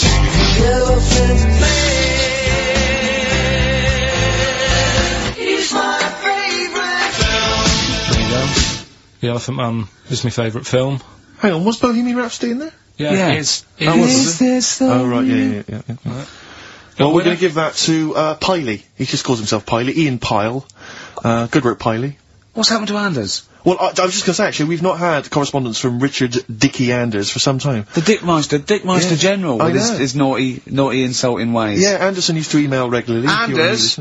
Get on your computer! Get in touch, mate. What do you think of the show? Hold on, though. To be fair, he was listening when we were pretty shoddy. If he's listened to the last 3 weeks, I think we're owed a little apology from you, Dickster. Exactly. Absolutely. Listen, Piley, we want to send you all those goodies, including Scottish rock, but we don't have your address, so email in your address and we can send it off to you. Alright? Yeah. More adverts? Yeah. Bit of Snoop. Beautiful XFM 104.9. Gervais, Merchant, Pilkington. Karl had a treat in the week, didn't he? He couldn't believe his luck. We know, Darren Brown, you know Darren Brown, the sort of magician, mind reader fella. It's more special than that. Well, called me up in town, said, do you mind if we bring along Karl? He went, pleasure. Karl's very cynical, saying, well, he won't get into my head. Yep. Great, wasn't it? It was brilliant. He went, can I ask him questions? I went, well, no, it's social. He went, oh, I'm not coming. I went, well, he went, well, I'll ask him, I want him to know how he did that trick when he said, you've got the winning ticket. I went, he's not going to tell you, he's a magician. He went, well, it's not worth it then, if I can't quiz him. But he came along. Still did though, didn't I? Got in there with the questions that the people wanted to know about. Yeah. Yeah, go on, what did you ask him and what did you find out? I said, how do you do that? I love the fact that the first half hour, me, Steve and Darren Brown were convincing Karl that he didn't see a ghost when he was 5. Yeah. And then we got onto the tricks. Yeah. Well, it will live in my mind. He won't get inside my head. Yeah. And he got inside your head magnificently, Karl. didn't he? I mean, were you not amazed? I mean, Darren promised actually that he would come on the show in the future, and then you, the listeners, can see how he can baffle, amaze, and just generally freak out. I think we should film everything that happens, right? Because it's just a waste, because you're only getting half of it when you hear what Karl has to say. Because his face, honestly, he says 1,000 words. Yeah. Do you know what I mean? It's just, I think we should film it and just put it on a DVD of Karl's facial expressions. This is Karl thinking he saw a ghost. Yeah. This is Karl thinking they were going to clone a man moth. Yeah. It's just different faces. So do you want to try and explain what he did and what marvelled you so much? Right, yeah, he comes in, he sits down, I'm a bit sort of, bit spooked by him straight away. Oh, you're spooked by him straight away, Yeah, really? there's a weird thing about him. Right? So anyway, he sat there, and I'm watching him. It's because he was naked? Checking, you know, seeing what he's, you know, looking at and stuff. Yeah. So anyway, he gets his paper out, and I think, right, he's gonna do a bit of trickery and that. And he says to me, right, write down a number and a name, right? It was between... A two-digit number, and a name of anyone you know. Yeah, right. Now, the thing is, I thought of the name because I was telling Steve earlier about the kid at school who I fell out with, right? Yeah. Over that girl who was called Aris, Yeah. right? So that name was, like, in my mind, ready to go. Because I didn't want to use anybody's name who I knew, sort of, now, because maybe you've mentioned it in the past. Do you know what I mean? I couldn't say Suzanne. I knew Colin Makin anyway. Yeah, well, do you know what I mean? Nora. I picked a name, yeah. Well, I thought you might have been thinking about Auntie Nora. So I picked this name, right, that you three didn't really know about, right? Number just came to mind, right? So... 42, we were never thinking of that. 42, right? He said, right, just keep saying it over and over in your head. And I'm there, and he's saying all these sort of different numbers at me, and I'm trying to throw him off a little bit. Every time he said a number that was nothing like 42, I was sort of smiling, looking a bit nervous. Yeah. Don't know if you caught that, right? All I could see was you looking, sort of blank. Oh, right. So I was doing stony that. face. He picked the wrong person when he said let your mind go blank, you'd realise he picked on the wrong person then. So, you had to squeeze his head to get it going again. I said, Darren, if in doubt, he'll be thinking of monkeys. And Darren looked at Karl and he said, were you thinking of monkeys? He said, I tried not to and I thought of them more. Right, that's true as well. Yeah. Right. So I'm there thinking of these numbers and that, and then he said, right, let's just talk about other stuff for a bit, right? So I was like, well, I'm not going to say anything. Yeah. Right, because I don't want you to catch me out. But then when we were talking, I was trying to, like, knock him off track. Clever. Do you know what I mean? I wasn't... do you know what I mean? I played a bit of hardball with him. Yeah. I was, like, saying... Because we were talking about aliens and that as well, weren't we? And I was saying, well, you know, they might come and land again in 2060. Clever. Do you know what I mean? Dropping in different numbers and that. And so, doing all that, playing him at his own game. And I think I had him for a bit. On the ropes, right? So, anyway, comes down to the time when he's telling me the name and the number. Yeah. And, well, he explained what he actually did. I mean, that was... He said, just think of a number at the end of it, and he said, oh, is it an I? And you went, it wasn't an I, but there is no, okay, and then, anyway, he got You got the name. Harris, then he went and said, are you an extrovert? And he wrote down these numbers. Well, he wrote down some numbers and he said that if you're an extrovert, these are the numbers you tend to choose. If you're an introvert, these are the numbers you tend to choose. And he wrote them down. And he said, I don't think you're really an introvert, I don't think you're this, I don't think you're that, da-da-da. And I think he came up with the number 32, didn't he? He said to you, you're thinking of number 32. You said to him, no way. You couldn't believe your luck, could you, when you'd caught him out? But he said it's either 42 or 32, didn't he? Yeah. Well, no, but it was beside the point, because then he said, you know, rather brilliantly, hang on a minute, if you just add up these numbers here, that adds up to 42. It was a magic if you add square. Up those numbers, that's 42. That's 42 across diagonally there. That box is 42. All the numbers that added up on the page, whether you go across, sideways, down, across, whatever, always added up to 42. Yeah. Right? And you've got the name Harris. Which freaks you out. It freaked me out. I kept saying to him, how do you do it, how do you do it, and he wasn't telling me. I was talking to people at work about him, and, one lad said, apparently the trick that he uses is the same thing that Hitler did. Play record. No, seriously. Apparently it's the same thing, because he was saying... What? Play record. No, just let me finish, because... No, I've even ran it by other people to check if I'm right on this. So let's do play record and come back to Because the people in the XFM office, I mean, they're pretty wise. They're up on that stuff. No, he used it in a different way. Play record. No, oh, hang on a minute, let me hear it. Let me hear All it. it is, it's power of suggestion, apparently. And when Hitler used to do his big speeches to people. Yeah. So what should we play? Come on, finish your point. Well, that's about it. Who I'm told just you saying. that? Ian Canfield. A few different people. Oh, right. The big thinkers out No, there. like in the one- office. the brain boxes. But anyway, right, it's... Because I mean, Magnus Magnuson works Sonic 7 now, doesn't he? Right, listen. Or was it Paxman? Was he Jamie Now, Paxman? that blew me away, right, that the fact that he got the name, he got the number. Spooky bit, right? I'm walking home, I called you up a couple of times and I left a message on your phone. Yeah. Because it was just amazing. Not only was he good at magic, but his maths was brilliant.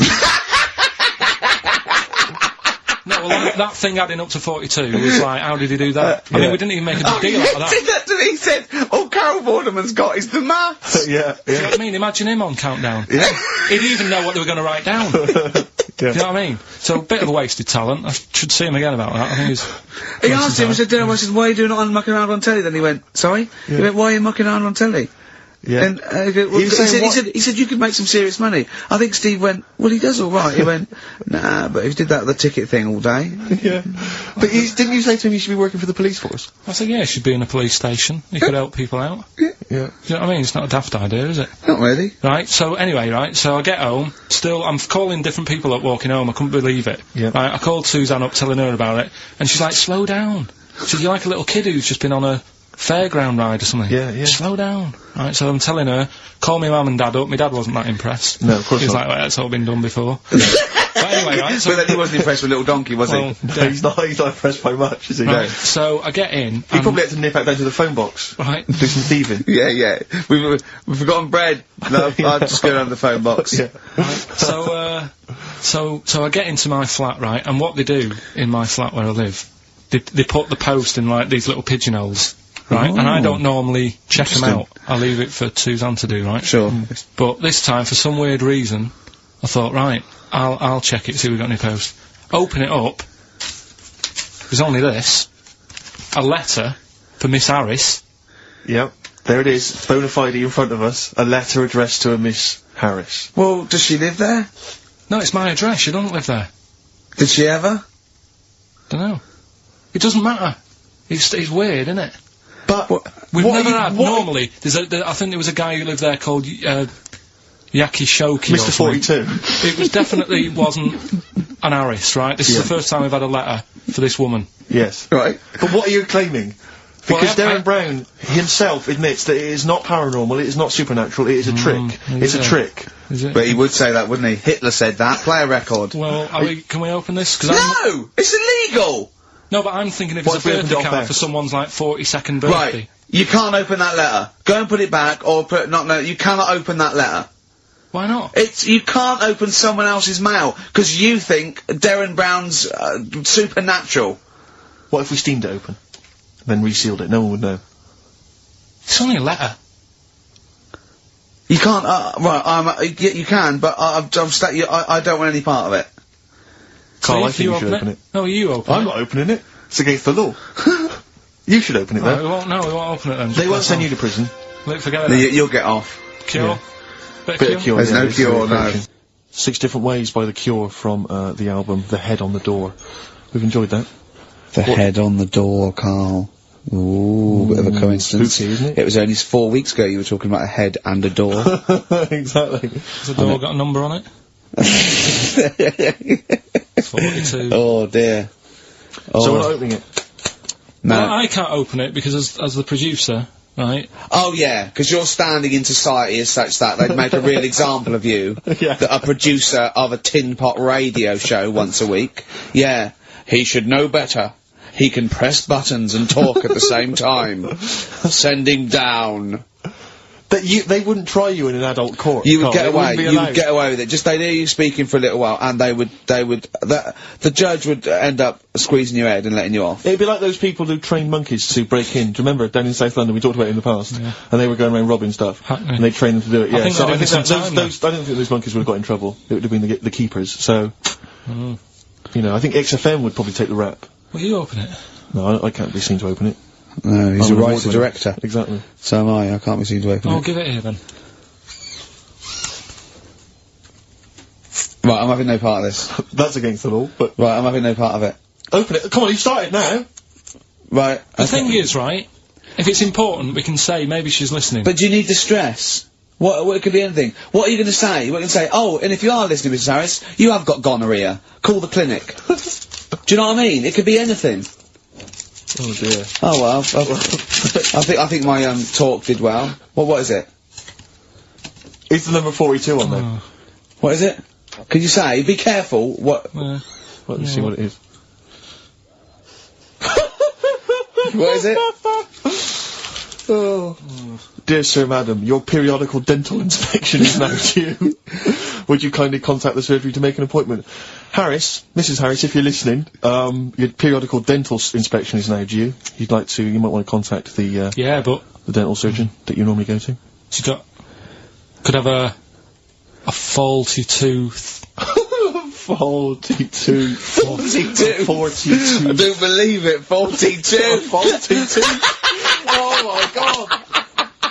God, that Darren's good. Darren Brown's good, isn't he? Oh dear. That's some Blur then. Carl, is that really 7.5 years old? Blur.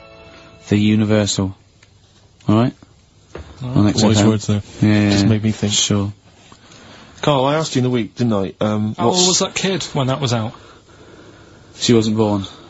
So she was about 30.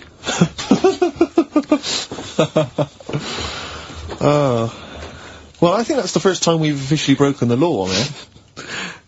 What? I don't think we've broken the law before on air, have Be we? alright with a dentist appointment. Well, we haven't broken the law, Steve, he has. You're right, yeah, we're fine. And he should know better, he's a top producer of a tin pot radio station.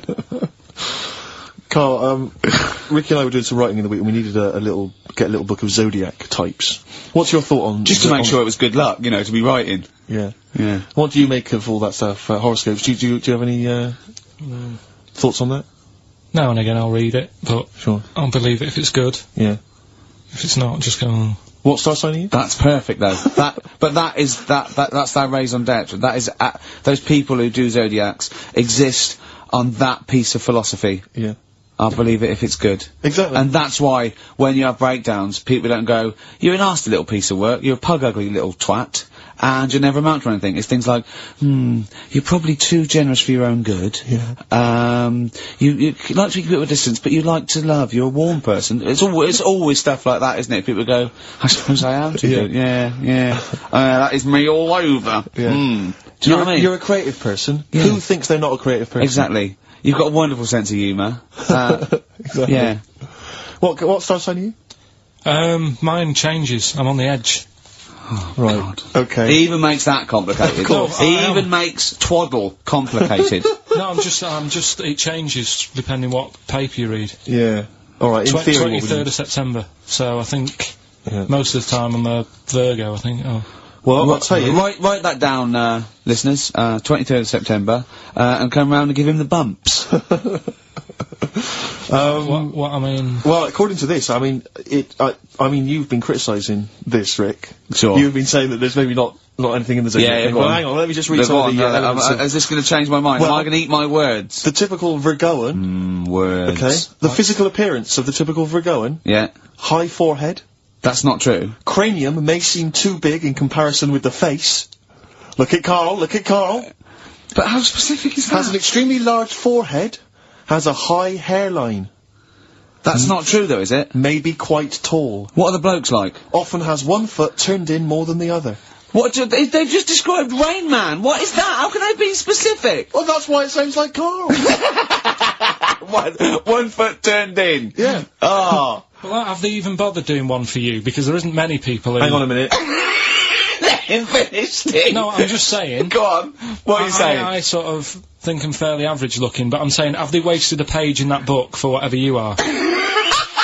It started off me being dissing him and stuff, and you've been nice. Hang on a minute. I don't think you can be a Virgoan, because it says, that they are normally quick, alert and intelligent.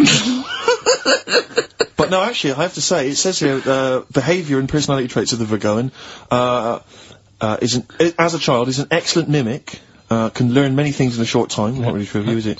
Rarely Like questions authority, but frequently questions facts. You never question facts. Yeah, he never questions authority. He's scared of authority. Yeah. You're usually trying very upset if teased. That's true. Yeah. Oh, yeah. Hang on a minute, though. Yeah. Can't take a bit of stick, too much depends, pressure. If you yeah. can't stand the heat, get out of the kitchen. Yeah. What to teach a young Virgoan? Myths, fairy stories, make-believe, daydreams, and how to use imagination should all be taught to young Virgoans, so they have plenty of magical moments to remember in their adult years when they are often alone. I'm changing my mind. I know. This is good stuff. This is really good stuff. Alright, well, let's see, what are you? I don't think we should talk about that. Yeah, let's have a look. It says the Virgoan is, I love some of the specifics of this. Virgoan is an employer. He's excellent as the boss of a small company. yeah. Don't get him on a Tuesday. He's probably stamp collecting then. Yeah. Come on, He loves a bit of haddock. Okay, let me look at mine. Oh, that is good though, Carl, isn't it? That is you all over. I've changed my mind. It's brilliant. It's a real science. They've really put their work in with this one. Let me see, Sagittarian is a happy, playful little clown. Little. Greets everyone. Oh, dear. Yeah. Let me see, Sagittarius at home. He's only going to read the good bits though, isn't he? Yeah, exactly. If that's it, what can it say? Have they done yours in sort of small print, because you've got special eyes? I don't know what that insult is, Carl. What kind of an insult is that? Well... He's happy with that. Look at his face. He's done me. Oh, dear. Boo-hoo-hoo, it won't do. Listen to the Gallagher Boys and stop crying your heart out on XFM 104.9. No need to. It's Monkey News. So is it time for Monkey News? Can we have the jingle? Oh, chimpanzee, that Monkey News. I love the jingle. Right, well, can we play that jingle once more? Yeah. Let me cue it up. So, chimpanzee, that Monkey News. Oh, it's brilliant. Got a lot to live up to now. I'll be honest with you, often that jingle is more fun than the Monkey News. Wow. Yeah. So you've got to excel yourself this week. Well, it's, there's been a lot going on. In the monkey world? Yeah, I was looking at the Guinness Book of Records that we bought last week. What you bought? What that I bought. Yeah. Is it still wet? I was cleaning the tea off it. I was having a little read through. And there was some monkey stuff in there. There was, this isn't the actual story, I'm just telling you what it's like looking up Monkey News all week. It's like behind the scenes. It's like the making of Monkey News, which is actually available on DVD. Exactly. It's, 12 minutes unseen footage, just the making of Monkey News. Which is my favourite bit, in a way. If you enjoy Monkey News, see how it happens, see, from conception to... it's all put together, yeah, go on. Yeah. What's a typical Monkey News day? Well, there was some stuff about a monkey in the Guinness Book of Records. I think it had the record for asking for a cup of coffee in 23 different ways. I don't know what to say. Oh. That's good. Just to show the Monkey News is getting bigger and people are covering it. Donald McIntyre, he was on BBC. Yeah. On Monday. He was on Channel 5, wasn't he? No, he hasn't moved over yet. This is something that he did for the BBC. Right. So that was pretty good. That was about, well, it wasn't good.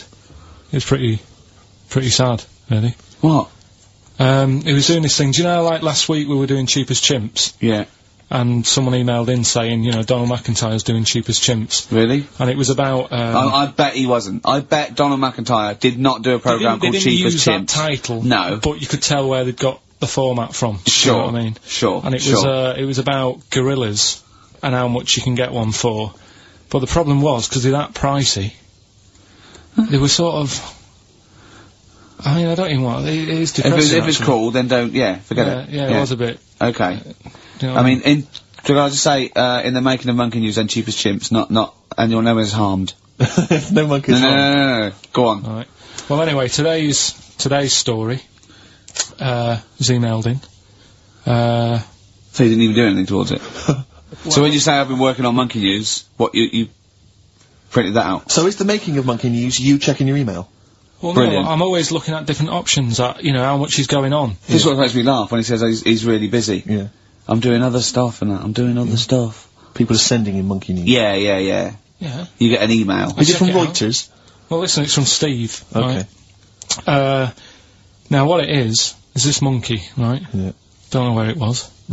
But there's a bit before the monkey anyway, right? Jeez. Is this... No, listen. Shoot me. Right? It's a bank. There's this bank, right? Busy bank. Normal day, everything's going normal, right? Busy bank, people going in, doing what they do, seeing about mortgages and stuff. Yeah.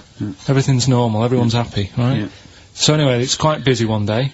Fella comes in with a gun and a balaclava on. Up to no good. Right, I'll tell you now, Carl. If this fella turns out to be any ape or monkey-related species, you're never doing this again. You're never... so just, if you want to finish it, it's at your own risk. But if this fella who robbed the bank turns out to be a chimpanzee, that's the end of Monkey News. Alright. Okay, let's hear the end. It's a lovely day in a lovely bank. Everyone's happy. Everything's normal. A man comes in the balaclava. Man comes in. Starts, Is it a man? Starts waving a gun around. Shut up, Rick. Let him finish the story. Starts waving a gun around. Yeah. Right? Up to no good. So everyone's thinking, oh God, you know, wish I didn't come in here. It's not going to be a good day. How tall is the man? Shut up. Let's hear it. Everything, you know, oh God, and he's telling everyone to get down on the floor. Yep. In what, in thinking- English? In English? Yeah. In Think English. so. Yeah. So everyone's panicking, everyone's getting on the floor thinking this is it, this is, you know, it's all over. Yeah. Just when you think, you know, It could it's be all bad any worse. news. Yeah. It's all bad news. Doors swing open. Little monkey wanders in. God, it's worse. Shut up, Rick. Little monkey wanders in, right? The robber's like, what's going on here? He's telling it to get down on the floor. I don't think it was taking any notice. No, right? it was just busy asking for coffee. It runs in. I don't know if it was kind of withdrawal or deposit or whatever. It wanders in, right? Goes up to the robber. Where did it come from? Shut up. Will you let him finish the story and then ask questions? That's only fair. Okay. Wanders in. Runs up to the fellow with the gun. Takes the gun and the bag of money off him. Everyone's like, yay, you know, we've been saved. Then the monkey starts backing out with the gun and the money. Shut up. Sit down and I'm not having this. And Here's the end of the story. It does a runner with the money and the gun. No one's seen it since. You are an idiot. I mean, you have said some stupid things in your time.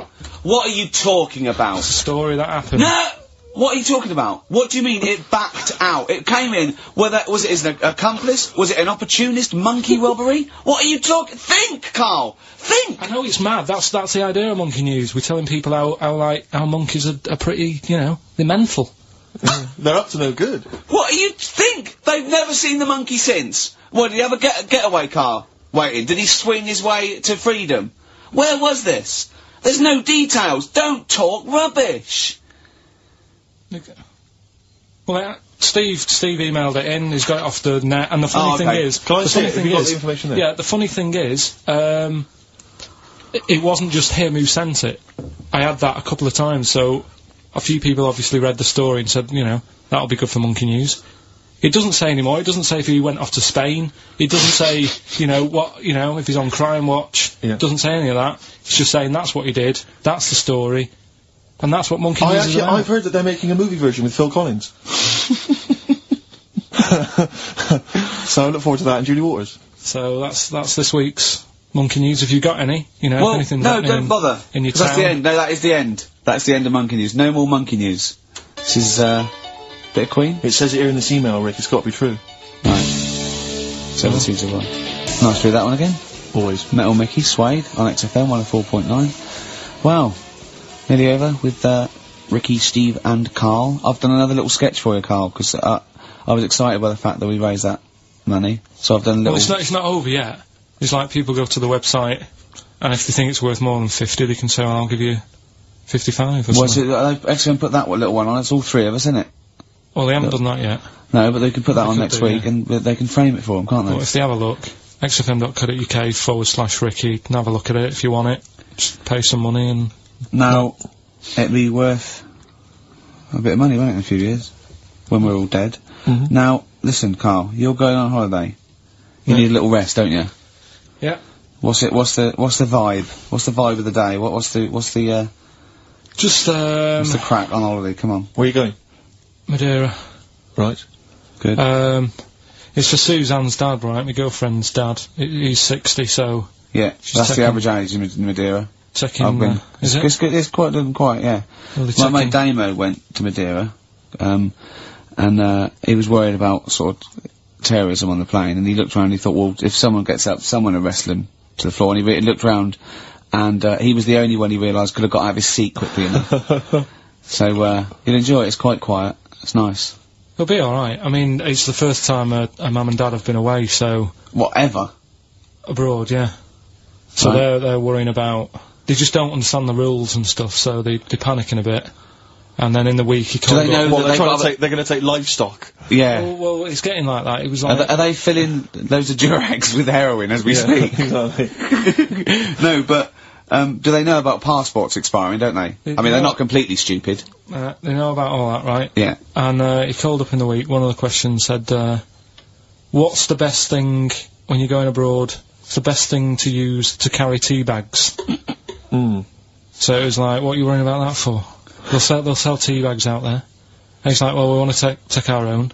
It's like, they'll sell tea bags. Yeah. And he's worrying about that. He's saying, can I put it in a glass jar? So put it in a glass jar then. He's saying, oh, I'll bubble wrap it. So he's bubble wrapping a tea thing. It's just, I mean, it is annoying me a bit, because it's meant to be a week off from you annoying me, and already he's niggling me. But you are easily wound up. You are a very finicky little fussy person. You don't like the slightest bit of pressure. See, I thrive on pressure. I'm working here, working there, That's all bada I bang. work as well. That's always doing stuff, monkey news. Do you know what I mean? Oh yeah, Monkey News, I've got an email, Songs I won't of read phrase. it to on air, it's rubbish, but that's one Not- feature, not that's as my easy bit as done, that. that's Not all as I easy have as to that. do. Well, I'll tell you what, when I'm away next week, do monkey news and see what you can find out. Alright? Ooh, there's a challenge. See what you can do. 'Cause I've already told them about the Guinness Book of Records one, so you can't use that. Right. We're going to find the best monkey news ever, Carl. Wow. What was it you said to me about... Because, I mean, the thing is that you don't really like people, do you? That's the truth of it. People annoy you, don't they? They wind you up. Yeah. What was it you said to me about friends? You don't... He doesn't like friends. He doesn't like doesn't want friends. He doesn't want any more friends. He doesn't want any friends. Is it because one day they'll ask me to help them change a tyre? Yeah. What was it you... No, what it's was always your- hassle. Well, The tyre he sits and swings on in his back garden, he means. It's just...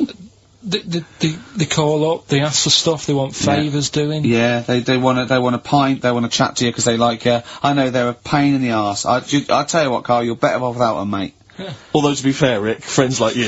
Yeah. You're not judging them on me, are you? You're not judging all You know not possible all friends friends on are me. like him. Just that they do sort of, you know... You know, some friends will never touch you around the head Oh, or I nether want to see regions. you for a week, am I?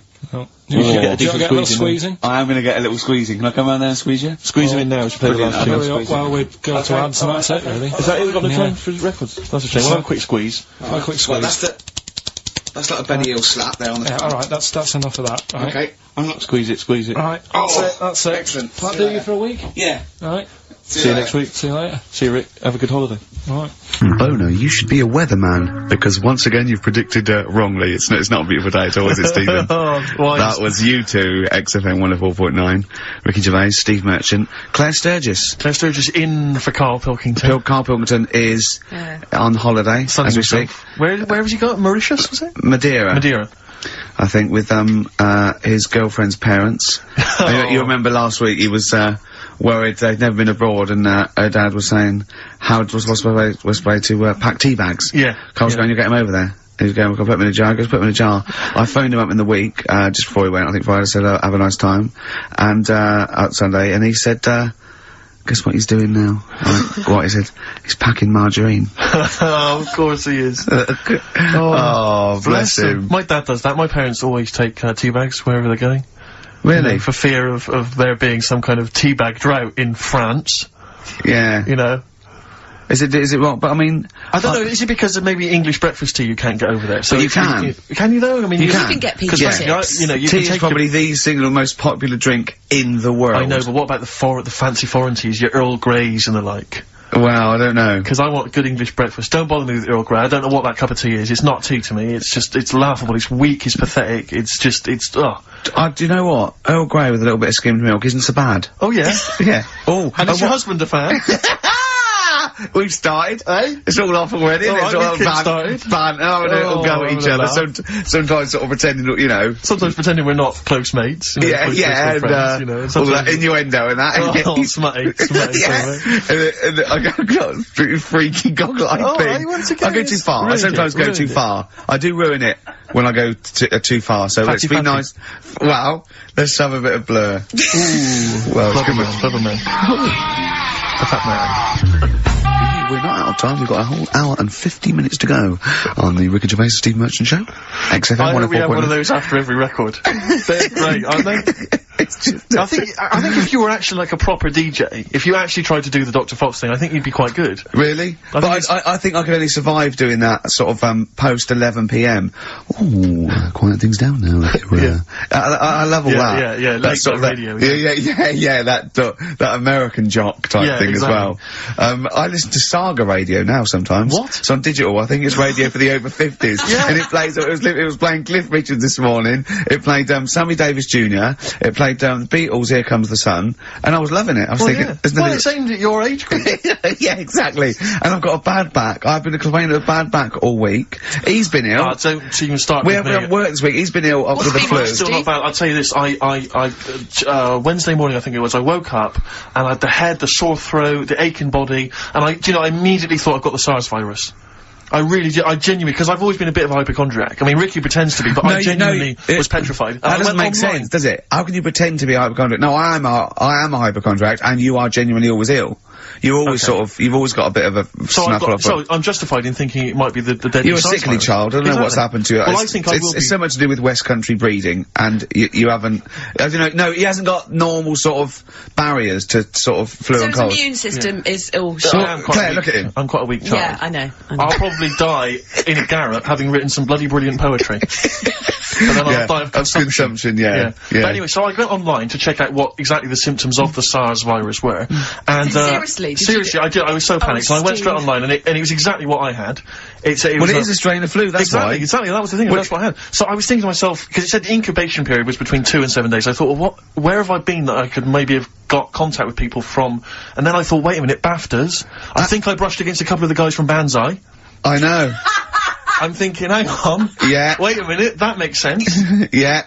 And so I was suddenly getting a little bit eggy, because, I mean, there was a lot of people, there's like 1,500 people at the BAFTAs, so, I mean, any one of them could be carrying it. Yeah. So I was really just panicked, but, I didn't immediately rush to the doctors. No. Because you've got to wait for ages down there. Dr. Shah's brilliant, but you've got to queue up for ages, because it's down in, Swiss Cottage where I live, and I'll tell you, there's some dregs in there, in the waiting room. Oh, man alive. People who've just gone in there to read the magazines, and they're just sat there. There's some people who just waste the doctor's time. That's what annoys me. A lot of old people, a lot of Saga listeners, who just waste people's time. I know. I went to accident emergency once because I'd done my leg in, and I tell you what, you look round and you think, oh, look at all these people. Look at these. They should be. There's hardly any of them weren't handcuffed to someone. Exactly.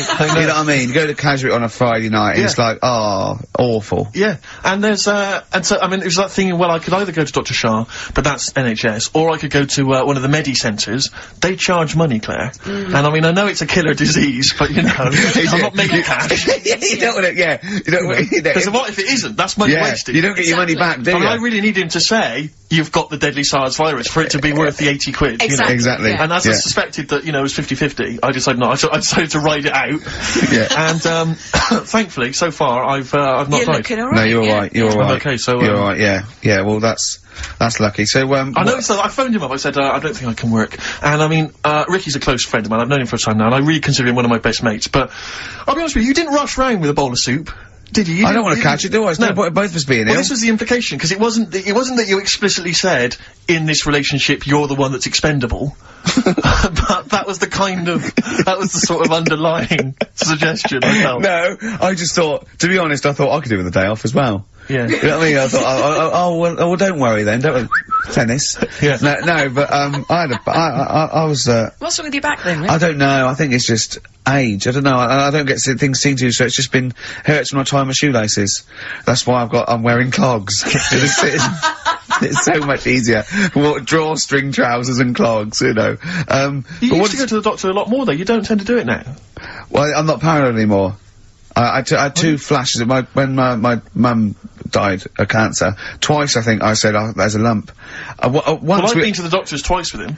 Yeah. Have you? Seriously? I've seriously sat in a waiting room with him twice. Well, I just went for Your the, dear mum. I thought, oh God, I felt them. I didn't need to do it then, did I? I naturally just touched my... But we should point out that, Ricky's mother didn't die of testicular cancer. That, it just... No, but I had sort of, I thought, oh god, well I've got it now. And, I think I went along once with testicular cancer, didn't I? Yeah, you had the testy problem once, I remember, because I remember sitting in the waiting room looking through an old Argos catalogue with you for some reason. I think that was the only thing to read. Then I thought I had throat cancer, didn't I? Yeah, because I think you had a bit of a sore throat, didn't you? But then I think that I'm over that. I was just like, sent me a bit. So, it's just a bad Why were you fiddling around down below? Because, I mean, it wasn't like I called on you to do some work and you said, I've got to rush to the doctors. I think it was like lunchtime. Yeah. So you'd obviously be meddling around down there. Well, I tested a few times, but I'm never sure. What, during the day, though? I mean, can't you do that when you first get, maybe before you go to bed? Not in a restaurant when we're eating dinner. Yeah, but he likes to, he has to certainly not spaghetti and kumquats. Exactly. That confused me. I don't know where the hands were. You put me right off my meatballs. Oh dear. But Ricky, just to clear it, you are okay, aren't you? Yeah, of course, yeah. Just a bad back. Yeah, let's have a record, shall we? Bit of Bruce Springsteen, we lovely.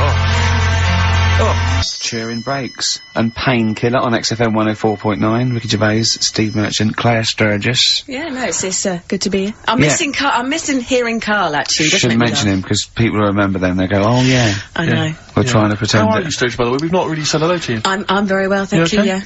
Do you look forward to these occasions when you get to stand in for Karl? I get a little bit nervous. Is it intimidating? It is a bit intimidating, because he's such a funny man. But, you know, once I'm here, I'm okay. No, he is. It's not like he's doing it on purpose. It's you know what I mean? So... he's a natural. At least you know what you're saying. Yes, good point, yeah. It's not all downhill, is it? No, exactly, yeah. I mean, it'll be fine. It's only an hour and a half to go, we'll be okay. Can we talk about, Can we talk about the BAFTAs? I don't want to sort of go on about, the awards and everything. I don't like to talk about it. want to talk about it. Yeah. Claire, I mean, what do you want to know? What do you want to know? What do you want to know? How many you won? Well, of course we won. Well, I know how many you won. We're all watching, obviously. Not everyone does, though, Claire. I mean, how many did you win, Steve? You might want to remind me. What, in all, or what? What are you talking about? How many? Do you mean this year and last? Two now, 2 last year, 4 in all. So it's 4 in all. 2 of those are Ricky's, specifically his. No, Steve, what I really want to talk about was Ricky's white suit. Oh, yeah. Okay, well, listen. Well, let me explain. Never mind all that. One, it's actually, I bought it for a photo shoot, because I'm doing this thing, I've got a DVD coming out in October, and I'm doing a spoof of the front cover of Thriller, so I bought a white suit, and I got it, right, and I thought, well, I might as well wear that then now and get it dry clean. I thought you blagged it. And I thought when I put it on, I looked a bit like Sean Connery as James Bond. Apparently, I looked like Tattoo from Fantasy Island. The little midget guy. Yeah. Sure. Which was, you know, I did watch it back, and, you know, there are some, resemblances. At one point, I did plan, which was, I don't know why. Yeah. I thought... Well, when he suggested he was going to wear it, I said, that's crazy. I said, it's madness. Because I knew it would come back and haunt him. It's just... I got away with it, though. Well, did you? No. I mean, what was it I said to you? We were talking about it, and he said... Oh, no, he said, what are you wearing it with, a sort of white shirt and a white tie? I went, no. I wear a black tie. He said, right. He went, you should do it with the white shirt and the white tie. I said, he went, you know, do that whole Randall Hopkirk thing, and I went, well, that's what I'm worried about. He went, what, you're worried people think you're a ghost?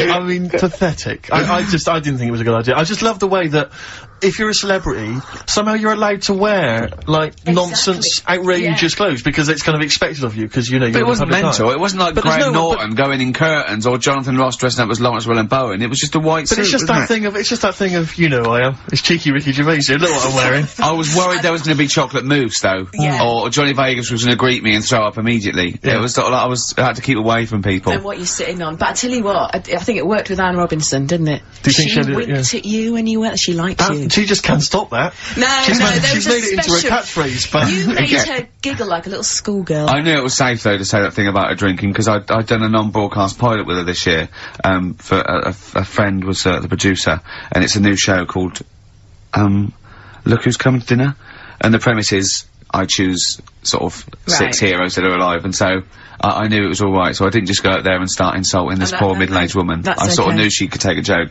She's alright, she's obviously she's not really like that, so, yeah. No, but I loved the way she just giggled like a little girl. I think she was quite good, actually. I think it's better when she's sort of ad-libbing. I don't think she's as good when she's sort of got lines and she's hitting marks. She's quite good when she's sort of, like when Peter Kay came on, she went, have you dyed your hair? And he went, have I dyed my hair? I said, what sort of talk is that? Which I thought was quite nice. Your quote was good though.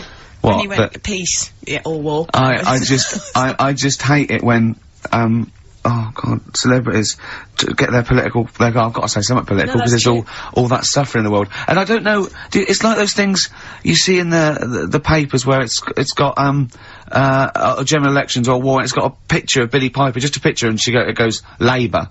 Or, it's got, you know, Ross Kemp. No to war. But when would that be influential? No idea. It's sort of like you go, someone goes, what do you think of war? I go, war, I don't know. Haven't made your mind up. Well, no, it's difficult, isn't it?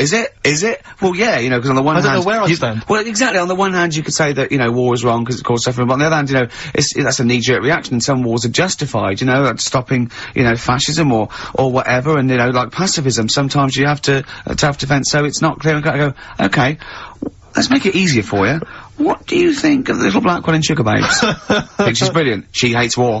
That's me. That's me done then. Exactly. Does that help sway your yeah, well, I don't know when it is influential. Remember when that young au pair was over in America and she got arrested for the murder or the death rather of that young child. I forget her name. Do you remember that story? Louise Woodward. Well, do you remember there was a whole section in the paper there where there was I think it was members of Coronation Street saying, release her, please release her. I remember you said you fancied her. Who's that? You said you fancied her when it was all happening. Well, he said, I think he was the danger. There was an element of that. Do you know what I thought it was? I would love you to go out with Louise Woodward. The thing about Wooders... what's she doing now? The thing about Wooders is that she, my suspicion was that when she came back and she'd been cleared of it, they'd still been cleared of it. Yes, she was. No, she wasn't. Wasn't she? No. I don't think she. I think no, they just it was let her she'd out, done you her know, time, and it was. I think it was manslaughter. I think. Oh, really? I'm not sure about this. Teetering on the edge of getting. Well, no, someone knows. Call up. You know, we don't know this, so don't. Yeah, I think you're right. Well, either way, it was a tragic accident, and she wasn't a murderess. That was the clear point, and it just struck me that nevertheless, there would probably be a certain stigma. You know, so she was down, you know, kind of Monroe's on a Wednesday night, you know, looking for a dance. Probably there weren't going to be a lot of guys queuing up for her because they were conscious that, you know, she had this certain reputation. Whereas Ding Dong, Gentleman Steve, I'm happy to step in. Do you know what? I'd let her babysit because she'd be so careful, wouldn't she? Do you know what I mean? She'd be on real best behaviour. Yeah. So, maybe we shouldn't be talking about but I do wonder what she's up to now. Well, if you know... 08700 800 123. If you're a lawyer and we've said something wrong, let us know now. We'll apologise quickly. Yeah. You know. But no, anyway, good luck to you, Louise. If you're out there listening, good luck. And you know, ricky.gervais@xfm.co.uk. That's I don't want my name. I don't want my name attached in case. Get in touch. Yeah. You're free tonight, aren't you? Yeah, I'm free. I'm free. For the next 8 years, I think. Play a record. Sure. Yeah. Sweet. 10-story love song. Love song? Yeah, 10-story love song from the Stone Dozes. Yeah, see, it's not as easy as it looks, is it? It's not. And I'll tell you, also because I'm a little under the weather still. Yeah. So, that's my excuse. You've had a week off. I'll tell Concentrate. I mean, I've got cable TV, but there is nothing on, is there, in the daytime? It is just, I mean, I loved Today with Des and Mel. That's good, that's all like that. Was Joe Pasquale on again? He always pops up. I love it when he pops up. Joe Pasquale is an absolute joy. I love genuinely, without irony, I really like Joe Pasquale. Do you know him? Have you met him? No, I haven't, no, but I really, really like him. I think he's really funny. He's really good. Yeah. One of his jokes that I've always enjoyed is, why is there a lock on the door of the 24/7 shop? It's good. He's a thoughtful man. It's good. You know, it's open all the time, Claire. No, I just like his squeaky voice. Yeah, oh, that's fine. I don't like jokes. But, no, I only caught the end, the other day, but, it was brilliant. Des was singing a medley of Buddy Holly songs. He doesn't quite sing, does he? He's talking. It's like pulling your punch. Oh, my somewhere away from nothing. Yeah. Do you know what I mean? He can't actually... He's not actually singing, it's talking. It's kind of talking the words. Yeah. But he knew Buddy, apparently, and he toured with him, so... I am an antichrist. It never quite finished. It's lovely. No, he's great. He's got no breath. But, but it's the adverts in between. He is 73 though. He's amazing for it. Doing well, isn't he? Yeah. No, I mean, you know, he's a good Sorry, he's 73. Des O'Connor. Is he seriously? Yeah. I think so. Amazing. Yeah, he's doing well. Yeah, good luck to him. A toast to Des O'Connor. Yeah. Raise your glasses. And all of you listening at home. So Des O'Connor. I'd love to see him interview Louise Woodward. Yeah, indeed. Do you want to hear some Louise Woodward? I have had some calls. But I don't know if they're true or not, though, do you? What did you hear? Well, I think one of the... we studying law. No, we mustn't say that shop that she works in. No, wouldn't say that. But in case it's... I'm sure I read the same thing, Steve. Someone said they read that she was studying law, and I think I read that because she knows so much about it. Yeah. Now she She's decided never to through go the system, yeah. You never know when they come in useful. But she has been spotted in various parts of the country selling all manner of things. Okay, brilliant. So who knows? Door to door? Yeah, exactly. Hello, I'm from Mothercare. We've got to stop this now. We've got to stop this now. It's not fair. That's that. It's all water under the bridge. Anyway, let's play a record. Let's play a record, Ben. No, I'll talk about it later. We're scared I think, now. yeah, we've just got ourselves in trouble. I think we just need to go and consult our lawyers. Would you like some Peter Gabriel? Oh, this is a beautiful track. And it was actually in Vanilla Sky, so a bit of resurgence. This is Salisbury Hill. Peter Gabriel, what a lovely track that is. Salisbury Hill on XFM 104.9. Ricky Gervais, Steve Merchant, Claire Sturgis. You know, if Karl was here, do you know what he'd want now? Probably ads, no. Some adverts. Yeah. Do you want some now? Oh, it's what Karl would have wanted. Okay, for Karl then, some ads. Placebo and Bitter End. XFM 104.9, Ricky Gervais, Steve Merchant, Claire Sturgis in for Karl Pilkington, who's in Madeira. Indeed. Is that where the cake's from? Yep. It's his name after, I think, yeah. Excellent, excellent. It's nice, lovely. It's sort of, I don't know where Madeira is. It's sort of off Africa. Okay. But it's, I think, Don't a lot of Portuguese. old people go there? There are a lot of old people there. There are a lot of old people Karl there. is essentially a 50-year-old man in the body of a 30-year-old. Yeah. I know, yeah. I think Whereas Ricky Gervais... Whoa! Party by the pool, it was. It was actually really good. I'd much prefer that than, we went to, Greece once, and we wandered in this place by mistake going through this, and it was just full of people in Everton shirts and Liverpool shirts and just drinking lager. Like, oh, where's the fun in that? And just, I can't, the idea of Butlins, millions of families screaming around would drive me mental. Butlins is the most extraordinary place I've ever been to. I went there with a bunch of friends. We can't slag it off, but, I mean, not Butlins specifically, just anything. No, I'm not slagging Butlins off. No. It's just, it was just I've never been to an Butlins. extraordinary place. The bars themed. One bar themed in the Wild West style. Brilliant. But about a tribute band to Status Quo playing. Really? It was extraordinary. So you walk in the swing doors, and there's Status Quo playing, and everyone else all the staff dressed in cowboy outfits, and cowgirl outfits, serving drinks. I've told you this before, but I sneaked into Butlins. We sneaked in one night, and we didn't know what was on, and they were serving lager and chips, and there's just loads of families and lots of northern men in short sleeve shirts and kids running around and stuff. And so they just arranged the chairs in this sort of dance hall, and they went, and now, ladies and gentlemen, the entertainment for this evening is David Copperfield, not the magician. And it was the bloke from Three of a Kind. Of course. He came out, he did it all, he did all the jokes, he did all the, hello, how are you? Oh, you're nice. You know, to people in the audience. And then his finale was he stood on a chair because there wasn't a stage, and he did Classical Gas, seriously, on guitar. And then they went out, and he went, thanks for it. He went off, and they stopped clapping, and he came back on to get his jacket. Oh dear, oh no. Yeah, okay. There was also a girl-boy duo in blue satin called Joint Effort, which I was loving. And at the end, right, it was on, I think it was on a Saturday night, so, people were leaving sort of the next day, or Friday night, they're leaving the next day, and, the kids and that were sort of like going to Redcoats, and they were crying, right? And all the Redcoats and Joint Effort, and, they did We Are the World. Oh, wow. Amazing. What an amazing night that was. Extraordinary. Yeah. They are incredible places. Yeah. Joint Effort. I don't think... I saw a documentary, I'm sure I saw a documentary which is finding out what, the likes of David Copperfield are up to now. Yeah. And he was a thatcher, wasn't he? Wasn't he mending roofs? I think so, yeah, I think you're right, I saw him saying, they said, would you not want to be back on primetime TV? And he said, do you know, I think I prefer mending roofs. Well, I'm not sure. Well, he's probably the same as David Van Day with that advert when he said he got to the point where I prefer to sell burgers than records. No, you didn't. You never preferred selling burgers, David? Have you watched any of the Reborn in the I Odyssey? love it. You see, Absolutely love I it. missed it and I'm gutted. It's Hadley or Cox. It's Hadley or Cox all the way, I reckon. Who's Cox?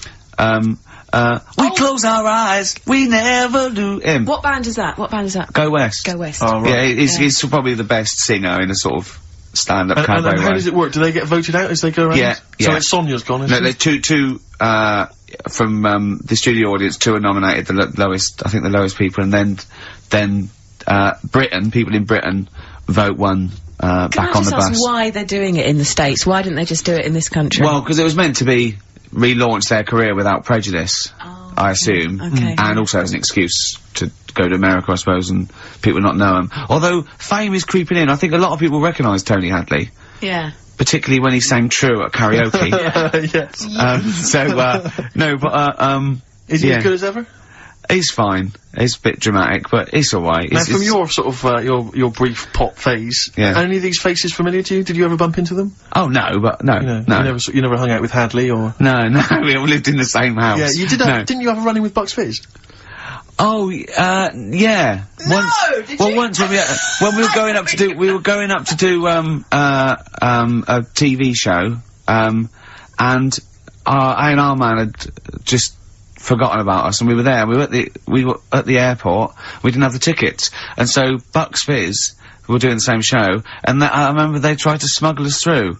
They had sort of like them and their crew, and they just like showed us the tickets and went through, and they went, well, like that would work. And they went, okay, sorry. Did the 2 girls stand in the lobby and whip off their skirts? Everyone was sidetracked while you legged it through. Well, I was on the shoulders of, Bobby G, wearing a really long coat. Yeah. And I went, Bobby, what a lot, he went, yes, I am taller You're now. not taller in the flesh than you are on top of the pops. Yeah. And fatter.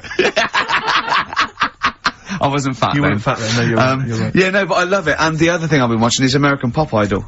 Right, That was last night. It's great. Really good, yeah. This is Simon Cowell. Ruben's gonna win. Huh? Is that the one that Jerry Halliwell is part of? No, this is, Randy Jackson, brilliant. What's Up, Dog, Paula Abdul, and Simon Cowell. Yeah. But Simon Cowell makes so much more sense in that context. Yeah. Because they're all, you know, you're great, and they stand up and they clap, and he goes, oh, sit down, it was alright. And it makes so much more sense, you know what I mean? Over here, it's a bit of a pantomime sort of drama queen, but over there, he's the sort of voice of sanity. Exactly, yeah. But, that's the trash TV that, I watch. That you've watched. Yeah. But no, Reborn's funny. But again, once again, public are stupid. They voted out, Dollar that was driving everyone mad, and there was fights. Because they really were well, nasty yeah, to because Sonia. you know, they really went for it. They voted out Chris Eubank. Yeah, in Celebrity Big Brother. Keep him in. I don't think the public should be allowed to vote on TV shows. I don't think they know what's best for them. It does strike me that, like, in the golden age of EastEnders, if people had said, do you want to vote out, Dirty Dan, they'd have gone, yeah, he's nasty. I know, yeah, that's that confusion, either with entertainment and punishing people, yeah. They should keep them in and then make them lose. Yeah. Yeah, so you've had all the best of both worlds. What about the new celebrity, I'm a Celebrity, Get Me Out of Now, Here? who's in that? The one? Daniela Westbrook. Yeah. Catalina, that model. Don't know her. Yeah, exactly. The one Anthony Worrell Thompson, why? Why does he want You've got someone to cook, ain't you? Well, that one from Changing. Yeah, the girl from Changing Rooms. Yeah, Linda Barker. Yeah. Oh, Phil Tufnell. Who? Phil Tufnell, cricketer. I'm gonna put some money on him to win. I reckon he's gonna win. Because apparently he's sort of funny and nice and everything. And, yeah. Would you ever do any of those? Absolutely not. No. I genuinely think if you were in the Celebrity Big Brother house, immediately you would be voted out. It would be before the public get a chance to vote. Yeah. The housemates would have got you out somehow. Yeah. They'd have left. Or they'd have left. Yeah, I might win. I might win by default. They'd have all climbed over the roof like that guy Sandy. Yeah. They'd have all climbed out, like, within the first 10 minutes. I saw Sandy the other day, actually. Still on the run, is he? Just climbing over. Get off my roof. I got really excited in Really? Selfridges. Does he look like a wombat up close? No, he's really good looking. Shut No, up. seriously. I saw him in the hat section at Selfridges because he's a personal shopper telling them they look gorgeous. Jane went there specifically to meet Sandy. No, just did for like, she? yeah. I got really excited. Is he working there? Yeah, he's a he always personal was. shopper. Yeah. Really? Yeah. Does he sign autographs and stuff? I'm sure No, he he calls himself Alex now. What? Yeah, he's not allowed to call him Sandy. Selfridges wouldn't. What should we say and get him sacked? Getting voted out of Selfridges household. Oh, what is he, a personal shopper? Yeah. That's just to me the epitome of indulgence. If you've got money to spend on a personal shopper. Oh, I'd love to do that. Man alive. No, is that someone who pushes your trolley? No, is that how it works? you just say... Can I get one of those in Waitrose? No, it's like asking an assistant. You go, I need, some black trousers and some brown shoes and this range. And they go, oh, okay. And they go and get you a range, so you don't have to go... It's not like... Yeah, but I still love it. Yeah. But you have to pay for it, it's not... No, you don't pay for the service, you pay for the clothes if you buy them. It's really? It's not like Lady Di having Harrods opened for her. So I could walk in there and get Sandy... Of course you Big could. Brother to just do some shopping. In fact, I'd love you to. But could I get him, like, once he's finished in Selfridges, could he pop to the Co-op for me? No, like he can't do that. No, he can't do that. What, No. seriously? So there'd be people queuing up, wouldn't there? Well, why? Selfridges, you can't, people don't go and shop in Selfridges for the sake of it to meet Sandy, do they? No, but to get a personal shopper, why wouldn't everyone have one? I don't understand why everyone wouldn't do it if they're not charging you for it. Oh, Steve, you and me later on. I'll tell you this, I don't think people realise that, Rick. He's gonna be inundated now. You know when you go to Selfridges, you will not be able to buy that suit you got for £97. It's a lot more expensive than that. What? You can't you can't get shoes for £29 in there. I'm not bothering. No, exactly. You see, that's where you're gonna come unstuck. It's not worth I'd love a great record now, Claire. Okay. I'm going back to Bristol this weekend. Oh, yeah? I am gonna be, I've got £100 to spend, so I'm looking to get a 3-piece suite. Yeah. Dinner suit. Yeah. You know, who knows? A wife. Well. Possibly. You know, I think my sister's back. The new single from Radiohead. What do you make of it? I love Radiohead, so I'm prejudiced, and I like just about everything they do. You know, I still play the Bends regularly. I had to replace it on CD, because I wore it out. Really? I just think it's amazing. I think they're great. They're coming in, aren't they? Yeah, well, they're coming in a couple of times. I think Phil and Ed, two of my favourites, are doing Zoe in a few weeks. And I think Tom York is going to be doing John Kennedy on Exposure, doing one of those album playbacks where he comes in and talks about each track. He's so shy as well. He came into Eula once, and he was just so shy. He hated it all because people were looking at him. And,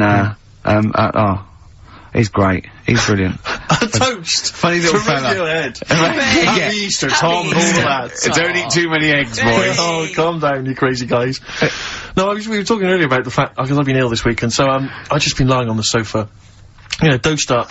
I was a bit feverish as well in the week, and at one point I had a real kind of movie, if I'm ill, I like to be like you're ill in the movies, and I was tossing and turning in bed, I had the fever, I was waking up, I was sweating, all sorts, and I keep waking up really early, and I'm sort of watching daytime TV for hours, and, the adverts that you see in the daytime, I mean, because we do actually work, a lot of people think we just doss around all day, but we do actually work, and so I don't get to see TV in the day much. And the adverts, it's not adverts you see at night, I know. They're incredible, and it's like... Was it for surgical stockings? Well, a lot of them are either aimed at people who basically are waiting to die. Right. It would seem. Or... I love that advert. Waiting to die. Well, they are a bit like that. I mean, there's a couple. There's one with Christopher Timothy. He sat in a pub on his own, just having a pint in the afternoon. I think this was before he. Became a doctor. He's having a pint on his own, looking through the job He's ads. had a good career, any vet, doctor. I think he's always wanted to play a lawyer. Yeah. And he basically says in so many words, I can't remember it verbatim, but he basically says, you know, you're probably getting on a bit, you're not gonna be around forever, you could drop dead tomorrow, have you made provisions for your children and your family and your wife? And I think you at home were supposed to go, oh Christ, I haven't. Oh. And I was feeling my testicles earlier, they are a bit lumpy. Yeah. Oh no. You know, or I had to bend down quite low to feel them. Exactly. So, you know, I am getting on a bit. Exactly. In fact, what I do now is pull them towards me and kick them up like Beckham with the ball. Yeah. And on the way back down, I have a quick feel. Yeah. Or when the kids come to visit. Yeah. And, stop playing with Grandad's testicles. Where have you put them? Where have you put them? We've put them on the mountain. So, oh, you little devils, go on with you. Do you want a Werther's original? And, that's another advert you see constantly, Werther's originals. So they've got those, and then they've got the adverts which I always love, which are adverts for, any kind of you know, Claims Direct or any of those things. It's just, invariably there's a reconstruction of an accident that might have happened. Someone tripping over a paving slab. There's one which is particularly chilling, of a guy who, I think he's with his kid watching football, and he's thinking to himself, you know, oh, I bet he's thinking, I wish I could join in. And it flashes back, and there he is up a ladder, on a very shiny surface with no one supporting it, frankly. Which is asking for trouble. Frankly, I blame him. Yeah. And then it topples for no reason. I don't know why it topples. Right. Wind, let's say. Yeah. Whenever I see it, I always think... I hope he never walks again. Well, he falls off it. Did he smash his face in? Did he fall on a spike? Because if he's gonna go up that ladder on a shiny surface with no one holding it, right? Did he fall backwards on his head? The little worse still. Right, did he do the splits and crush his nuts? Worse than that. One. He made a considerable lump sum of cash thanks to the efforts of one of those claims companies. Oh no. Alright? His negligence has seen him £3 richer. Steve, was there a yokel with a pitchfork looking up as he fell on it? Nothing. Oh, he fell off. I think he must have bruised his ankle or strained a ligament. That's not enough. That hasn't taught him anything. Well, it's not taught him a lesson. In fact, if anything, it is encouraging him to be more foolhardy in the future. Because if you're going to dish out $5 grand willy-nilly to these people, these lunatics, these oafs, these simpletons. Do you know one of my favourite adverts was the one in sort of the back of those glossy magazines you get given away, and there was always an old woman, and she'd fallen right in her front porch or whatever, and she was just reaching out, but she was too weak to reach the phone. So it was sort of like you carry a little button around with you that you press. Yeah. I love the idea of that. She looked so vulnerable. That was my. But I always feel with those kind of those claims adverts that it's almost like saying, I'm not going to say it explicitly. Here are some ideas for you. You know, paving slabs. Is there one near you? Could you have a little trip? Exactly. If you've got a step ladder. I'm not saying anything, but maybe read between the lines. The shiny floor. There is money to be made. There's adverts in the back of those. Do you remember Innovations catalogue? Well, I just read this week. Innovations catalogue is being closed down. Gutted. Yeah. The Innovations catalogue, which it used to go to something like 50 million homes or something. I love the Innovations catalogue. You do think, well, I could do with that, because I want. I've never thought that. I do. I want to spend money on an advantage in life, like, you know, I want the power packs and hoverboards and things that like to see through walls. Just for 1990, they don't work, do they? I bought oxygen. Did you really? I bought oxygen. What do you mean you bought oxygen? Well, me and my mate was sort of like, it was about like, I don't know, 1987, and me and my mate, Wally, we were doing long distance running together, we were trying to get good, and I thought, I'll just have some oxygen before the race. What do you mean some oxygen? It's there, free in the air, what's in there? Big canisters. A canister of oxygen? It didn't work. It just smelled like you were sniffing mints. I couldn't get any in. What was it supposed to do? Well, you know, oxygenate the blood so you can. Right. But, yeah, I don't know why. How much was it? I don't know. I can't remember. But mine was 1999. It was a big canister. It was rubbish. What did you buy it for? I mean, he was at least doing a job. For much the same doing reason. a job. I was but it does seem to me that, because the problem with the Innovations catalogue is that for the few idiots that buy stuff like you, there are hundreds, thousands who just look through it and laughed at the absurdity of, you know, a motorised tie rack. I bought the Abs Master. Who is so lazy that they need that? Yeah. The Abs Master. I worked for a while, answering the mail, and opening the mail for a returns. It wasn't the Innovations people, but it was if that's the kind of middle class version, this was a very much more working class thing. It was, you know, how to get hot dogs out of a tin and all the rest of it. And there was stuff in there was incredible. There was one item that was in the catalogue, and it was, yeah, I know, like me, you've probably thought to yourself, I just haven't got time to boil the kettle and fill up my hot water bottle. Oh, I know. You thought that takes upwards of a minute and a half to do. What I need is some kind of state-of-the-art kind of plastic container with some kind of blue gel inside, which I put in the microwave, and that heats up, right? So that was what this device was. You put it in the microwave, you buzz it in there for like 30 seconds, saving yourself, you know, a minute of preparation time. And we used to get them sent back. I swear to God, they would send that. They'd be split. Yeah, they Old exploded, women yeah. saying, I heated something in the microwave. I went to sleep. It split asunder, and the blue gel scorched my legs. I've got 3rd-degree burns. And do you know Old woman with a scolding. Call claims direct. But do you know what we used to do? I used to say, do they not sue over this stuff? And they told me, they said, they never sue. They're not, you know, they're old ladies. They don't realise they can sue. What we normally do is send them a replacement. So I'd have to send replacements back to these old women who had scalded their legs. We didn't even send them the money back. We just sent them a replacement. I mean, unbelievable. Unbelievable. Sometimes I always felt And a new pair of tights, at least. at least. And sheets, bed sheets, yeah. Oh, dear. Imagine that, though. I did have an abs mask. One of those things that, you know, you try it on. Jane bought it for me for a birthday once. And, the electronic thing, you put it on, right? Hurts, doesn't it? Yeah, well, I turned it full up, right? And at one point... Now, what's this? Sorry, I don't understand what this You is. try it, put it round you, it sticks to your body, and it's an electrical charge, and it's like doing sit-ups. Every time it does it, it's like you're doing a sit-up, but without you sitting up, right? And at one point, I had it on, I'd done it for a few weeks, and at one point, I was laying on the couch in my pants with this on, watching telly, drinking a bottle of wine and eating cheese. She said, I don't think it works like that.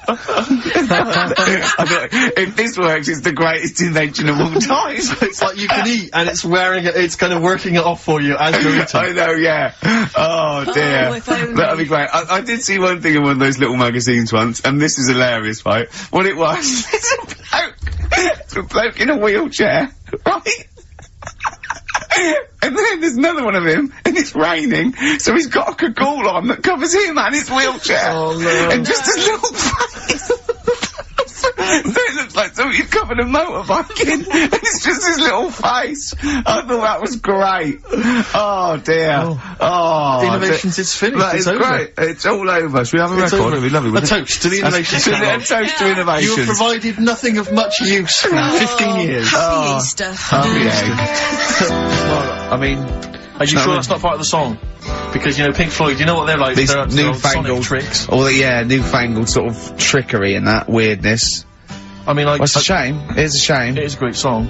Yeah, but it's too annoying. We've got to stop it. Yeah. Are we putting a pay to it? Oh. It's gone. Yeah. Oh, switch it off, Claire. Yeah. I don't know, because that always plays fine on my home system, so I don't know if it's something that Sturgis has done. You haven't got your big greasy thumbprints over it, have you? What were you eating earlier? Because I saw you eating a huge hog roast as I came in. And throwing the bones behind exactly, like Henry VIII.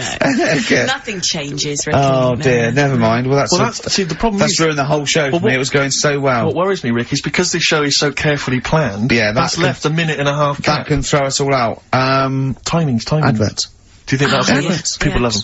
Great. We go out tomorrow. Wise words unless you're talking about pension plans. That's Feeder on XFM 104.9. Wise words. Steve Merchant, Claire Sturgis. Competition time. I haven't got the usual competitions of songs of phrase and Monkey News and the other Carl nonsense. You know, I'm not. There's no cheapest chimps. There's no cheapest chimps this week. I'm it's back devastated. next week. It's back next week. I don't know. Although let's just do a quick cheapest chimps. Okay. So, chimpanzee that. Cheapest chimps. Do you know how much a chimp is, Steve? To Not buy? really, no. 55 grand. Okay, the competition is this.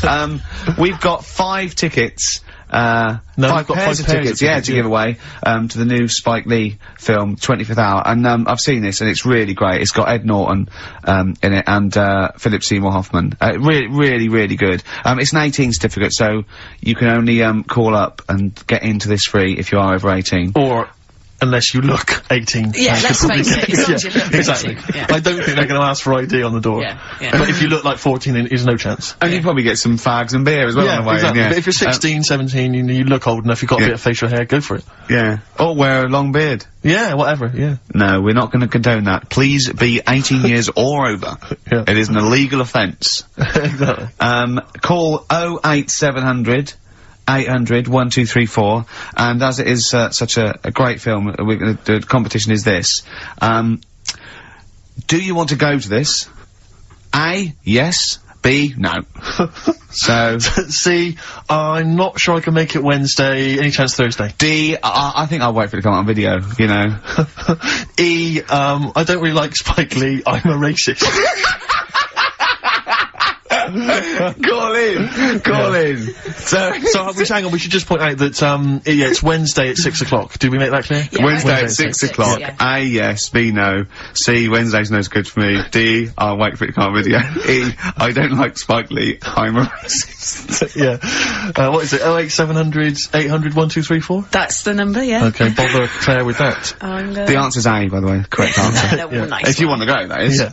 But tell the truth. I'd love to have some more music. Yeah, sweet. I feel some Smiths. Oh, classic. Yeah. Reel Around the Fountain. Good choice. Smiths, Reel Around the Fountain, XFM 104.9. Well, we've given those away then. Yeah, it went very well. Have you got enough now? You don't need Yeah, more? yeah, got some more, yeah. Everyone said the correct answer, A. good. They would love to go. One person, actually, who was it? It was Tom, said C, but his sister Sarah would love to go. So Oh, well, good luck to Sarah. I hope she's over 18. Yeah. Yeah, 'cause otherwise that is illegal. Here's to the rules. Cheers. Cheers. Happy Easter. I don't know why. I'm just in the mood for toasting things. Yeah. I think it's 'cause it's Easter. Yeah. And we know what God that bless means, him. don't we? God bless him. Eggs. Go on. Absolutely. Well, we were chatting about the Innovations catalogue, and it just because I've just been flipping here through the TV magazine, which comes free with the Sun, and Is there anything on the back? A plate or a figure? the white trash that must buy this rubbish. I mean, know. this one. I don't know how you describe that. There. Oh! Classy, isn't it? Oh, It's dear. a porcelain doll of a young woman. Looks like Ginger Spice with her hair up in a blue dress. Yeah, it is strictly limited to 9,500. Oh, am I going to get one? Well, it says, why did we waste time with the show? Shouldn't I have been calling? Well, look, it says. How much is it? Well, she can be yours for the special half-price offer of just £94.50. Is that all, really? You're not winding me up, are you, Steve? You're not winding me up, because if I look at it, it's 940, because I think it should be. I will go mental, because Well, hang on, I would love that porcelain piece of shit for 100 quid on my shelf. Hang on a minute, Rick. Let me just read you some of the write-up. Who buys that? They think it's art. It's classy. Well, hang on, I think this blurb will change your mind. Go on then. Okay, well, I'm just... Okay. Her name is quite simply Dearest Rose. I'll have it. And she's portrayed here holding a beautiful... Well, I mean, of course it's going to be Dearest Rose, isn't it? Let me read it, It's because not going to be... Her name is Bert. Dearest Rose is portrayed here holding a beautiful bouquet of roses given to her by her lover. She has gently plucked some of them and placed them in her chestnut hair. Oh, She is wearing a gown. Oh, that's filthy. She is as well. She's stuffing them up on her head. All right, go on. She's wearing a gown of beautiful turquoise silk. Her skirt flows to the floor, and from beneath it, you can see her dainty shoe just peeping out, decorated with a tiny handmade rose. That is brilliant. 94 and it is beautiful, and it's and you can pay £9.45 a month for 10 months. Yeah. And that can be yours. And I think you'll agree, it is just beautiful. I mean, the best one I've ever seen. There was one that was a doll.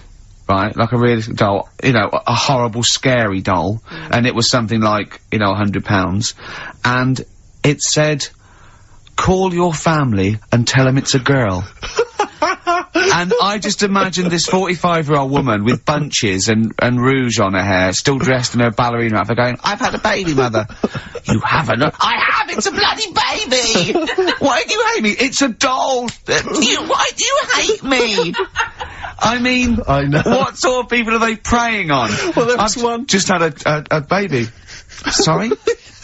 Call the doctor. Call the doctor. Don't call the doctor! I've had a bloody baby! Well, I remember seeing one which just was extraordinary. I mean, again, I'm thinking specifically of the people that buy it. It was about 3 foot tall. Yeah. It was, I think, again, made of porcelain or possibly plastic.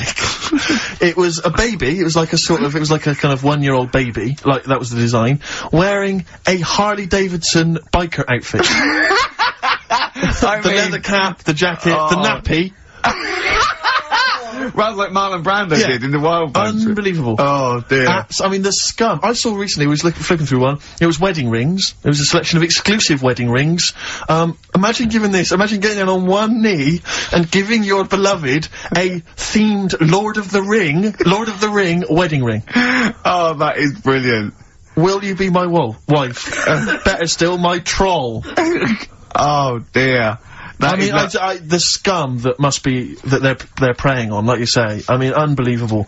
It's those sort of houses that I remember, going into as a child sometimes when you met a friend from school, and, he'd go into their house, and it was like a shrine. I remember some people kept the polythene on their three-piece suite. Yeah. There was some when you weren't allowed in the front room. Like, we couldn't go in the front room. And it's sort of, you look around and there's all these dolls and that, and it's just like, oh God, scary. What in God's name happens in this house after dark? You know what I mean? But the people who keep the polythene on their sofas, it's like, who are you waiting for? What day are you going to use this? Because I'll tell you this, the Queen's never coming to tea. Tony Blair's not going to pop in unannounced, covered in grease. No, exactly. In dungarees. Exactly. I won't sit down. You can sit down. You can sit down, Tony. I've been waiting for 40 years. Look, I've had a baby. It's not a real baby. It is a baby! Is this door locked? Why do you hate me? Oh, God. Call your friends and tell them it's a girl. So if you're one of the scum that have ever bought anything from, one Trash. of those, normally you'll get, maybe commemorative plates. I know. I'll tell you what, if I ever win the lottery, I'm gonna buy all them up. Yeah. I'm gonna buy all them up in one foul swoop. Well, there was That'd be one, amazing. I think it was Cliff Richard. It was a commemorative plate of Cliff Richard. That'd be great. It said, Cliff never ages. Cliff never ages, and neither will this. Really? Did it say that? Yeah. Tell your friends and tell you've married Cliff Richard. Yeah. Look, I've married. It's a plate. It's not a plate. I sleep with it. I've married Cliff Richard. Remember that mental case that was thought she was married to Mike Reed? No, I don't remember that. Oh. No idea. Now, is this Mike Reed, the former DJ, or Mike Reed, the entertainer stroke actor? It's former DJ. And it had a shot of her just prancing around in the nude with a feather boa on, saying, I'm married to Mike Reed or something. Wow. She was obsessed with him. That's libelous. I mean, is she still looking for a fellow? Yeah. Oh, what would you do? Imagine you're in a love triangle between her me and Louise Woodward. Oh, right, okay. Who would you, and they were fighting over you. And, I think they can both get pretty violent. Yeah. I mean, if, you know, fight, I mean, no, but I mean, I don't know I'll tell you what I do. I'd do what any gentleman would do in that situation, and I'd let them wrestle it out. Nude. In a hotel room. They just, you know, and just see how they go. Let's have a record. Sorry to, call the lawyers and tell them it's a girl. Coldplay, XFM, 104.9. In fact, can I just plug something? Go on. Because you can hear Coldplay live tonight from 7 o'clock, the whole Earl's Court gig on XFM from 7. Blimey. Yeah. It's not bad. Yeah. To Coldplay. To Coldplay! Happy Easter! Happy egg. Well, that's about it from us, isn't it? We got, you know, to be honest, I didn't miss Karl at all. I didn't miss Karl. In fact, I felt we worked harder, we did a better show without him. I think he's dead wood. Well, I think that we should, you know, tell him that we don't need him. If he turns up, it's fine. If not, you know what I mean? Yeah. Because that will wind him up. Oh, he'll be livid. If, you know, if you could send, could you send Karl emails saying, to Ricky or something, because he gets all those, doesn't he? Or to Karl, saying, the show was better without Karl. Yeah. Can you please do that for us? We're telling the truth. He'll hear it. He'll come back and hear it. So we know it's a wind-up. But I just want to see his crushed little face Monday. Is if you can send as many emails as possible saying this show was better without Karl, I will be grateful. And I promise I'll tell him the truth next week. Do you think I can do that for us? I think so. Is it karl.pilkington@xfm.co.uk? Yeah. And it's Karl with a K. Yeah, Karl with a K. And send some to me, because he'll read those next week as well. Yeah, Ricky.Gervais@xfm.co.uk. Yeah, just say it was... send some to me as well, and pass them and on, just pass them on, yeah. And to the head of XFM. Oh, what's his one? Yeah. Because he won't get in trouble, because obviously Andrew's listening, so he'll know it's a joke. But Andrew.phillips@xfm.co.uk. in fact, could you send a load... Marketing manager, Charlotte Susan at XFM. Yeah, Andrew.phillips@xfm.co.uk, just saying, it's so much better without Karl, because it's got a bit self-indulgent, he just does his same old stuff about Auntie Nora farting, and it's not big and it's not clever, and the man's a fool. Yeah. So if you do something like that, you know, make stuff up as well. Thanks very much. Happy egg. Happy egg indeed. Can I just end with a tune? Yeah. Ed Harcourt. I don't know if you've listened to his current album. Yeah, but there's some nice treats on there, and this is one called "The Birds Will Sing for Us." A nice way to end. See you later. Cheers. Happy Easter. Do the email thing. Egg.